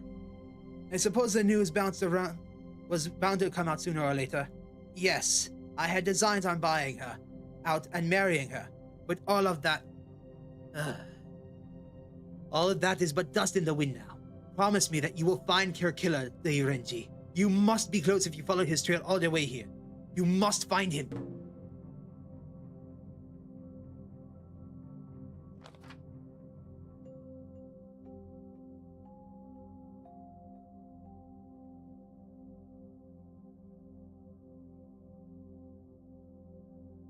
I don't think it's the person with the wine, Mags. I think someone snuck in using the wine waiter uniform, killed her, and then got out through the balcony. And I think they're using the cover of the rumors of Imperial Uprising as a means to kill unsuspected. However, the fact that all 3 girls came back exactly 2 months ago, almost at the same exact time, they're all strong women, strong, beautiful women. They are all murdered in the same way, and the killer's accelerating. What are we missing? How do they know each other? What do you know about Madame Ling and her staff? Madame Ling and I have known each other for a very long time. She hosts the best banquets in the realm, and her courtesans, they are peerless. I believe these meetings to be secure. We checked everything, the staff, the guests, even the boat itself. But evidently I was a fool. Because you snuck on board. Okay, in my defense, I actually snuck on board through a rope in the back. Ah, I see. Do you know all the guests personally? Can you think of anyone with a motive to do this? What would one of these powerful men have to gain by killing a lowly courtesan? On the contrary, they would have everything to lose. Besides, Kiki has been only working here for a couple of months. I doubt any of these guests have even met her. Thank you, General. More constables will arrive on the scene shortly. In the meantime, all I ask is that you let me do my job. For your own sake, I hope you know what you are doing, Dee. Another goddamn rose. Seemingly unremarkable, except this one's drenched in blood.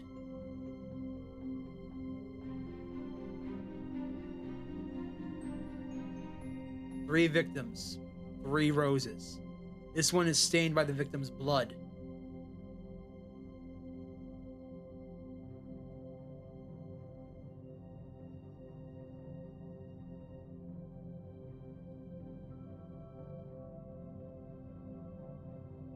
A see-through glass bowl.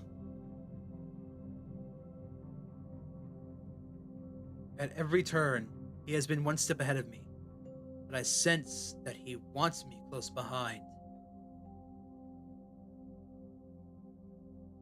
There are ligature marks around her neck, but they are dispersed up and down her throat. Shi Wenyang and Zhu Linfei both surrendered to the killer, but it appears Yuan Kiki attempted to resist, and the force of her struggle created multiple abrasions. She fought back this time. Once again, the killer has removed his victim's heart, but this time, he seems to have acted hastily. The wound shows signs of imprecision and tearing. What caused him to lose focus? In her right hand, she's still holding on to something. It's a hairpin. Its tip is stained with blood. Nothing of note there. Unlike the other woman, Yang Kiki chose to fight for her life. Her hairpin may have also wounded her assailant, causing him to rush through his murderous ritual. But what makes Kiki different from the other two?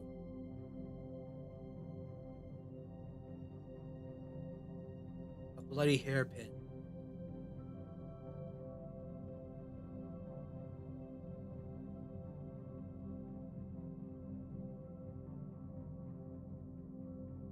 This blood trail starts at the doorway of the balcony, but its shape and pattern is distinctly different from the pool of blood surrounding Yuan Kiki. There's no doubt about it. Yuan Kiki was able to stab her assailant with a hairpin while he was strangling her. Though it wasn't enough to stop him, it caused him to lose a considerable amount of blood.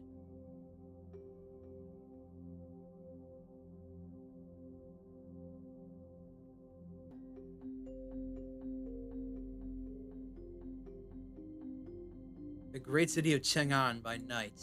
The Empress was right. It truly is a shining capital.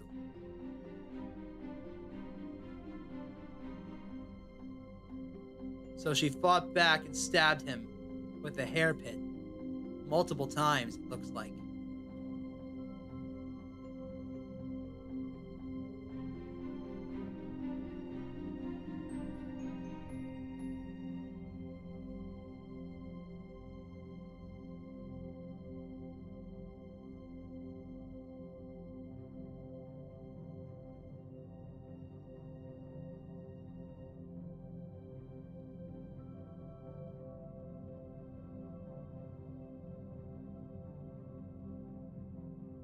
One good thing is we're on a boat that can't exactly leave, so the person is probably still on board. Well, the thing is, it's like 20 meters from shore, so people could just dive off the side and swim to shore.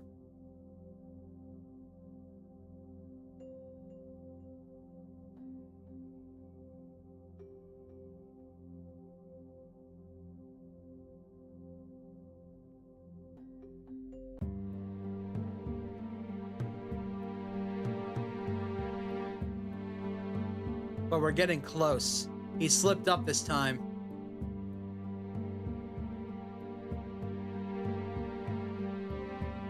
So once again, until the boat crew has finished its repairs, please remain on the main deck. I promise the banquet will be worth the wait. Clever girl. She's using the idea of some faults below deck in order to keep the people from leaving or suspecting anything. That's how she can delay the... Clever girl. A makeup box. On the front of this makeup box is a label with Yuan Kiki's name on it. It's locked.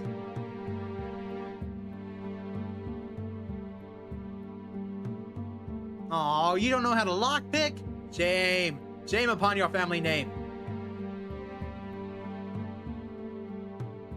It's a basin filled with clean water. Let's get some water. Oh, fine. Spoil sport.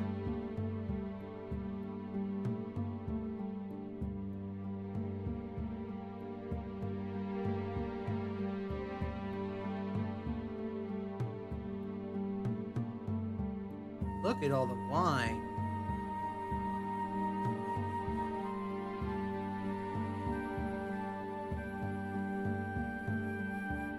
A piece of fabric is protruding from the basket. There's a uniform in the basket. It's similar to the one worn by the wine waiter downstairs. The collar is bloodied. The killer must have taken it off and left it here before fleeing. Wait, there's something in the sleeve. It's a key.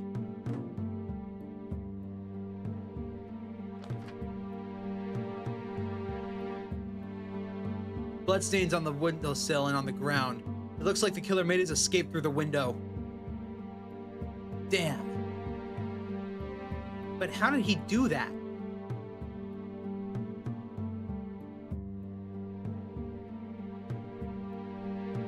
How did he get past the... Well, it was a couple of hours ago. But at the very least, we had the key to her makeup box, I bet.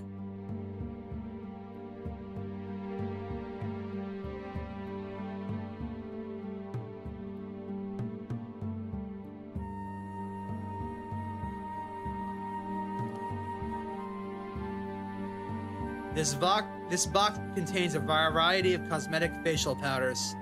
If the killer stole or copied the key, he could have easily mixed in a toxic substance to induce nausea, causing Yuan Kiki to seek relief on the balcony.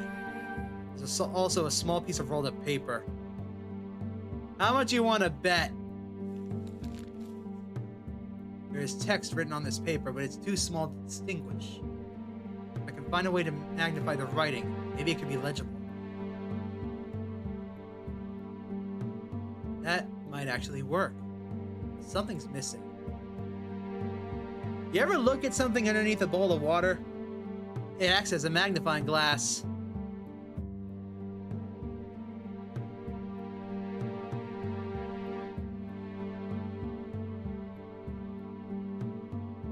To my distant admirer, your prize is the Green Lantern under the stars. Is he referring to me? He knows I'm on his trail. Strange. This text seems to have been printed on, not written by hand. What does he mean by the Green Lantern under the stars? I know what he means. Quickly.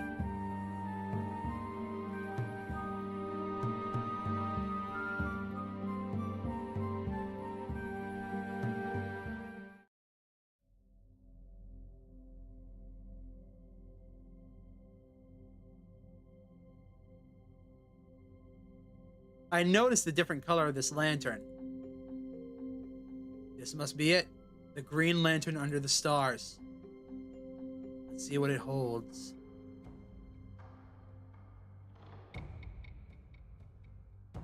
There's a small piece of paper lodged at the bottom of the lantern. The shroud of power hides an evil beneath. Descend from thy tower, an empress in defeat. The empress. Is she his next target? I have to warn her.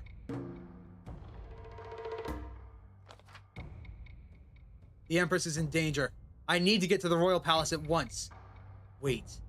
Something's wrong. I feel dizzy. The candles smoke.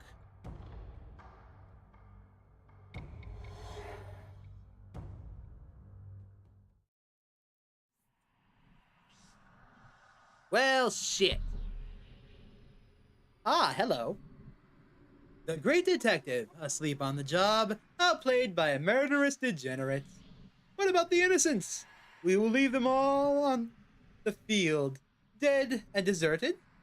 The song is for you. Answer the call. Answer it.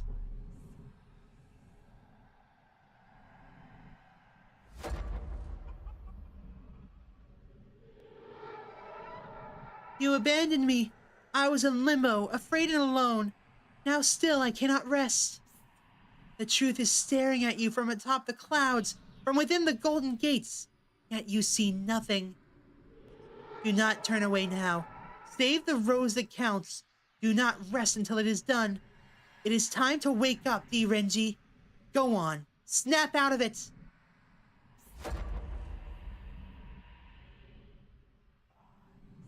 Wake up!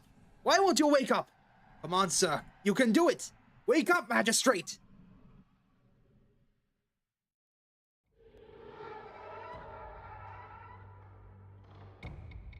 Magistrate D, wake up! Wake up! Yes, that's it. Take your time.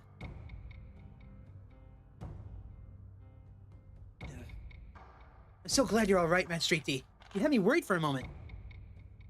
The candle inside the green lantern must have been laced with opium. Should have been more cautious.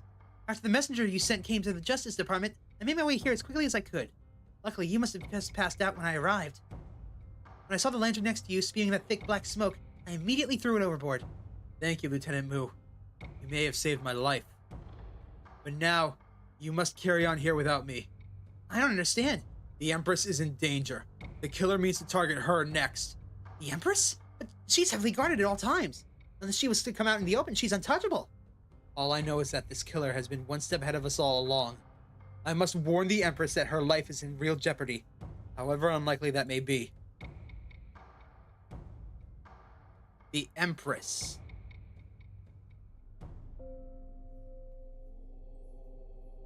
You've come just in time.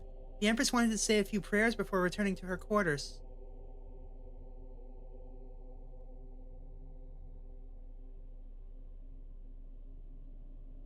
Your Majesty, I bring news from my investigation. Are you a religious man, Renjie? I suppose we all search for enlightenment in our own ways, Your Majesty. This temple, it means a great deal to me. Naturally, it upset me deeply when I heard that rebels had vandalized it. It is the one place where I feel safe, unburdened by the outside world. But now even this place has become a battleground. All my life, I've known what I've wanted. I made one sacrifice after another to see all my plans come to fruition. Yet for the first time, my path has become uncertain. I find myself questioning things I once took for granted. What does it mean to hold the mandate of heaven? What good is it to hold such power if those being ruled are blinded by lies and hatred? The hour is late, Renjie. What news do you bring me? I'm sorry to intrude at this hour, Your Highness, but the discoveries I've made tonight require immediate attention. 2 war women are dead. The first, Shi Wenyan, was killed in her home earlier this evening. Then, only hours later, a woman named Yuan Kiki was killed on a flower boat, the Paradise Cloud. I have no doubt they both fell prey to the same man who killed Zhu Lenfei, but I'm afraid this series of murders is leading to something bigger. Go on, tell me everything you know.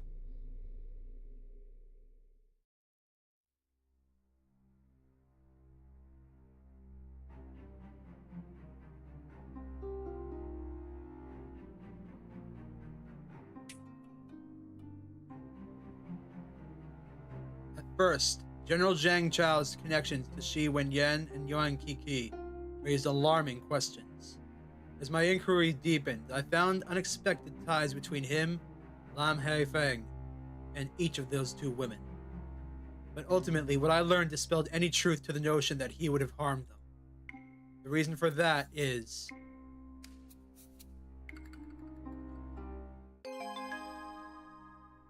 As your godfather, I forbid you to resign from your post and marry this girl. When Yang will be my wife, I have no need for the advice of a hypocrite. I know all about your infatuation with the Paradise's Cloud's new courtesan. Very well, it is your future that you so willfully throw away. Despite his public rhetoric and chest beating, General Zhang was never a real threat. As was the case with most things he opposed, his objections were fairly theatrical.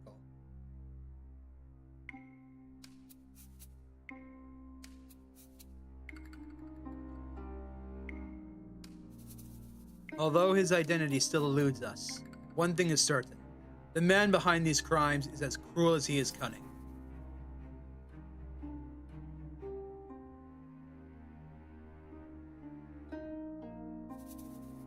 Both Jin Linfei and Shi Wenyang experienced this cruelty firsthand when they were forced to obey his commands.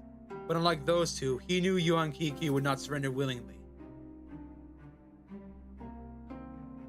His usual methods had to be replaced by a more direct approach. This is because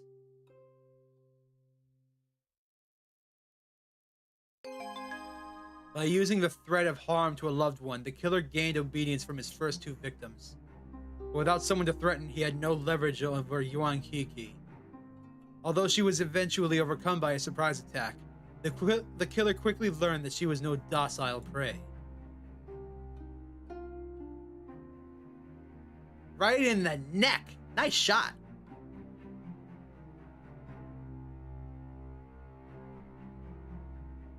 The killer has been one step ahead of us since the beginning.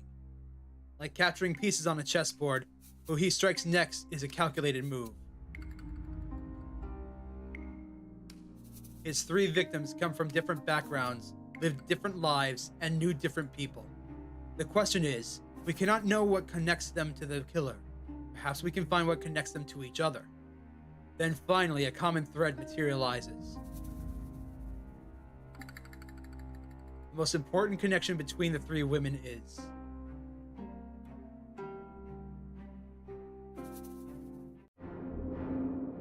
What?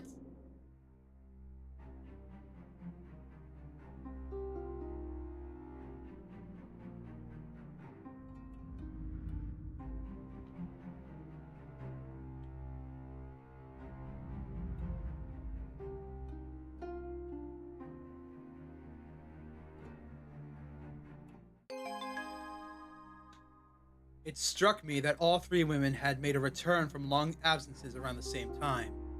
Did they know each other? What were they doing before they came back?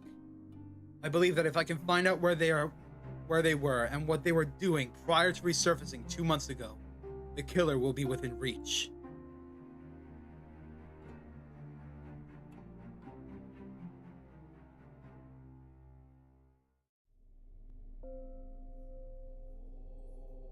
He's after you, Your Majesty. We must act fast. Your Majesty, if tonight's events have convinced me of anything, it is that he is rapidly ratcheting up the stakes. Raising the stakes? How? His greater purpose has yet to come into focus, Your Majesty. I believe he means to kill you next. Are you quite sure of that? I'm afraid so. I do not know how or when it will happen, but I know that Your Majesty's life is in danger. Thank you for bringing this to my attention, Renjie, but from this point forward, I ask that you leave the rest to me. You are no longer to investigate this case. Commander Yao will visit the Justice Department to gather all the evidence you've collected. Wait, I don't understand. I'm closing in on him. If I back off now, the trail will be lost. No. In the morning, you will forget that this case ever existed. You will not speak of it, and you will certainly not make any further inquiries into the matter. Is that understood? How can you ask me to stand still when I am so close? The other victims deserve justice. This loyal servant requests an explanation. Tread carefully, Renjie.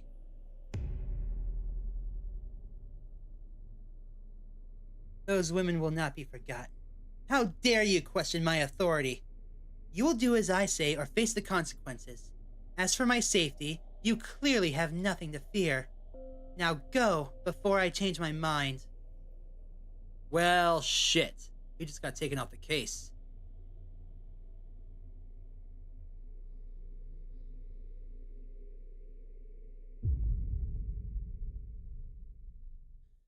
Damn! This is supposedly the final case.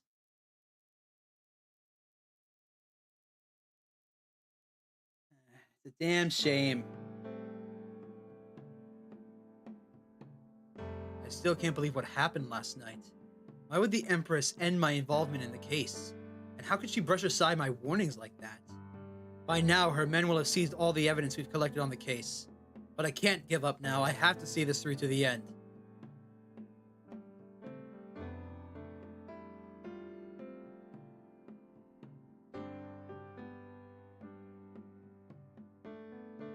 I don't need to add to it now.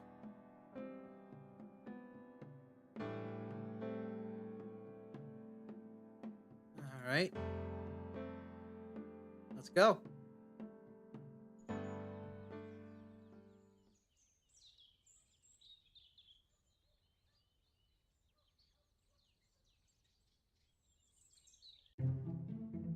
Magistrate D, there you are. Have you heard?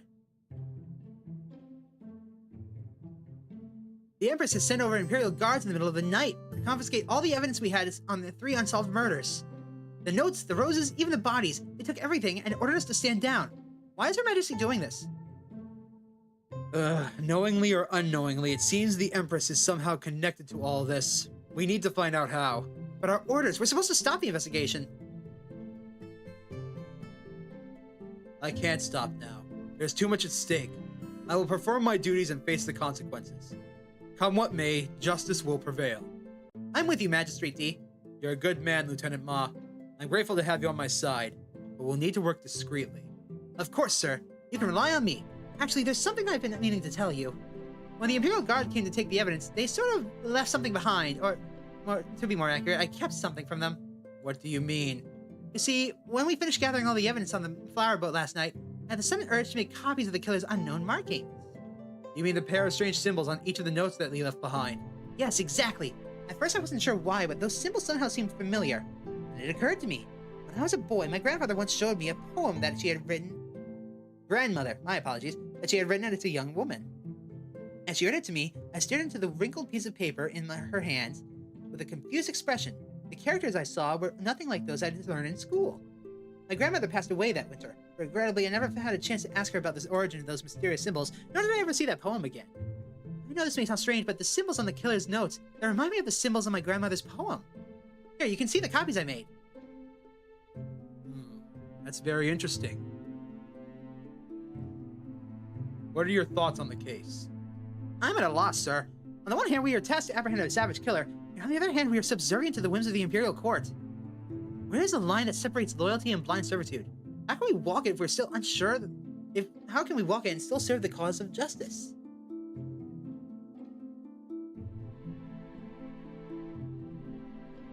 Those in a position of power like you and me must treat their power with respect. It is our responsibility to wield whatever authority we have with care and diligence. If we can do this, then we may accomplish a great many things. Thank you, Magistrate D. For a moment there, I thought life as a lowly official in the countryside may have suited me better, but you've given me a renewed sense of purpose and confidence. Tell me more about your grandmother. My grandmother grew up in a small rural town in the province of Xinjiang. Although she endured a hard country life, she always had a delightful sense of humor that could light up a room. And despite her rural upbringing, she was able to write poetry. I suppose that's a bit strange, isn't it? I never really questioned it, but I suppose that she must have picked up some language skills as an adult.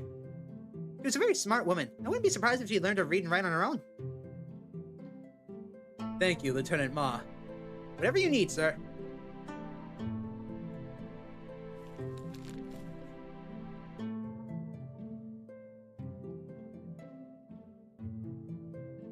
Lieutenant Ma carefully copied down the killer's mysterious markings.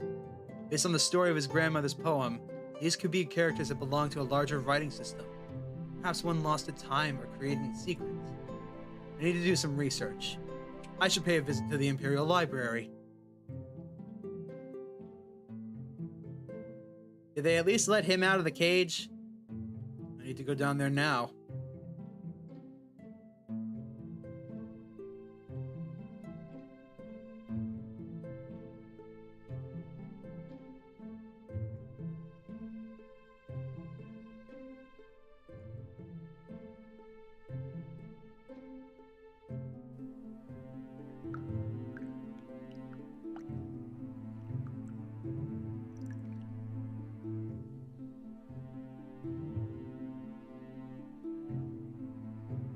Coroner Yao, you wanted a word with me?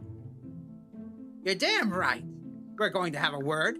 In all my years at this job, I've not once had my dead subjects removed from my care. What did you do to incite such fury from the Empress? I only did my job.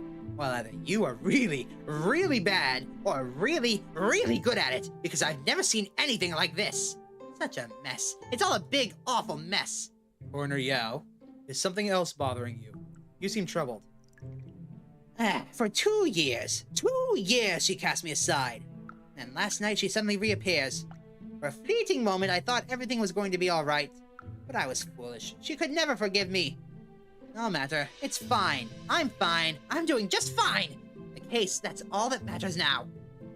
Tell me, Renjie, will you continue to investigate this case, or would you rather cower in obscurity? I think you and I have more in common than you think. As long as I'm investigating the magistrate, I will continue to seek justice for those in need. I couldn't have done it better myself. Now how can I help you? What are your thoughts on the case? You have my full support. Whatever you choose to do, I'm and it has been, and never was. They can't hurt me. But remember, be careful who you choose as your enemy. This town's not for the faint of heart. And it doesn't take a genius to know something fishy is going on. But perhaps you're just the right man to find out what that something is. It's a privilege to have you as my ally, Coroner Yao. Were you able to conduct full autopsies on the 2 victims last night? I certainly did, but alas, my findings were only confirmed what we already knew. Ji Wenyang was killed the same manner as Zhu Linfei, while Yuan Kiki tried to fight off her assailant. However, I did find something else. Here, this was tangled up in Yuan Kiki's hair. The flower petal of some sort. I didn't think Her Majesty would mind us keeping such a small, insignificant item. A petal? It must have fallen from the rose that the killer left behind. It certainly looks like it, but there's more. Take a closer look at it. Can you see, or rather feel, something different about it? You're right. Despite its appearances, it doesn't feel like the flesh of a real rose petal. Why didn't I notice this before? The stems must have been real, but the petals are all man-made. If, like everyone else, you were holding the stems to inspect those roses, you would have missed it. Yes, of course. The material resembles silk, but it's firm and soft at the same time. I've never seen silk like this before. Neither have I, but I may know someone who does. In the Central Market, there's a silk merchant named Gueng Won. No one knows more about silk than he does. You should pay him a visit. Who'd you encounter last night? That's none of your business. Thank you, Coroner Yao.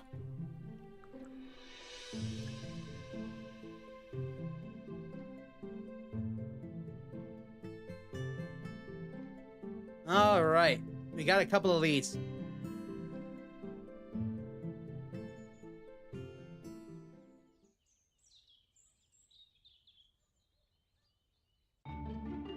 We can go to the Imperial Library or the Central Market. I'm going to the library first. Oh, I thought that was General Zhao for a moment. The Kong brothers. They've been the custodians of the Imperial Library since my time as a student at the Academy. Well, if it is in our favorite academician, Renjie. Look at his cap, you imbecile! That's a magistrate you're addressing! I knew that. I was just reminiscing our old friend about the good old days. It seems you've done well for yourself since your days as a studious Imperial scholar, young magistrate. As my father used to say, luck favors the prepared. And prepare you did. I remember you spending all those long nights studying away in the lonely corners of the library. You were a true bookworm. Those are fond memories. Well then, it was nice to see you again, Renjie, or should I say your excellency. But now, if you'll excuse us, we have some pressing business to attend to. But, see you later.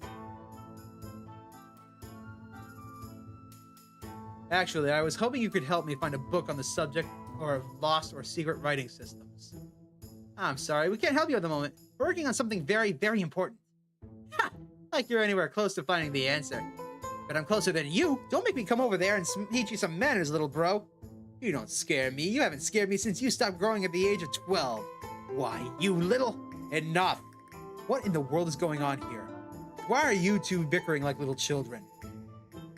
It's this stupid challenge. We've been stuck on it all morning. It's so infuriating. A challenge? Our colleagues from the Ministry of Public Works came by this morning to issue a challenge.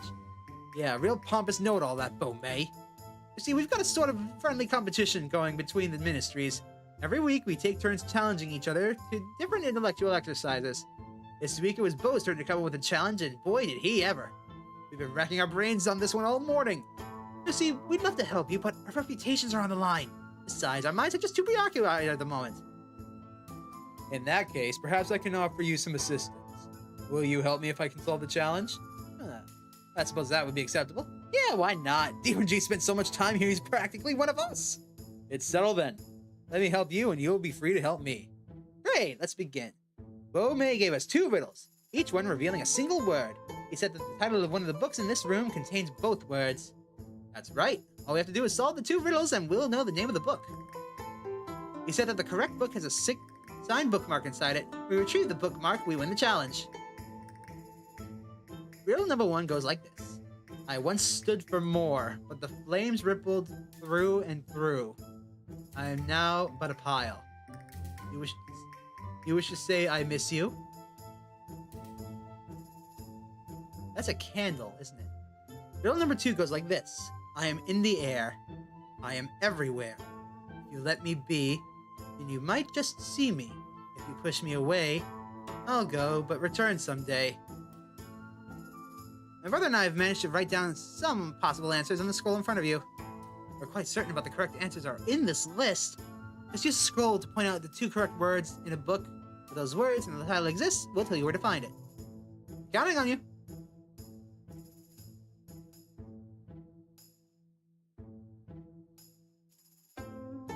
Okay.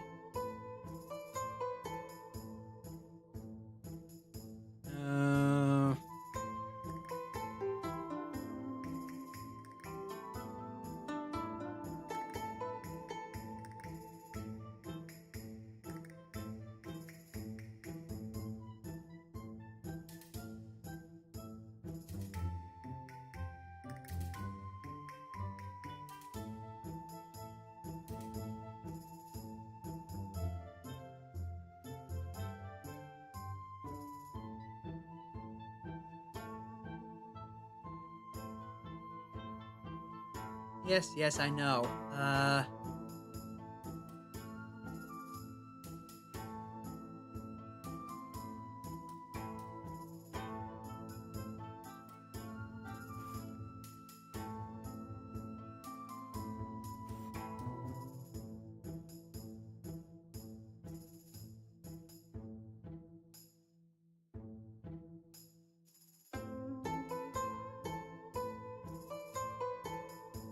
Smoke and ash? Nope, okay.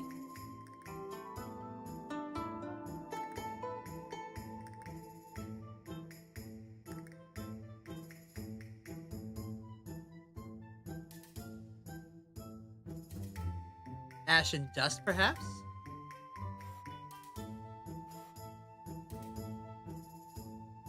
Of course! Ash is the answer to the first riddle, and dust is the answer to the second. Wait, I know this book. It must be the Portraits of Ash and Dust. It's a collection of melancholy poems used by various writers. Surely that's the one. You can find it in the bookcase number 3 right behind us.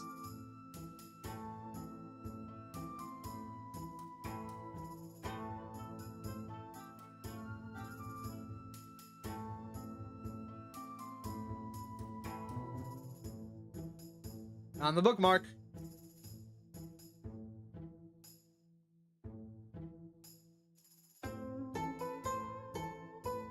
There it is, Bo May's bookmark. We've beaten you now, you rascal. It's all thanks to our favorite visitor, the Renjie. Glad I could help. Now, on to some pressing business of my own. I'm conducting some research on lost or secret writing systems. Do you know of any books on the subject? Lost or secret writing systems, you say? I know of only one book that discusses that topic, but... Oh, that book! The one you let that woman steal from right under your nose? I let no such thing happen. She asked me to borrow it for a little while, and I obliged. You're turning red just thinking about her, aren't you? You know it's against the rules to let outsiders take anything from this library. All it takes is a wink and a smile from a pretty girl, and you've even forgot your last name.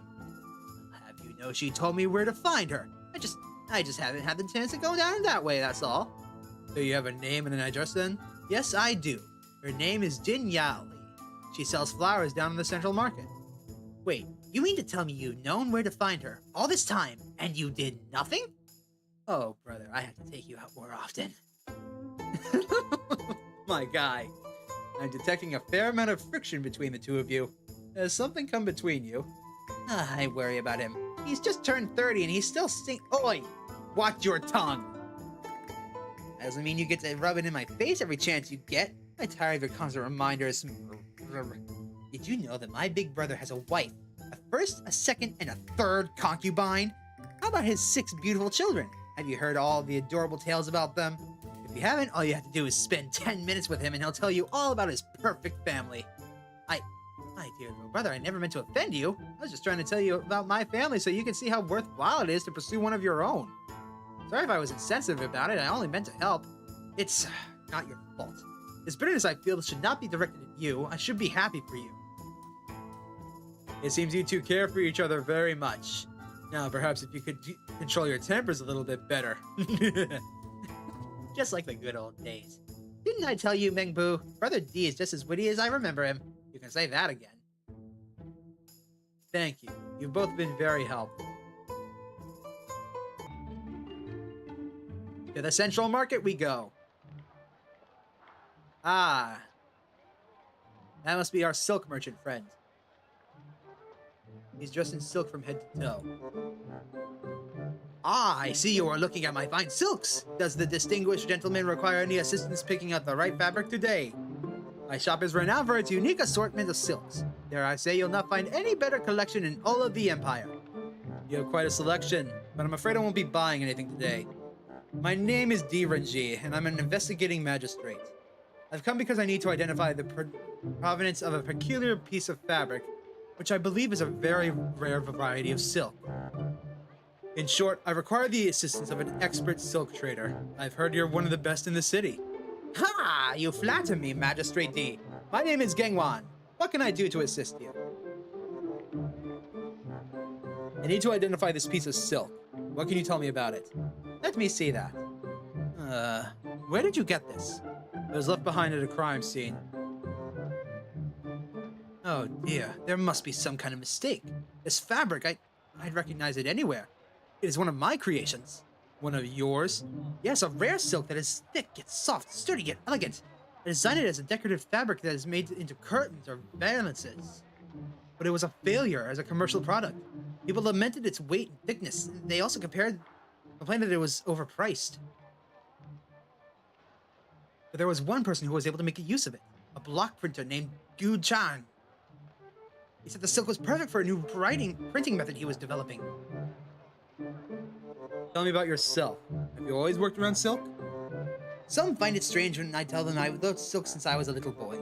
I couldn't get enough of it, and often sneak into my mother's dress. Okay, but I digress. It called me and I answered. My passion for it has put me where I am, and I can't complain. Tell me more about Gu Chuan. I can tell you what I know, but it isn't much. When was the last time you saw him? He came by a few months ago, told me he was retiring. Something about his protege betraying him. I haven't seen him since. He looked depressed if you ask me, but then again I'm no physician. You know where I can find him? I can't really help you there. Unless I'm dealing with a big buyer, I don't usually request an address. But You may want to speak to the soup stand owner, Mrs. Cho. I think he eats there from time to time. Thank you. You've been incredibly helpful.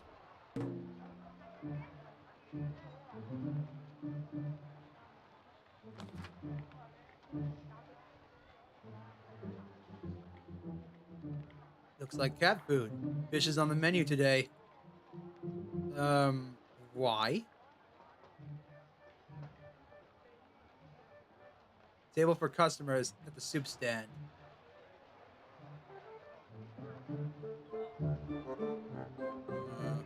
Some posters advertising various services. Nothing really interesting.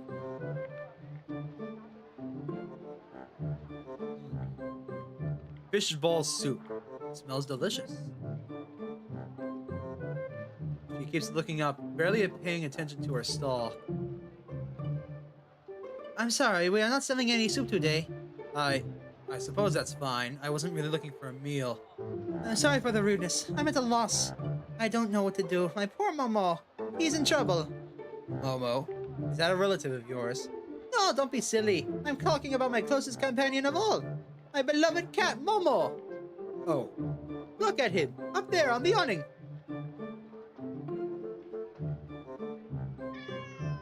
Meow meow. Must help the meow meow. He's stranded and he won't come down. God knows how he got up there in the first place. My Momo's a gentle, timid soul. Never climbs on anything. Someone must have startled him. Been trying to get him down all morning. Nothing's worked. He won't even come down for his favorite fresh fish of fish. Don't worry. I'll help you bring him down. You will? Oh, thank you so much. You're some kind of officer, aren't you? I knew it when I saw you. You have bright and kind eyes. My Momo is in luck. Now, how do we get it down? We'll have to come back.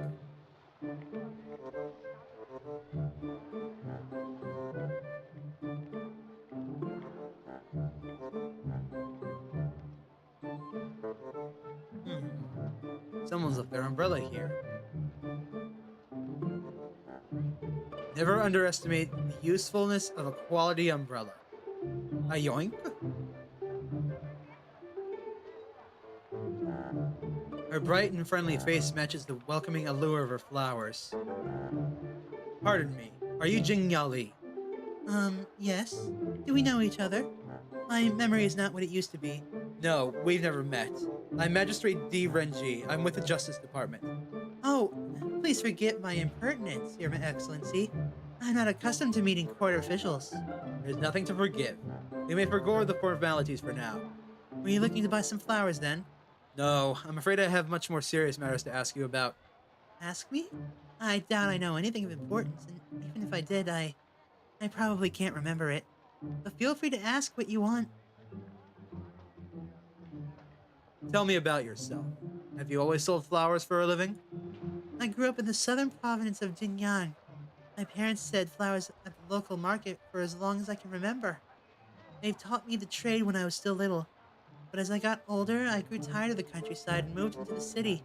Chang'an has been my home ever since. You mentioned you have trouble remembering. What did you mean? Well, 2 years ago I was in a carriage accident. I don't recall much of it except for waking up in a ditch, but from that point on my memory has always been unreliable. Some people who witnessed the accident later told me that the carriage had fallen over and that I was lucky only to have bumped my head. But shortly after, I realized something was terribly wrong. I couldn't remember certain things about my past or about myself. Where I grew up, my siblings' names, what I liked to eat. These memories seem faded, often out of reach. Even new memories can be hard to retrain unless I make a concerted effort. That's unfortunate, but you seem to be doing well. Some days are better than others. Visual cues help me jog my memory, so I often write things down. What do you mean by visual cues? Often seeing a word or a drawing can trigger my memory. Even familiar objects sometimes has the same effect. That's how I remembered the hometown. I couldn't recall the name of the village I grew up in until I stumbled upon a lucky charm my mother had given me before I left. You visited the Imperial Library not long ago. Why? I visited the Imperial Library? Honestly, I can't remember. A man named Kong Mentao left you take out a book even though it's strictly forbidden. You remember that? He and his brother Kong Meng Pu are custodians of the library. I believe you left quite an impression on both of them, especially Meng Tao. I'm sorry, I don't remember any of that. I know how to jog her memory. Oh, you spoil sport.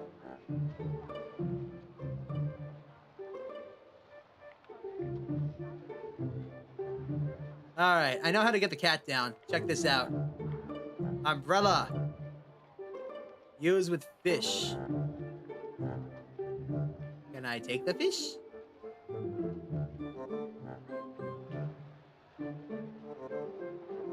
A fish skewer of sorts. Now check this out.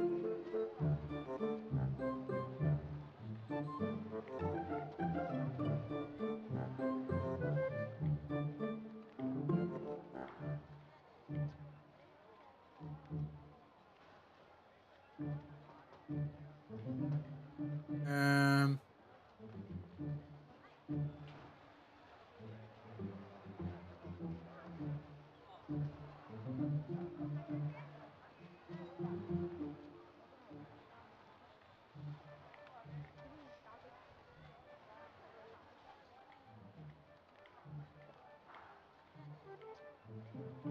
Let's stand on it, he says.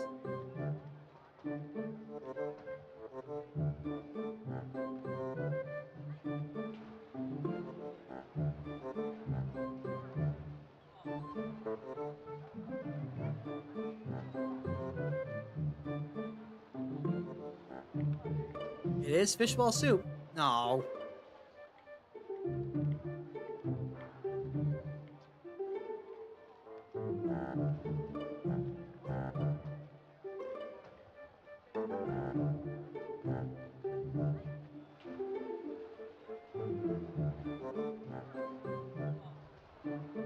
Okay, now I'm lost.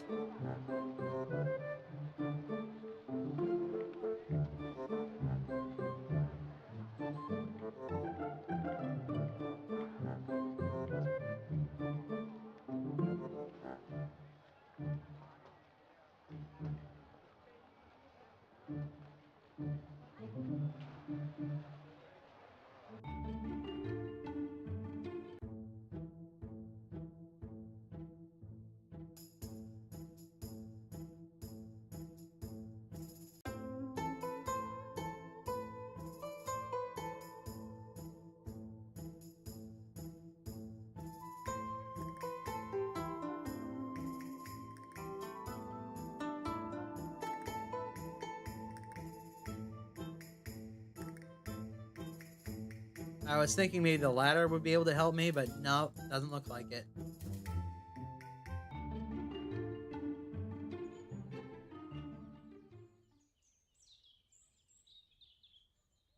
Okay, maybe something in my room?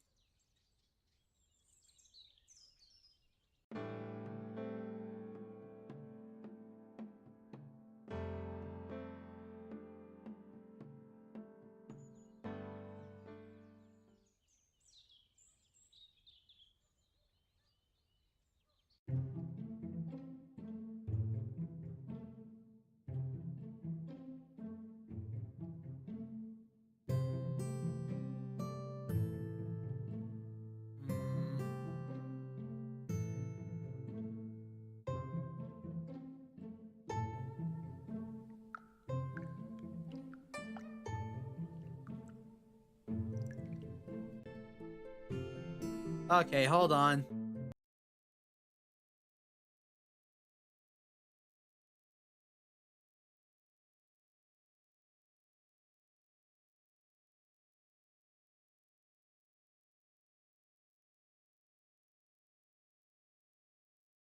Ah, okay. That's dumb, but whatever. So I had the right idea. Just used it on the wrong thing. Back to the market.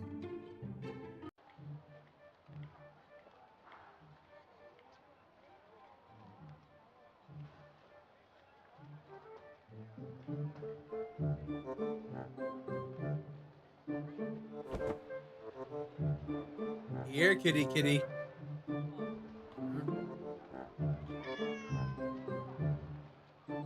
I think I got his attention. Gotcha.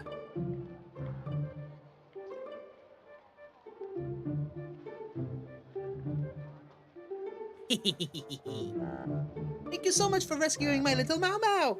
Think nothing of it, Mrs. Cho. I'm glad Mau Mau is safe and sound. I'm investigating Magistrate Renjie. Can I ask you a few questions? Yes, of course. Tell me about yourself. How long have you had the soup stand? I started selling soup in the market 25 years ago. I loved it so much I never bothered getting married. I didn't see the need anyway. Too much hassle if you ask me. All I need is my Momo and my loyal customers. Wait, so that cat's 25 years old? I'm trying to locate a man named Gu Chuan. I believe he's a regular customer of yours. Ah, Gu Chuan, the block printer? I don't know anything about him other than his occupation. He tends to come at different hours of the day, and he likes to keep to himself. Too bad. If I ever did get married, he would have been a good candidate. Anyway, he eats here at least once a week. Loves my fishbowl soup. In fact, he was here just yesterday afternoon. He was here yesterday. Are you sure? Yes, quite. He came by late in the afternoon. He had 3 bowls of soup while playing with Momo. They get along so well. He stayed for a while too. I remember because by the time he got up to leave, the sun was coming down. When he was here yesterday, did you notice anything out of the ordinary? Something he might have said or done? No, I can't say that I did. He had his favorite soup and then he left. Oh wait, yes, I remember now. Before leaving, he got up and looked at the advertisements on the wall over there. I think he stood there for a little while before taking one of them. Why would Gu Chuan be a good candidate for marriage? He seems to love cats. I saw him pet Momo the gentlest way. That's the man I can admire. Have a good day. Farewell, Magistrate D. I hope you come back and try my soup next time. If Gu Chuan was here yesterday afternoon, then he has an alibi for at least one of the murders. Nevertheless, I need to question him to find out his involvement. Mrs. Cho said that Gu Chuan took a moment to look at these posters. I should examine them up close.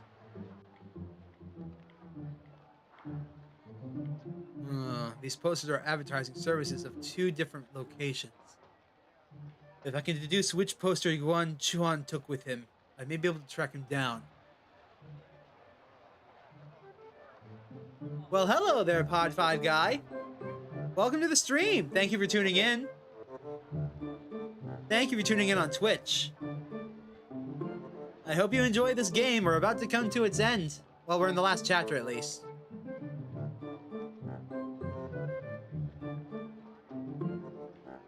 Mrs. Cho said...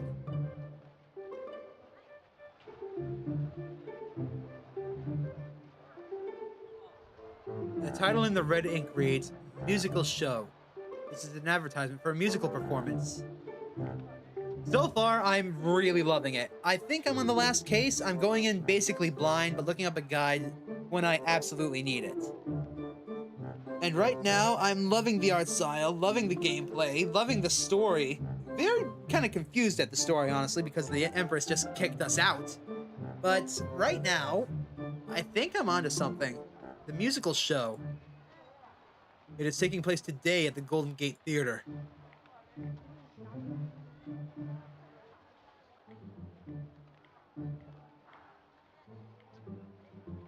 It had to have... Red herring. Oh my god, I haven't thought about that show in years. The red ink from the torn poster mentions the one on the musical performance poster. It may be a long shot, but there's a good chance Gu Chuan will be visiting the Golden Gate Theater today. I should mark that on my map. That's everything we can do here.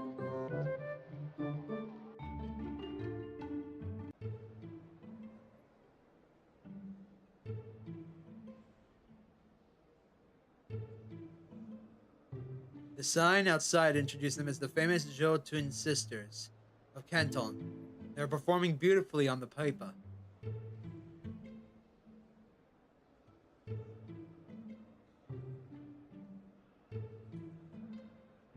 He is an older man with a small frame. It seems unlikely he could have overpowered his victims the way the killer did. Enjoying the show? Marvelous. Simply marvelous. To think the Zhou sisters were in town and I only found out about it yesterday. You look like someone who appreciates good music. Are you also an admirer of the twins' famous piper duet? I do enjoy a good musical performance, but unfortunately that's not what I'm here to discuss. I am Magistrate D. Renjie from the Justice Department. Are you Gu Chuan, the block printer? Well, yes. Well, no. What I mean is, I am Gu Chuan, but I no longer do any printing. Wait, how do you know who I am? Your name has come up during a murder investigation. What? How can that be? I've never heard a soul in my life. In that case, you won't mind me asking you a few questions. Very well. I have nothing to hide. Tell me about yourself. I was a block printer all my life. It wasn't a very glamorous job, but I was good at it. It's harder than it looks, you know. Carving individual pieces of wood reliefs. It takes time and dedication. But I haven't killed anyone yet. Shit, I mean... Oh, by the way, Pod 5 guy. Right now, I am just about to begin celebrating my 300th subscriber on YouTube. And I put a poll up on my YouTube channel for my subscribers to decide what game I should stream to celebrate. If you ever find the time, please go and take a look and make a vote. Right now, the vote is... Hold on, let me go and double check.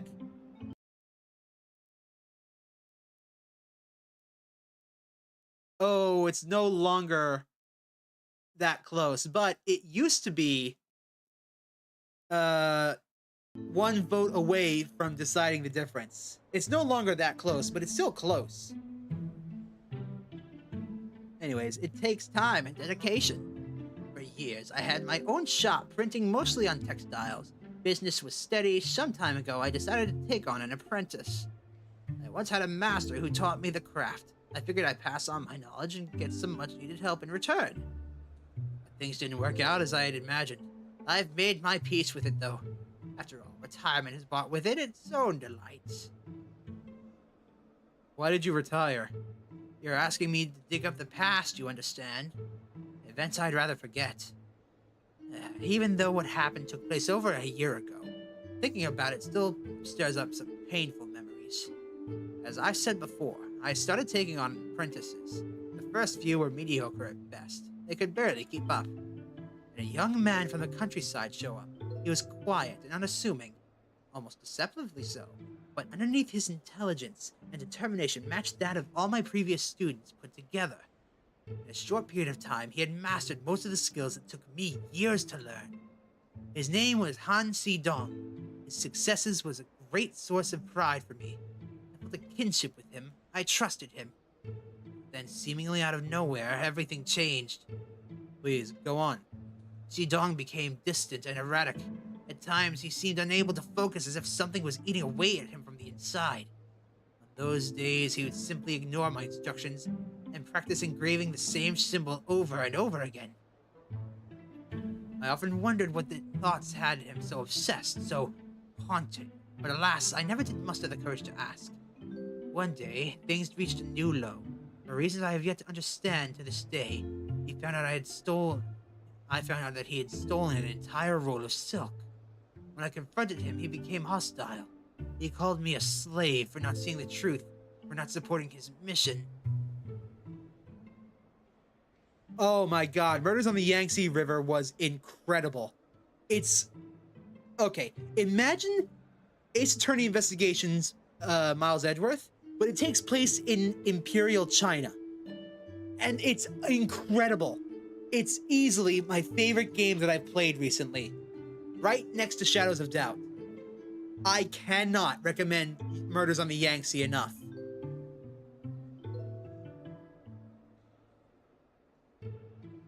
In fact, I hope you don't watch my streams so you can go and play it and experience it yourself.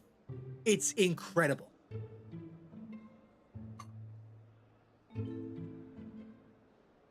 But in reality, I had no idea what he was talking about. That was the last straw. I had no choice but to turn him away. was the last time I saw him. It broke my heart. My business floundered. I had no wish to carry on any longer. I was ready to move on. Hey, thanks for tuning in. I'm probably gonna be. I stream from with a very altering schedule. I don't really have a schedule because I have a job that gives me varying hours, so I don't have a set schedule. But please check in when you can. I'll try my best to leave messages on. Well, I'm more active on YouTube than I am on Twitch. But it was very nice to meet you, Pod5. Have a great one. I'll check you out later. I was ready to move on. I need to know where you were yesterday between midday and sundown. Well, my wife and son have been out of town visiting family up north this past week. So I've been spending most of my afternoons seeing old friends. Yesterday, I met up with 3 of them for a friendly afternoon card game before going for a stroll in the Central Market. That's when I decided to stop by Mrs. Chow's for her famous fish soup. I think I had 2 or maybe 3 bowls. In any case, I stayed there for a while before heading back home at dusk. Tell me more about Han Sidong. Alright, what would you like to know? Any theories about what may have caused his change in behavior? I often lie awake at night thinking about that very question, but no clear answer ever emerges. Deep down, I believe something must have happened to darken his heart. Something terrible. He was a decent young man who was suffering in silence, that much I know. And to my everlasting regret, I was not able to help him overcome his inner demons. Could someone else have caused this suffering? Perhaps someone who was close to him? You mean a woman? I suppose that's possible. He never spoke about anyone in particular, but in the early days, I would sometimes catch a glimpse of him smiling to himself. You know, the way a young man smiles in contentment while daydreaming about someone special. But I never thought much of it. Truth be told, Sidong was generally quite clumsy around our female customers. He usually kept his head down, almost too shy to look at them in the eyes. Yep, this is our man. What do you know about his past? Sidong was an orphan and a drifter. He spent most of his childhood moving from place to place on the other side of the Wei River. For most of his life, he was poor and maltreated, never really loved, never completely abandoned. He was invisible. When I met him 2 springs ago, he had just arrived in the city and was looking for work. I took a chance on him, a decision I don't regret. You said he repeatedly carved the same symbol. Do you recall what it was or what it meant? Yes, how can I forget? Some days his desk would be full of woodblocks engraving with it. Strangely, I never saw him printed on anything. The symbol itself was thin and wavy. It looked like scratch marks more than anything else. I assumed it was some random scribble.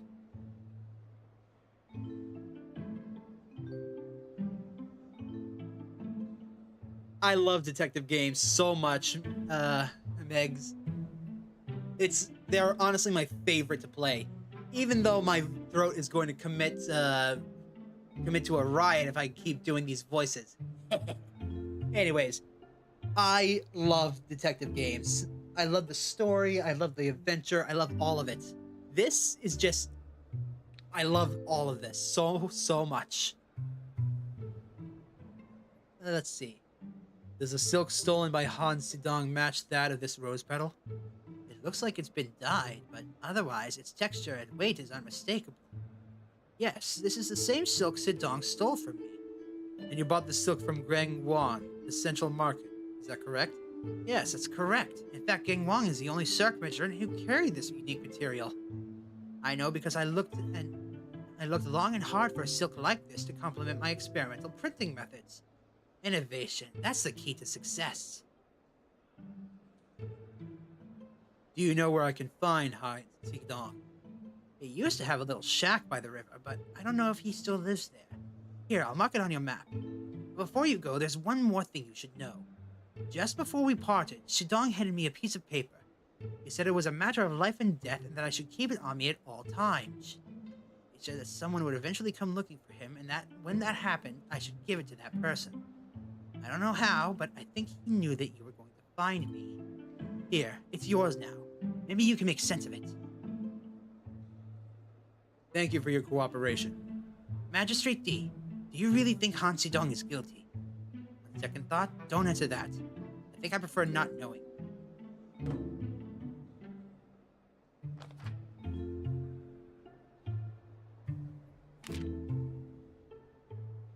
Five, 7, 9? What is this?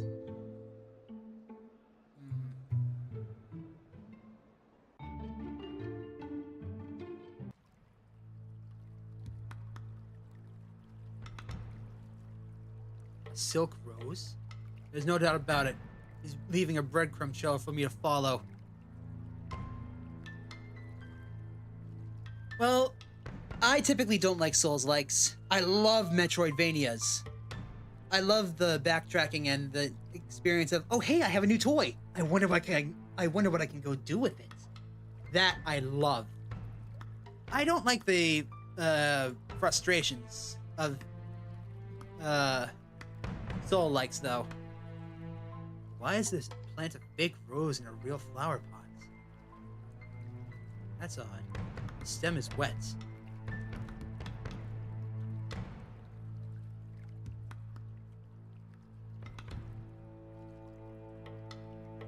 This must be the boat the killer used for his getaway after he murdered Yuan Kiki on the Paradise Cloud. So that's how he did it. He had a boat ready to go. It's bolted shut by a spectral-looking mechanism. Okay, this is where this note comes in, I'm sure. 5. It's jammed. There's a missing handle.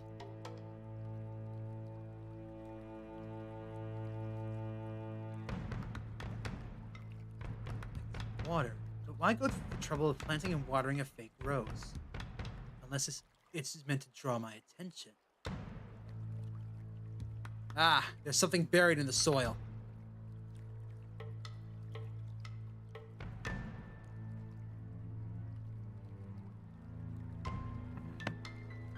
There. I can try turning the handles now.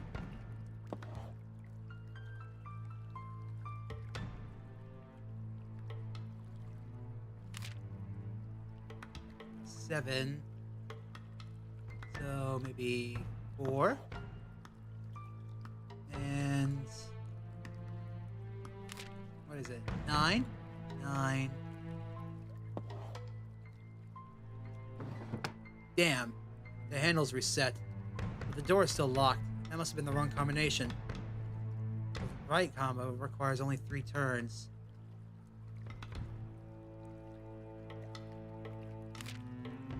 Five. So this has to be right.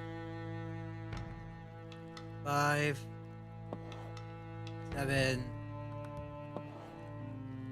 5? No.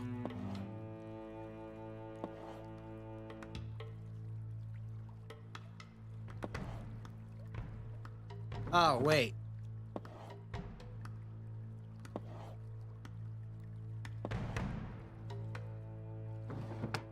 What? But that was correct.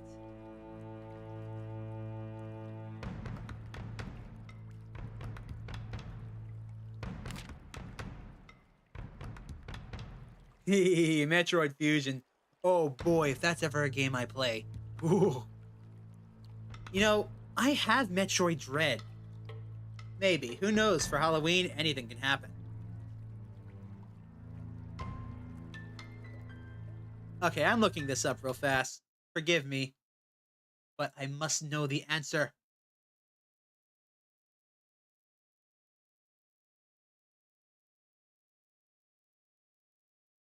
Oh, okay. Hold on. So I was right the first time. And the second time.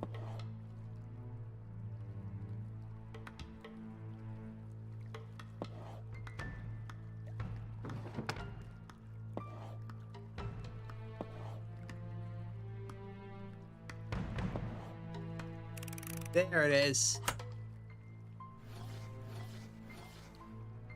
Yes, it's opened.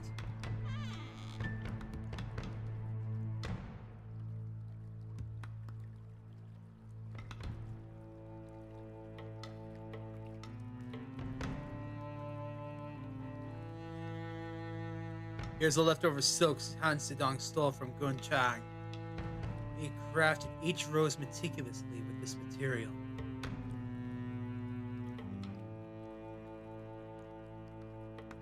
Han Sidong never stopped producing his woodblock carving skills. He was obviously very smart, gifted even. What turned him into such violent predators?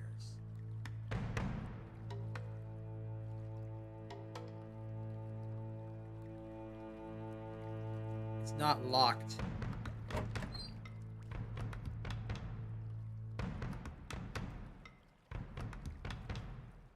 It reads, Shi Wenyan, beloved wife of Lam Haifeng. The book is her weakness. Her name is circled and crossed out. A note was removed from here. I can't make out what's left of it.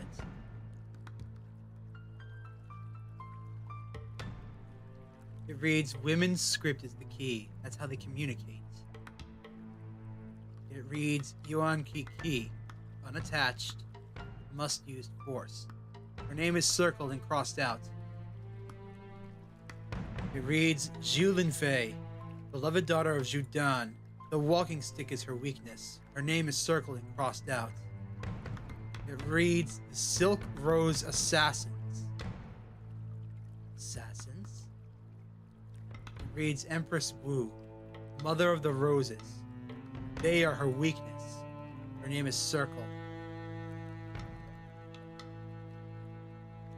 There's a piece of silk cloth. There's something printed on it.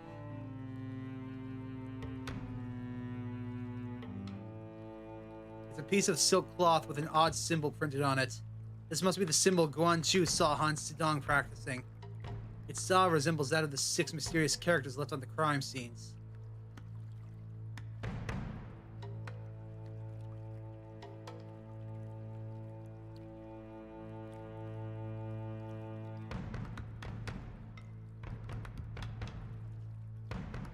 So the rumors were true.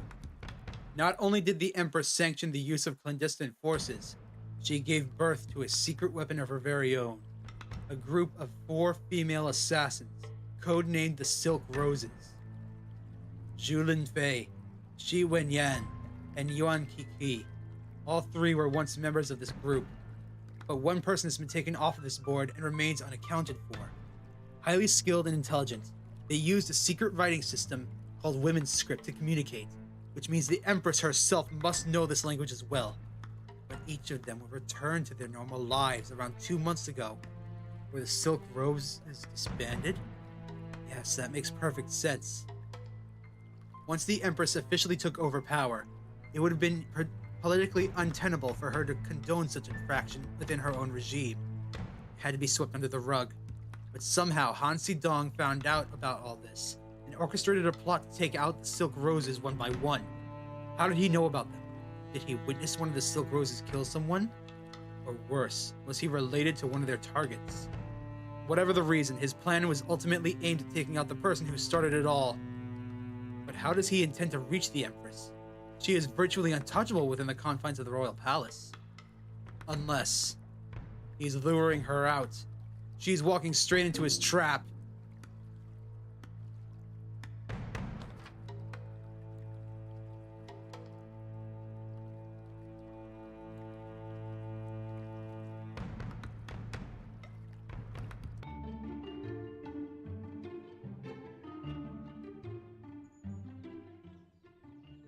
So now what? I never actually played Zero Mission. Oops. Uh-oh.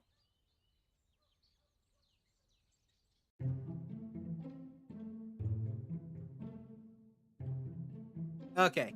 I never actually played Zero Mission before. The only Metroid game that I've ever played, I think, is Dread? Yeah, only Dread. I've only ever played Metroid Dread. I beat it. It was absolutely horrifying, but I beat it. So now what? Oh, wait, I know.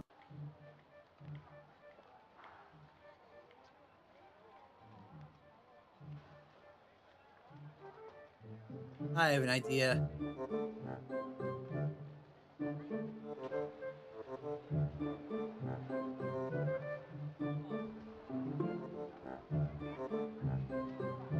I guess I don't know. Crap.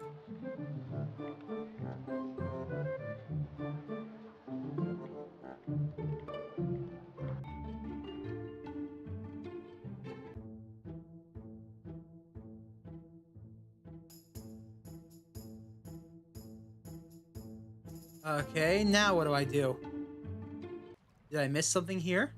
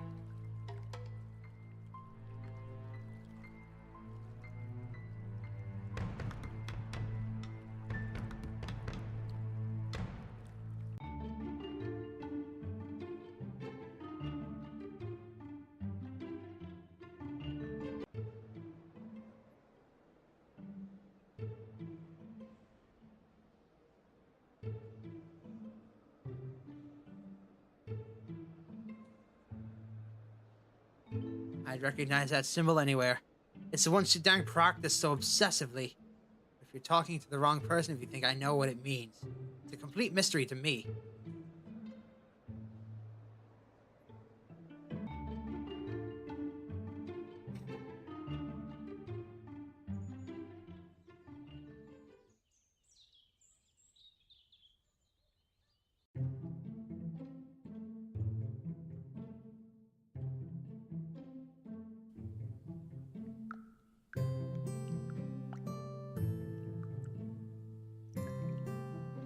Okay, now I'm confused.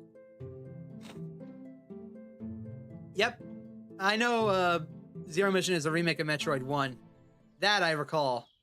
I've just never played any Metroid games aside from Dread.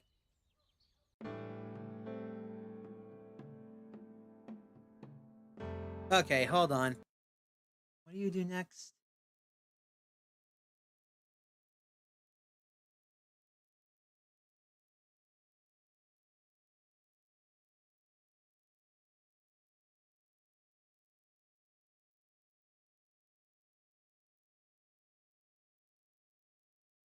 Huh? But I tried that. Alright, let me try again.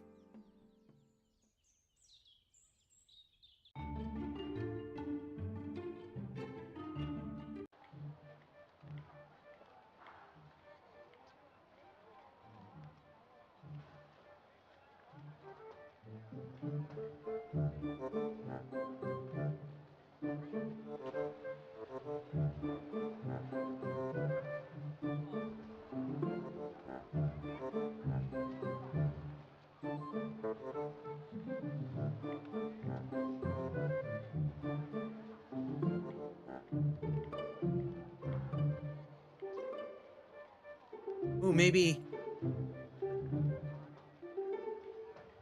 Okay, it's saying I'm supposed to do this.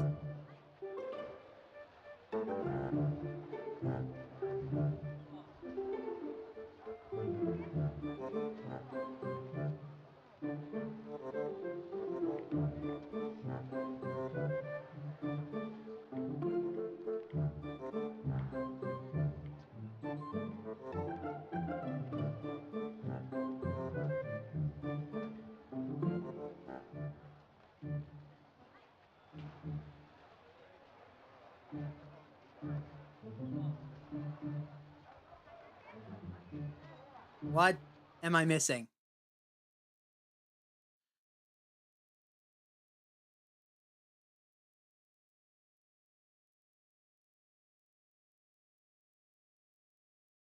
Oh, okay, that's what I'm missing. I'll look into it, Migs. Megs, my bad. So apparently, this is what you need. This plaque. May I borrow this plaque? That thing? You can have it. Someone ordered an entire crate of those by mistake. We got more than what we know to do with. Oh, in that case.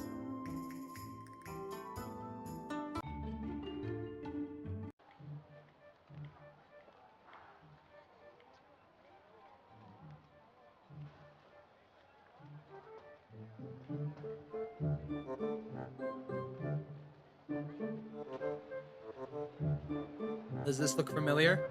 Yes, it does. Where have I seen this before? Oh, of course, it's the plaque from the Imperial Library.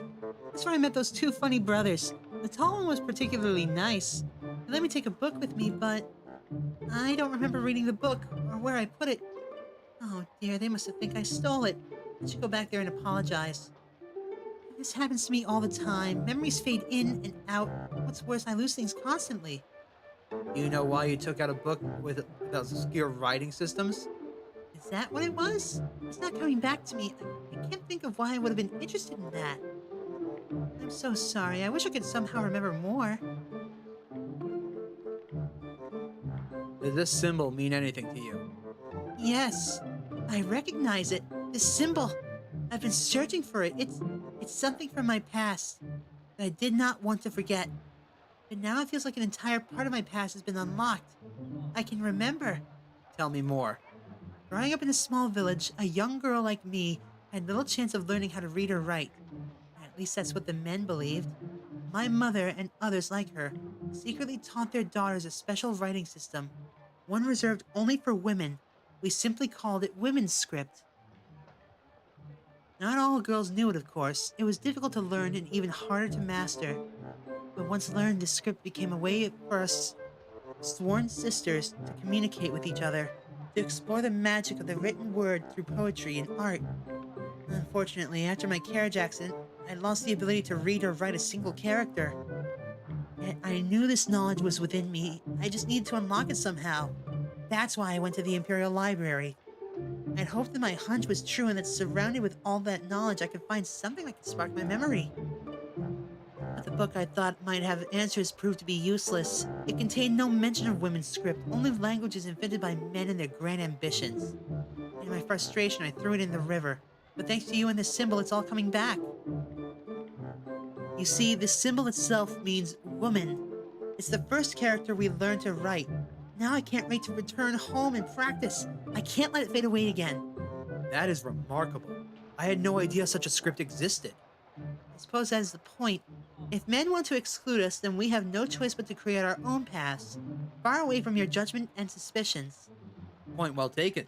Let's hope men and women can continue to strive for better union.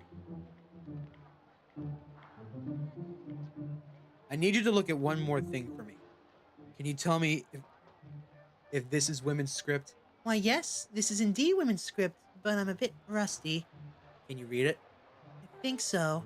I believe it says, "Meet alone, Crown Prince, resting place." Does that mean anything to you? I'm afraid it does. It is the final stage of his plan. This message was for her all along. The murders, the notes, the handmade silk roses. It was all leading to this. A way to lure her out of the royal palace and into the open. He knew she would recognize these victims and the symbolic roses. He knew she could read women's script. But most importantly, he knows she'll do anything to cover up this dark stain in her past. That's why she can't refuse to meet him. That's why she may go alone. How foolish of me. All these clues, all these deductions, I led her directly to him. Now with this message, he's told her exactly where to find him. Dark Stain? Royal Palace? Are you talking about the... I'm sorry. I've said too much. I must go now. Thank you for your help. You're welcome. Best of luck to you. Yeah, that woman, turns out she's an ex-assassin. The Crown Prince. That must be a reference to Yan Yizong, the Empress's firstborn son and heir to the throne before he died suddenly at the age of 23. Some speculated that a power struggle between him and his mother was the true cause of his demise, but those rumors of foul play were never proven. Yizong's tomb is on the outskirts of the city. on the mountain to the east. That must be what he means by resting place. The Empress confiscated the evidence from the Justice Department last night, which means she would have left this morning. If I make haste, I can still catch up to her. I have to hurry.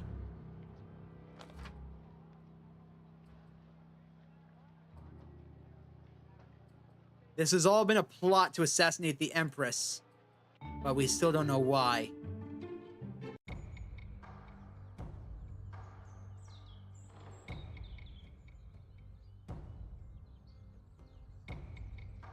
This abandoned cart looks like it's been here for a while. This may come in handy.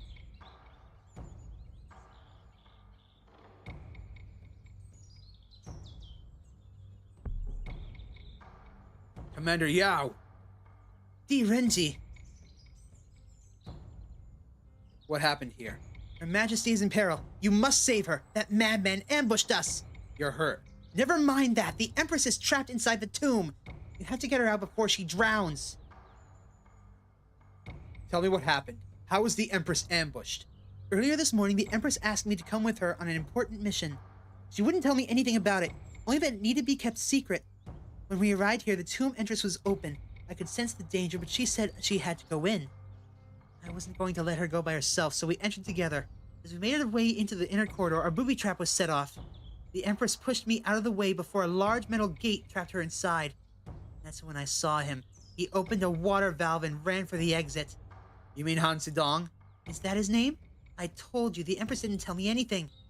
I chased him down these steps, but he managed to surprise me and strike me with his dagger. But the scoundrel never saw my riposte coming either. With all my strength, I thrust my sword into his ribcage.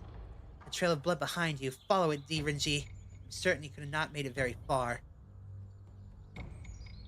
That wound looks bad. It's nothing.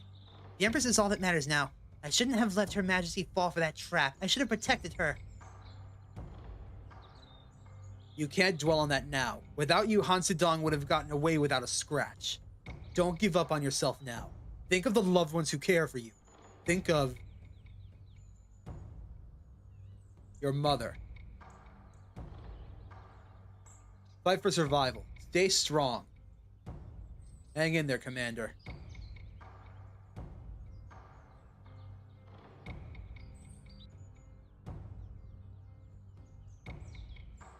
From the top going clockwise, these symbols represent the 5 elements: wood, fire, earth, metal, and water. It's no use. These plates can be pressed, but not without the center key. Sidong has it.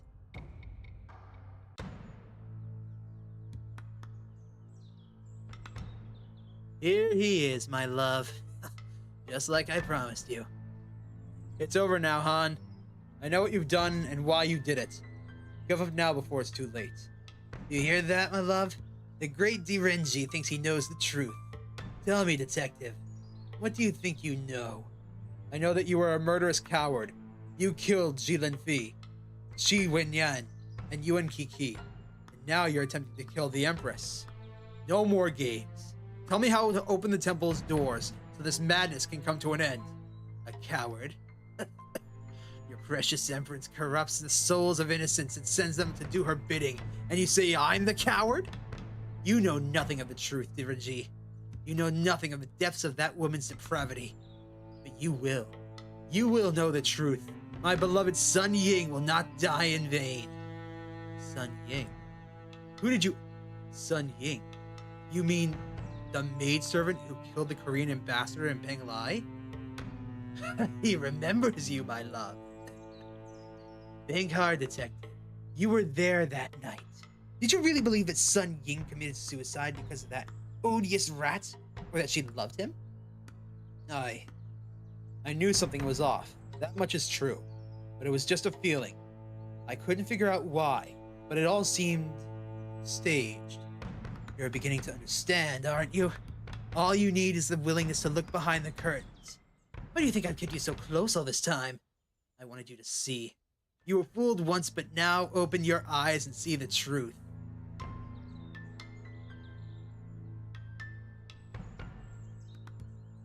Sun Ying was a target. Her real name was Gong Zhao Jai. She was the very first Silk Rose recruited by then Consort Wu. A trained assassin of the highest order, she excelled in becoming invisible. She could become anyone, make you believe anything. Do you see now? Yes, starting to see. Ambassador Chai's death was made to look like a love affair gone wrong, but in fact it was an assassination ordered by the consort Wu. It was all perfectly staged. First, Sun Ying infiltrated the staff, an easy task that could have been achieved by bribing the previous maidservants. Then, she manufactured a romance between her and Shui, a central lie that would trick all of us. Once he was hooked, his death could be made to look like a crime of passion, instead of a politically motivated assassination. That's it. Go on. Consort Wu knew that she could pick up the pieces of the stalled treaty if it looked like the Korean ambassador was also at fault. The emperor was sick and she was on the brink of power. Securing the credit for such marquee treaty was ultimately what she was after. She saw an opportunity to gain more ground in her fight for the throne, and at that expense of her husband's legacy, she seized the moment. But why the suicide? Why did Sun Ying have to die? He's almost there. Sacrifice, solidarity, and sisterhood. That was their creed. The Silk Roses were formed for one purpose only: to bolster the campaign of the first female empress, at any and all costs. Now do you understand why the ruthless tyrant must be eliminated? She's poisoned the hearts of those women for her own gain. Is there any worse crime? But you're the one who killed them. You're the one who killed them and took their hearts. Why not spare them if you blame the Empress? I took their hearts so they could be cleansed and redeemed. They no longer suffer the stain of corruption and shame because of it. You would kill just to appease your own morbid sense of justice. Those women deserved better than that. You're the one who's been blinded by vengeance and hatred. I had to do it for Sun Ying. I had to be strong. Isn't that right, my love? She turned you against me, but now we can see what I'm capable of. We were inseparable as children. We were supposed to grow old together until that monster sank her claws into you. Suddenly you changed. Said that I was too weak to understand your new purpose. But don't you see how strong I've become? Enough. Your wound is worsening. Tell me how to open the tomb's doors. Enough damage has already been done. At last we will be together, my love. No more distractions, no more missions. I'm so tired. So tired. Tell them what's happened to us, dear Renjie. Tell them what kind of person sits on the throne. You must tell them.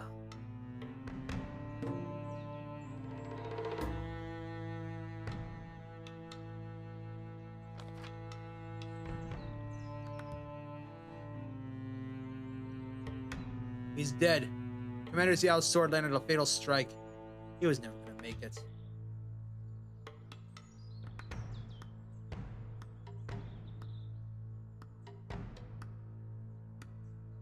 Sun Ying's real name, Gong Jiaojai, is engraved on it. An Zedong must have known he may not survive an encounter with the Empress. His final steps were always going to lead him back here, back to her side.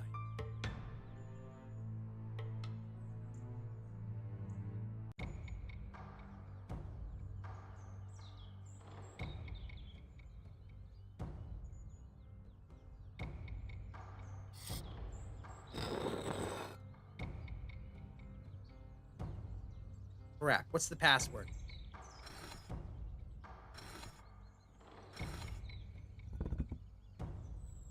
Nothing happened. Must have been the wrong combination.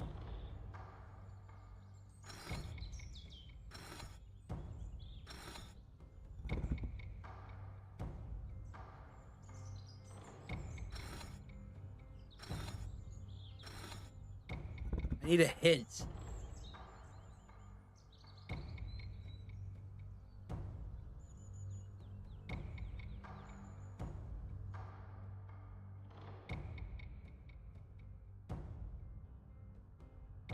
Oh.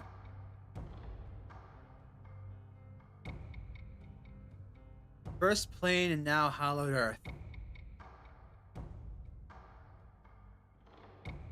Later forged by fire and sealed by water.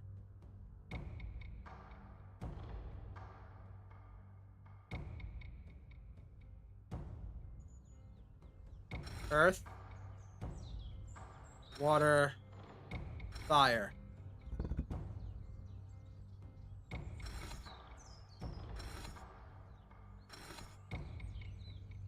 There it is.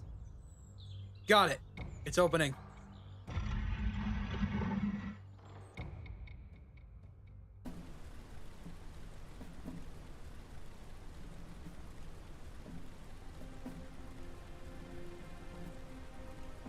Renjie, you're here. How did you find me? I followed Han Sidong's trail.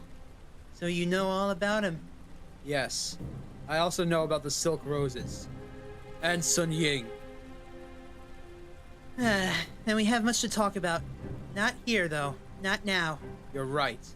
I will not delay your rescue, if you can make me a promise. A promise? How dare you negotiate with me? I simply want to know the truth. I think I've earned that. If we make it out of here, allow me one more audience with you. But no more secrets. No more lies. Minister Wang and my husband were right. You are quite extraordinary, Renjie. Very well. You will have your answers. You have my word. Now get me out of here.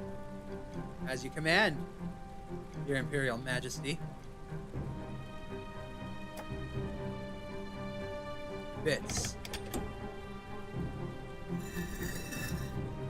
Oh, you've got to be kidding me. Not exactly what I was hoping for.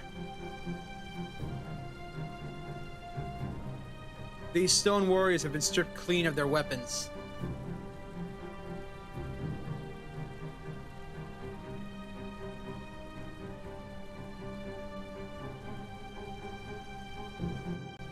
Okay, perhaps there's a clue in the inner chamber.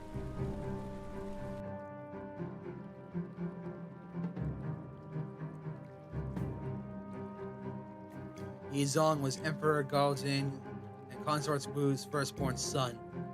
He was a crown prince and heir to the throne, but he did not live to see his 24th birthday. His mysterious death further ignited rumors of foul play within the royal family. His coffin lacks any markings or decorations, perhaps a sign of the mystery that surrounded his premature death.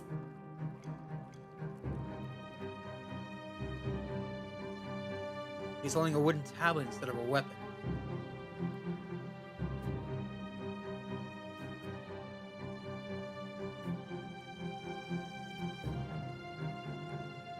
Oddly, there's no text on this tablet. But what are these wavy lines curved around all of its surfaces?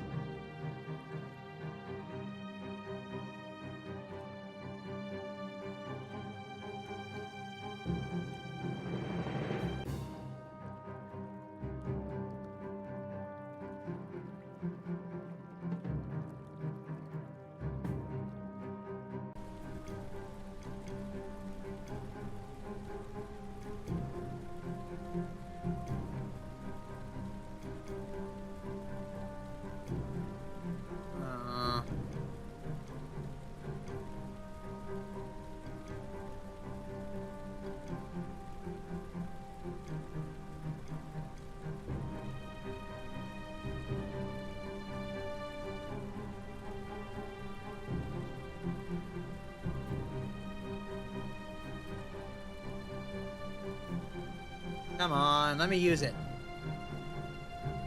What if this tablet was soaked in water?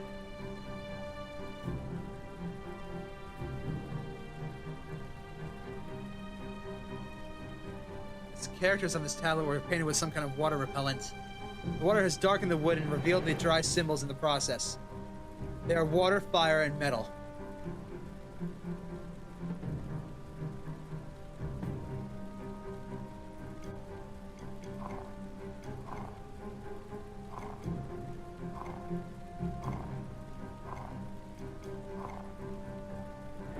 I think something is happening. Uh-oh.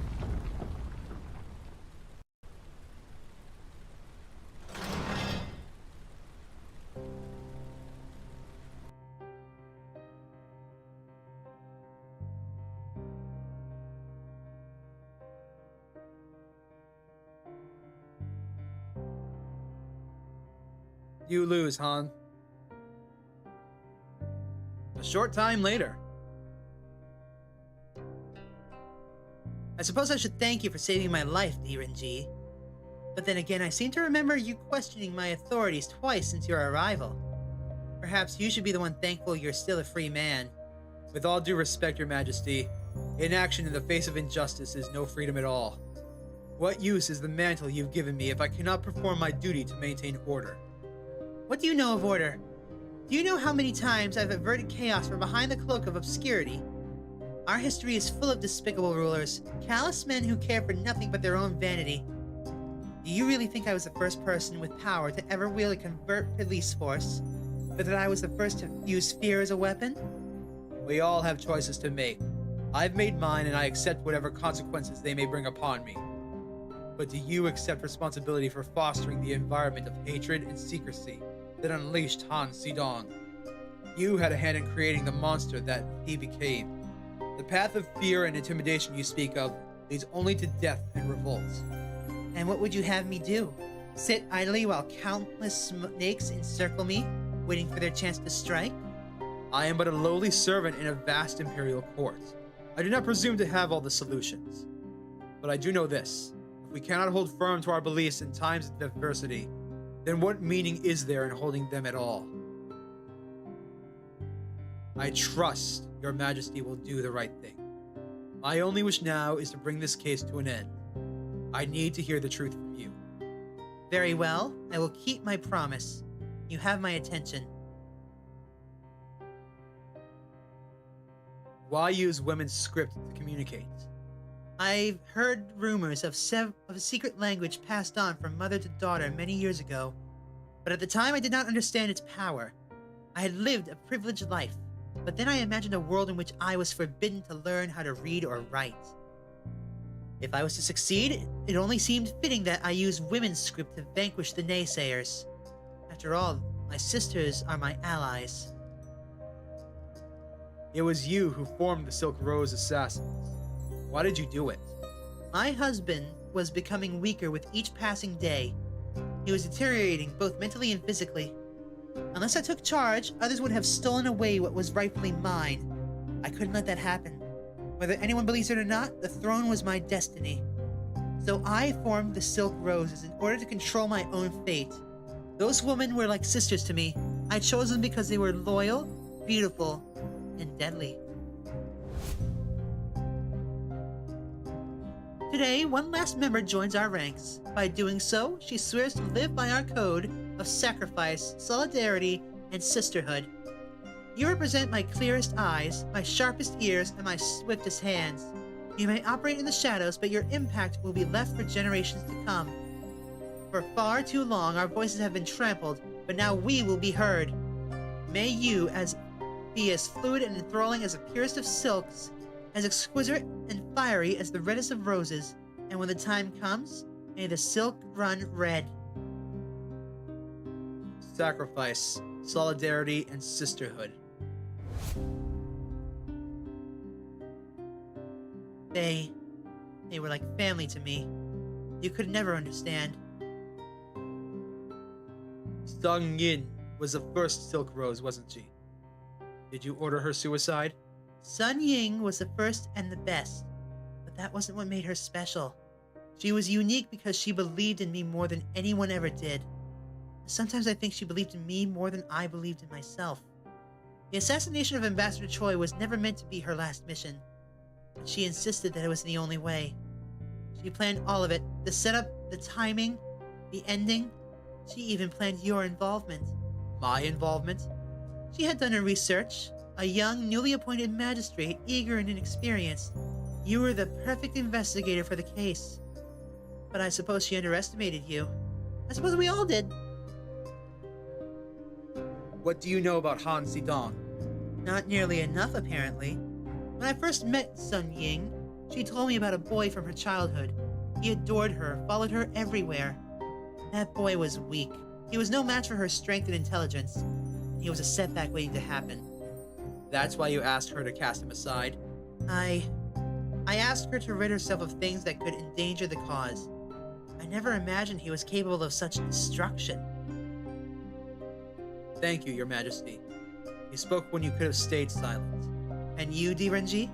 Will you repeat the story of the Silk Roses? Will you tell of my past misdeeds?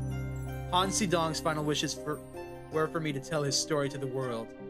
But his is a story of fear and loathing. What are you saying? You are right about one thing, Your Majesty. You were not the only, nor will you be the last ruler to justify the use of extreme measures. But one thing now sets you apart. These 4 dead women will forever claim a piece of your conscience, and I believe you will honor their sacrifice. For that reason, I will not speak of the Silk Roses beyond these walls. The people deserve better. They deserve hope. The rest, Your Majesty, is up to you.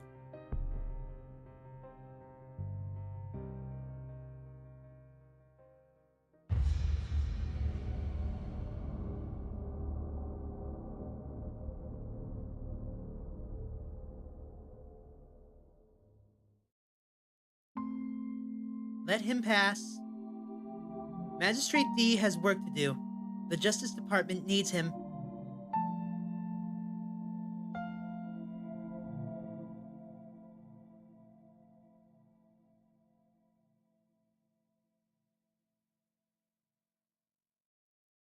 We win!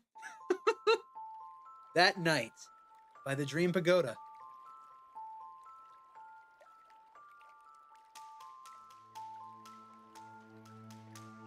Ah, here we are again. But this time feels different than last time. Something's changed. Hello, old dear friend. Ahem. I will miss you, D. Renjie. Is this a farewell? For a little while. But tell me, you solved the case, and your heart still does not rest. Why? How can I rest when I know I could have done more? Han Sidong was right. From the very beginning, I was fooled into believing that I knew my mission and those I could trust. But the truth has eluded me. I believed that it was the Empress who needed saving, but it was Sun Ying who haunted me all along. If I was who I needed redemption for my failure in Penglai,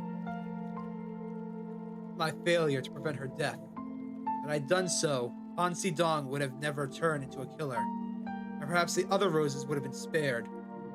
Greatness cannot be untangled from responsibility and guilt, but not all those in need of saving can be saved. But where does it all lead? Take the first step, and the second will follow, and so on and so forth. In time, you will find your own path to glory. Rise now to the peak. She is waiting. Thank you, my friend. I love this game. Let's see the ending.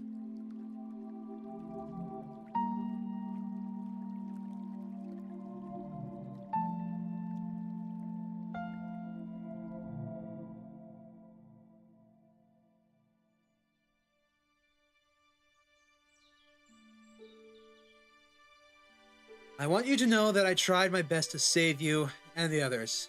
Perhaps to some degree we all have blood on our hands. That's something I will have to live with for the rest of my life. But I've come to accept that some of us aren't meant to find peace. Some of us are meant to stand alone, on guard, ready for the next wrong to be made right. Ready to shoulder the heaviest of burdens. That is my responsibility. My duty. I understand that now, and I intend to bear it with all of my power. May you rest in peace, Sun Ying.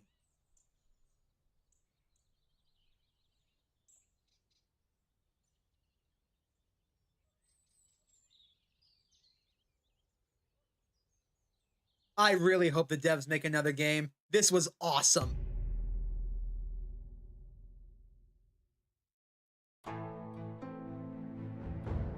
All right.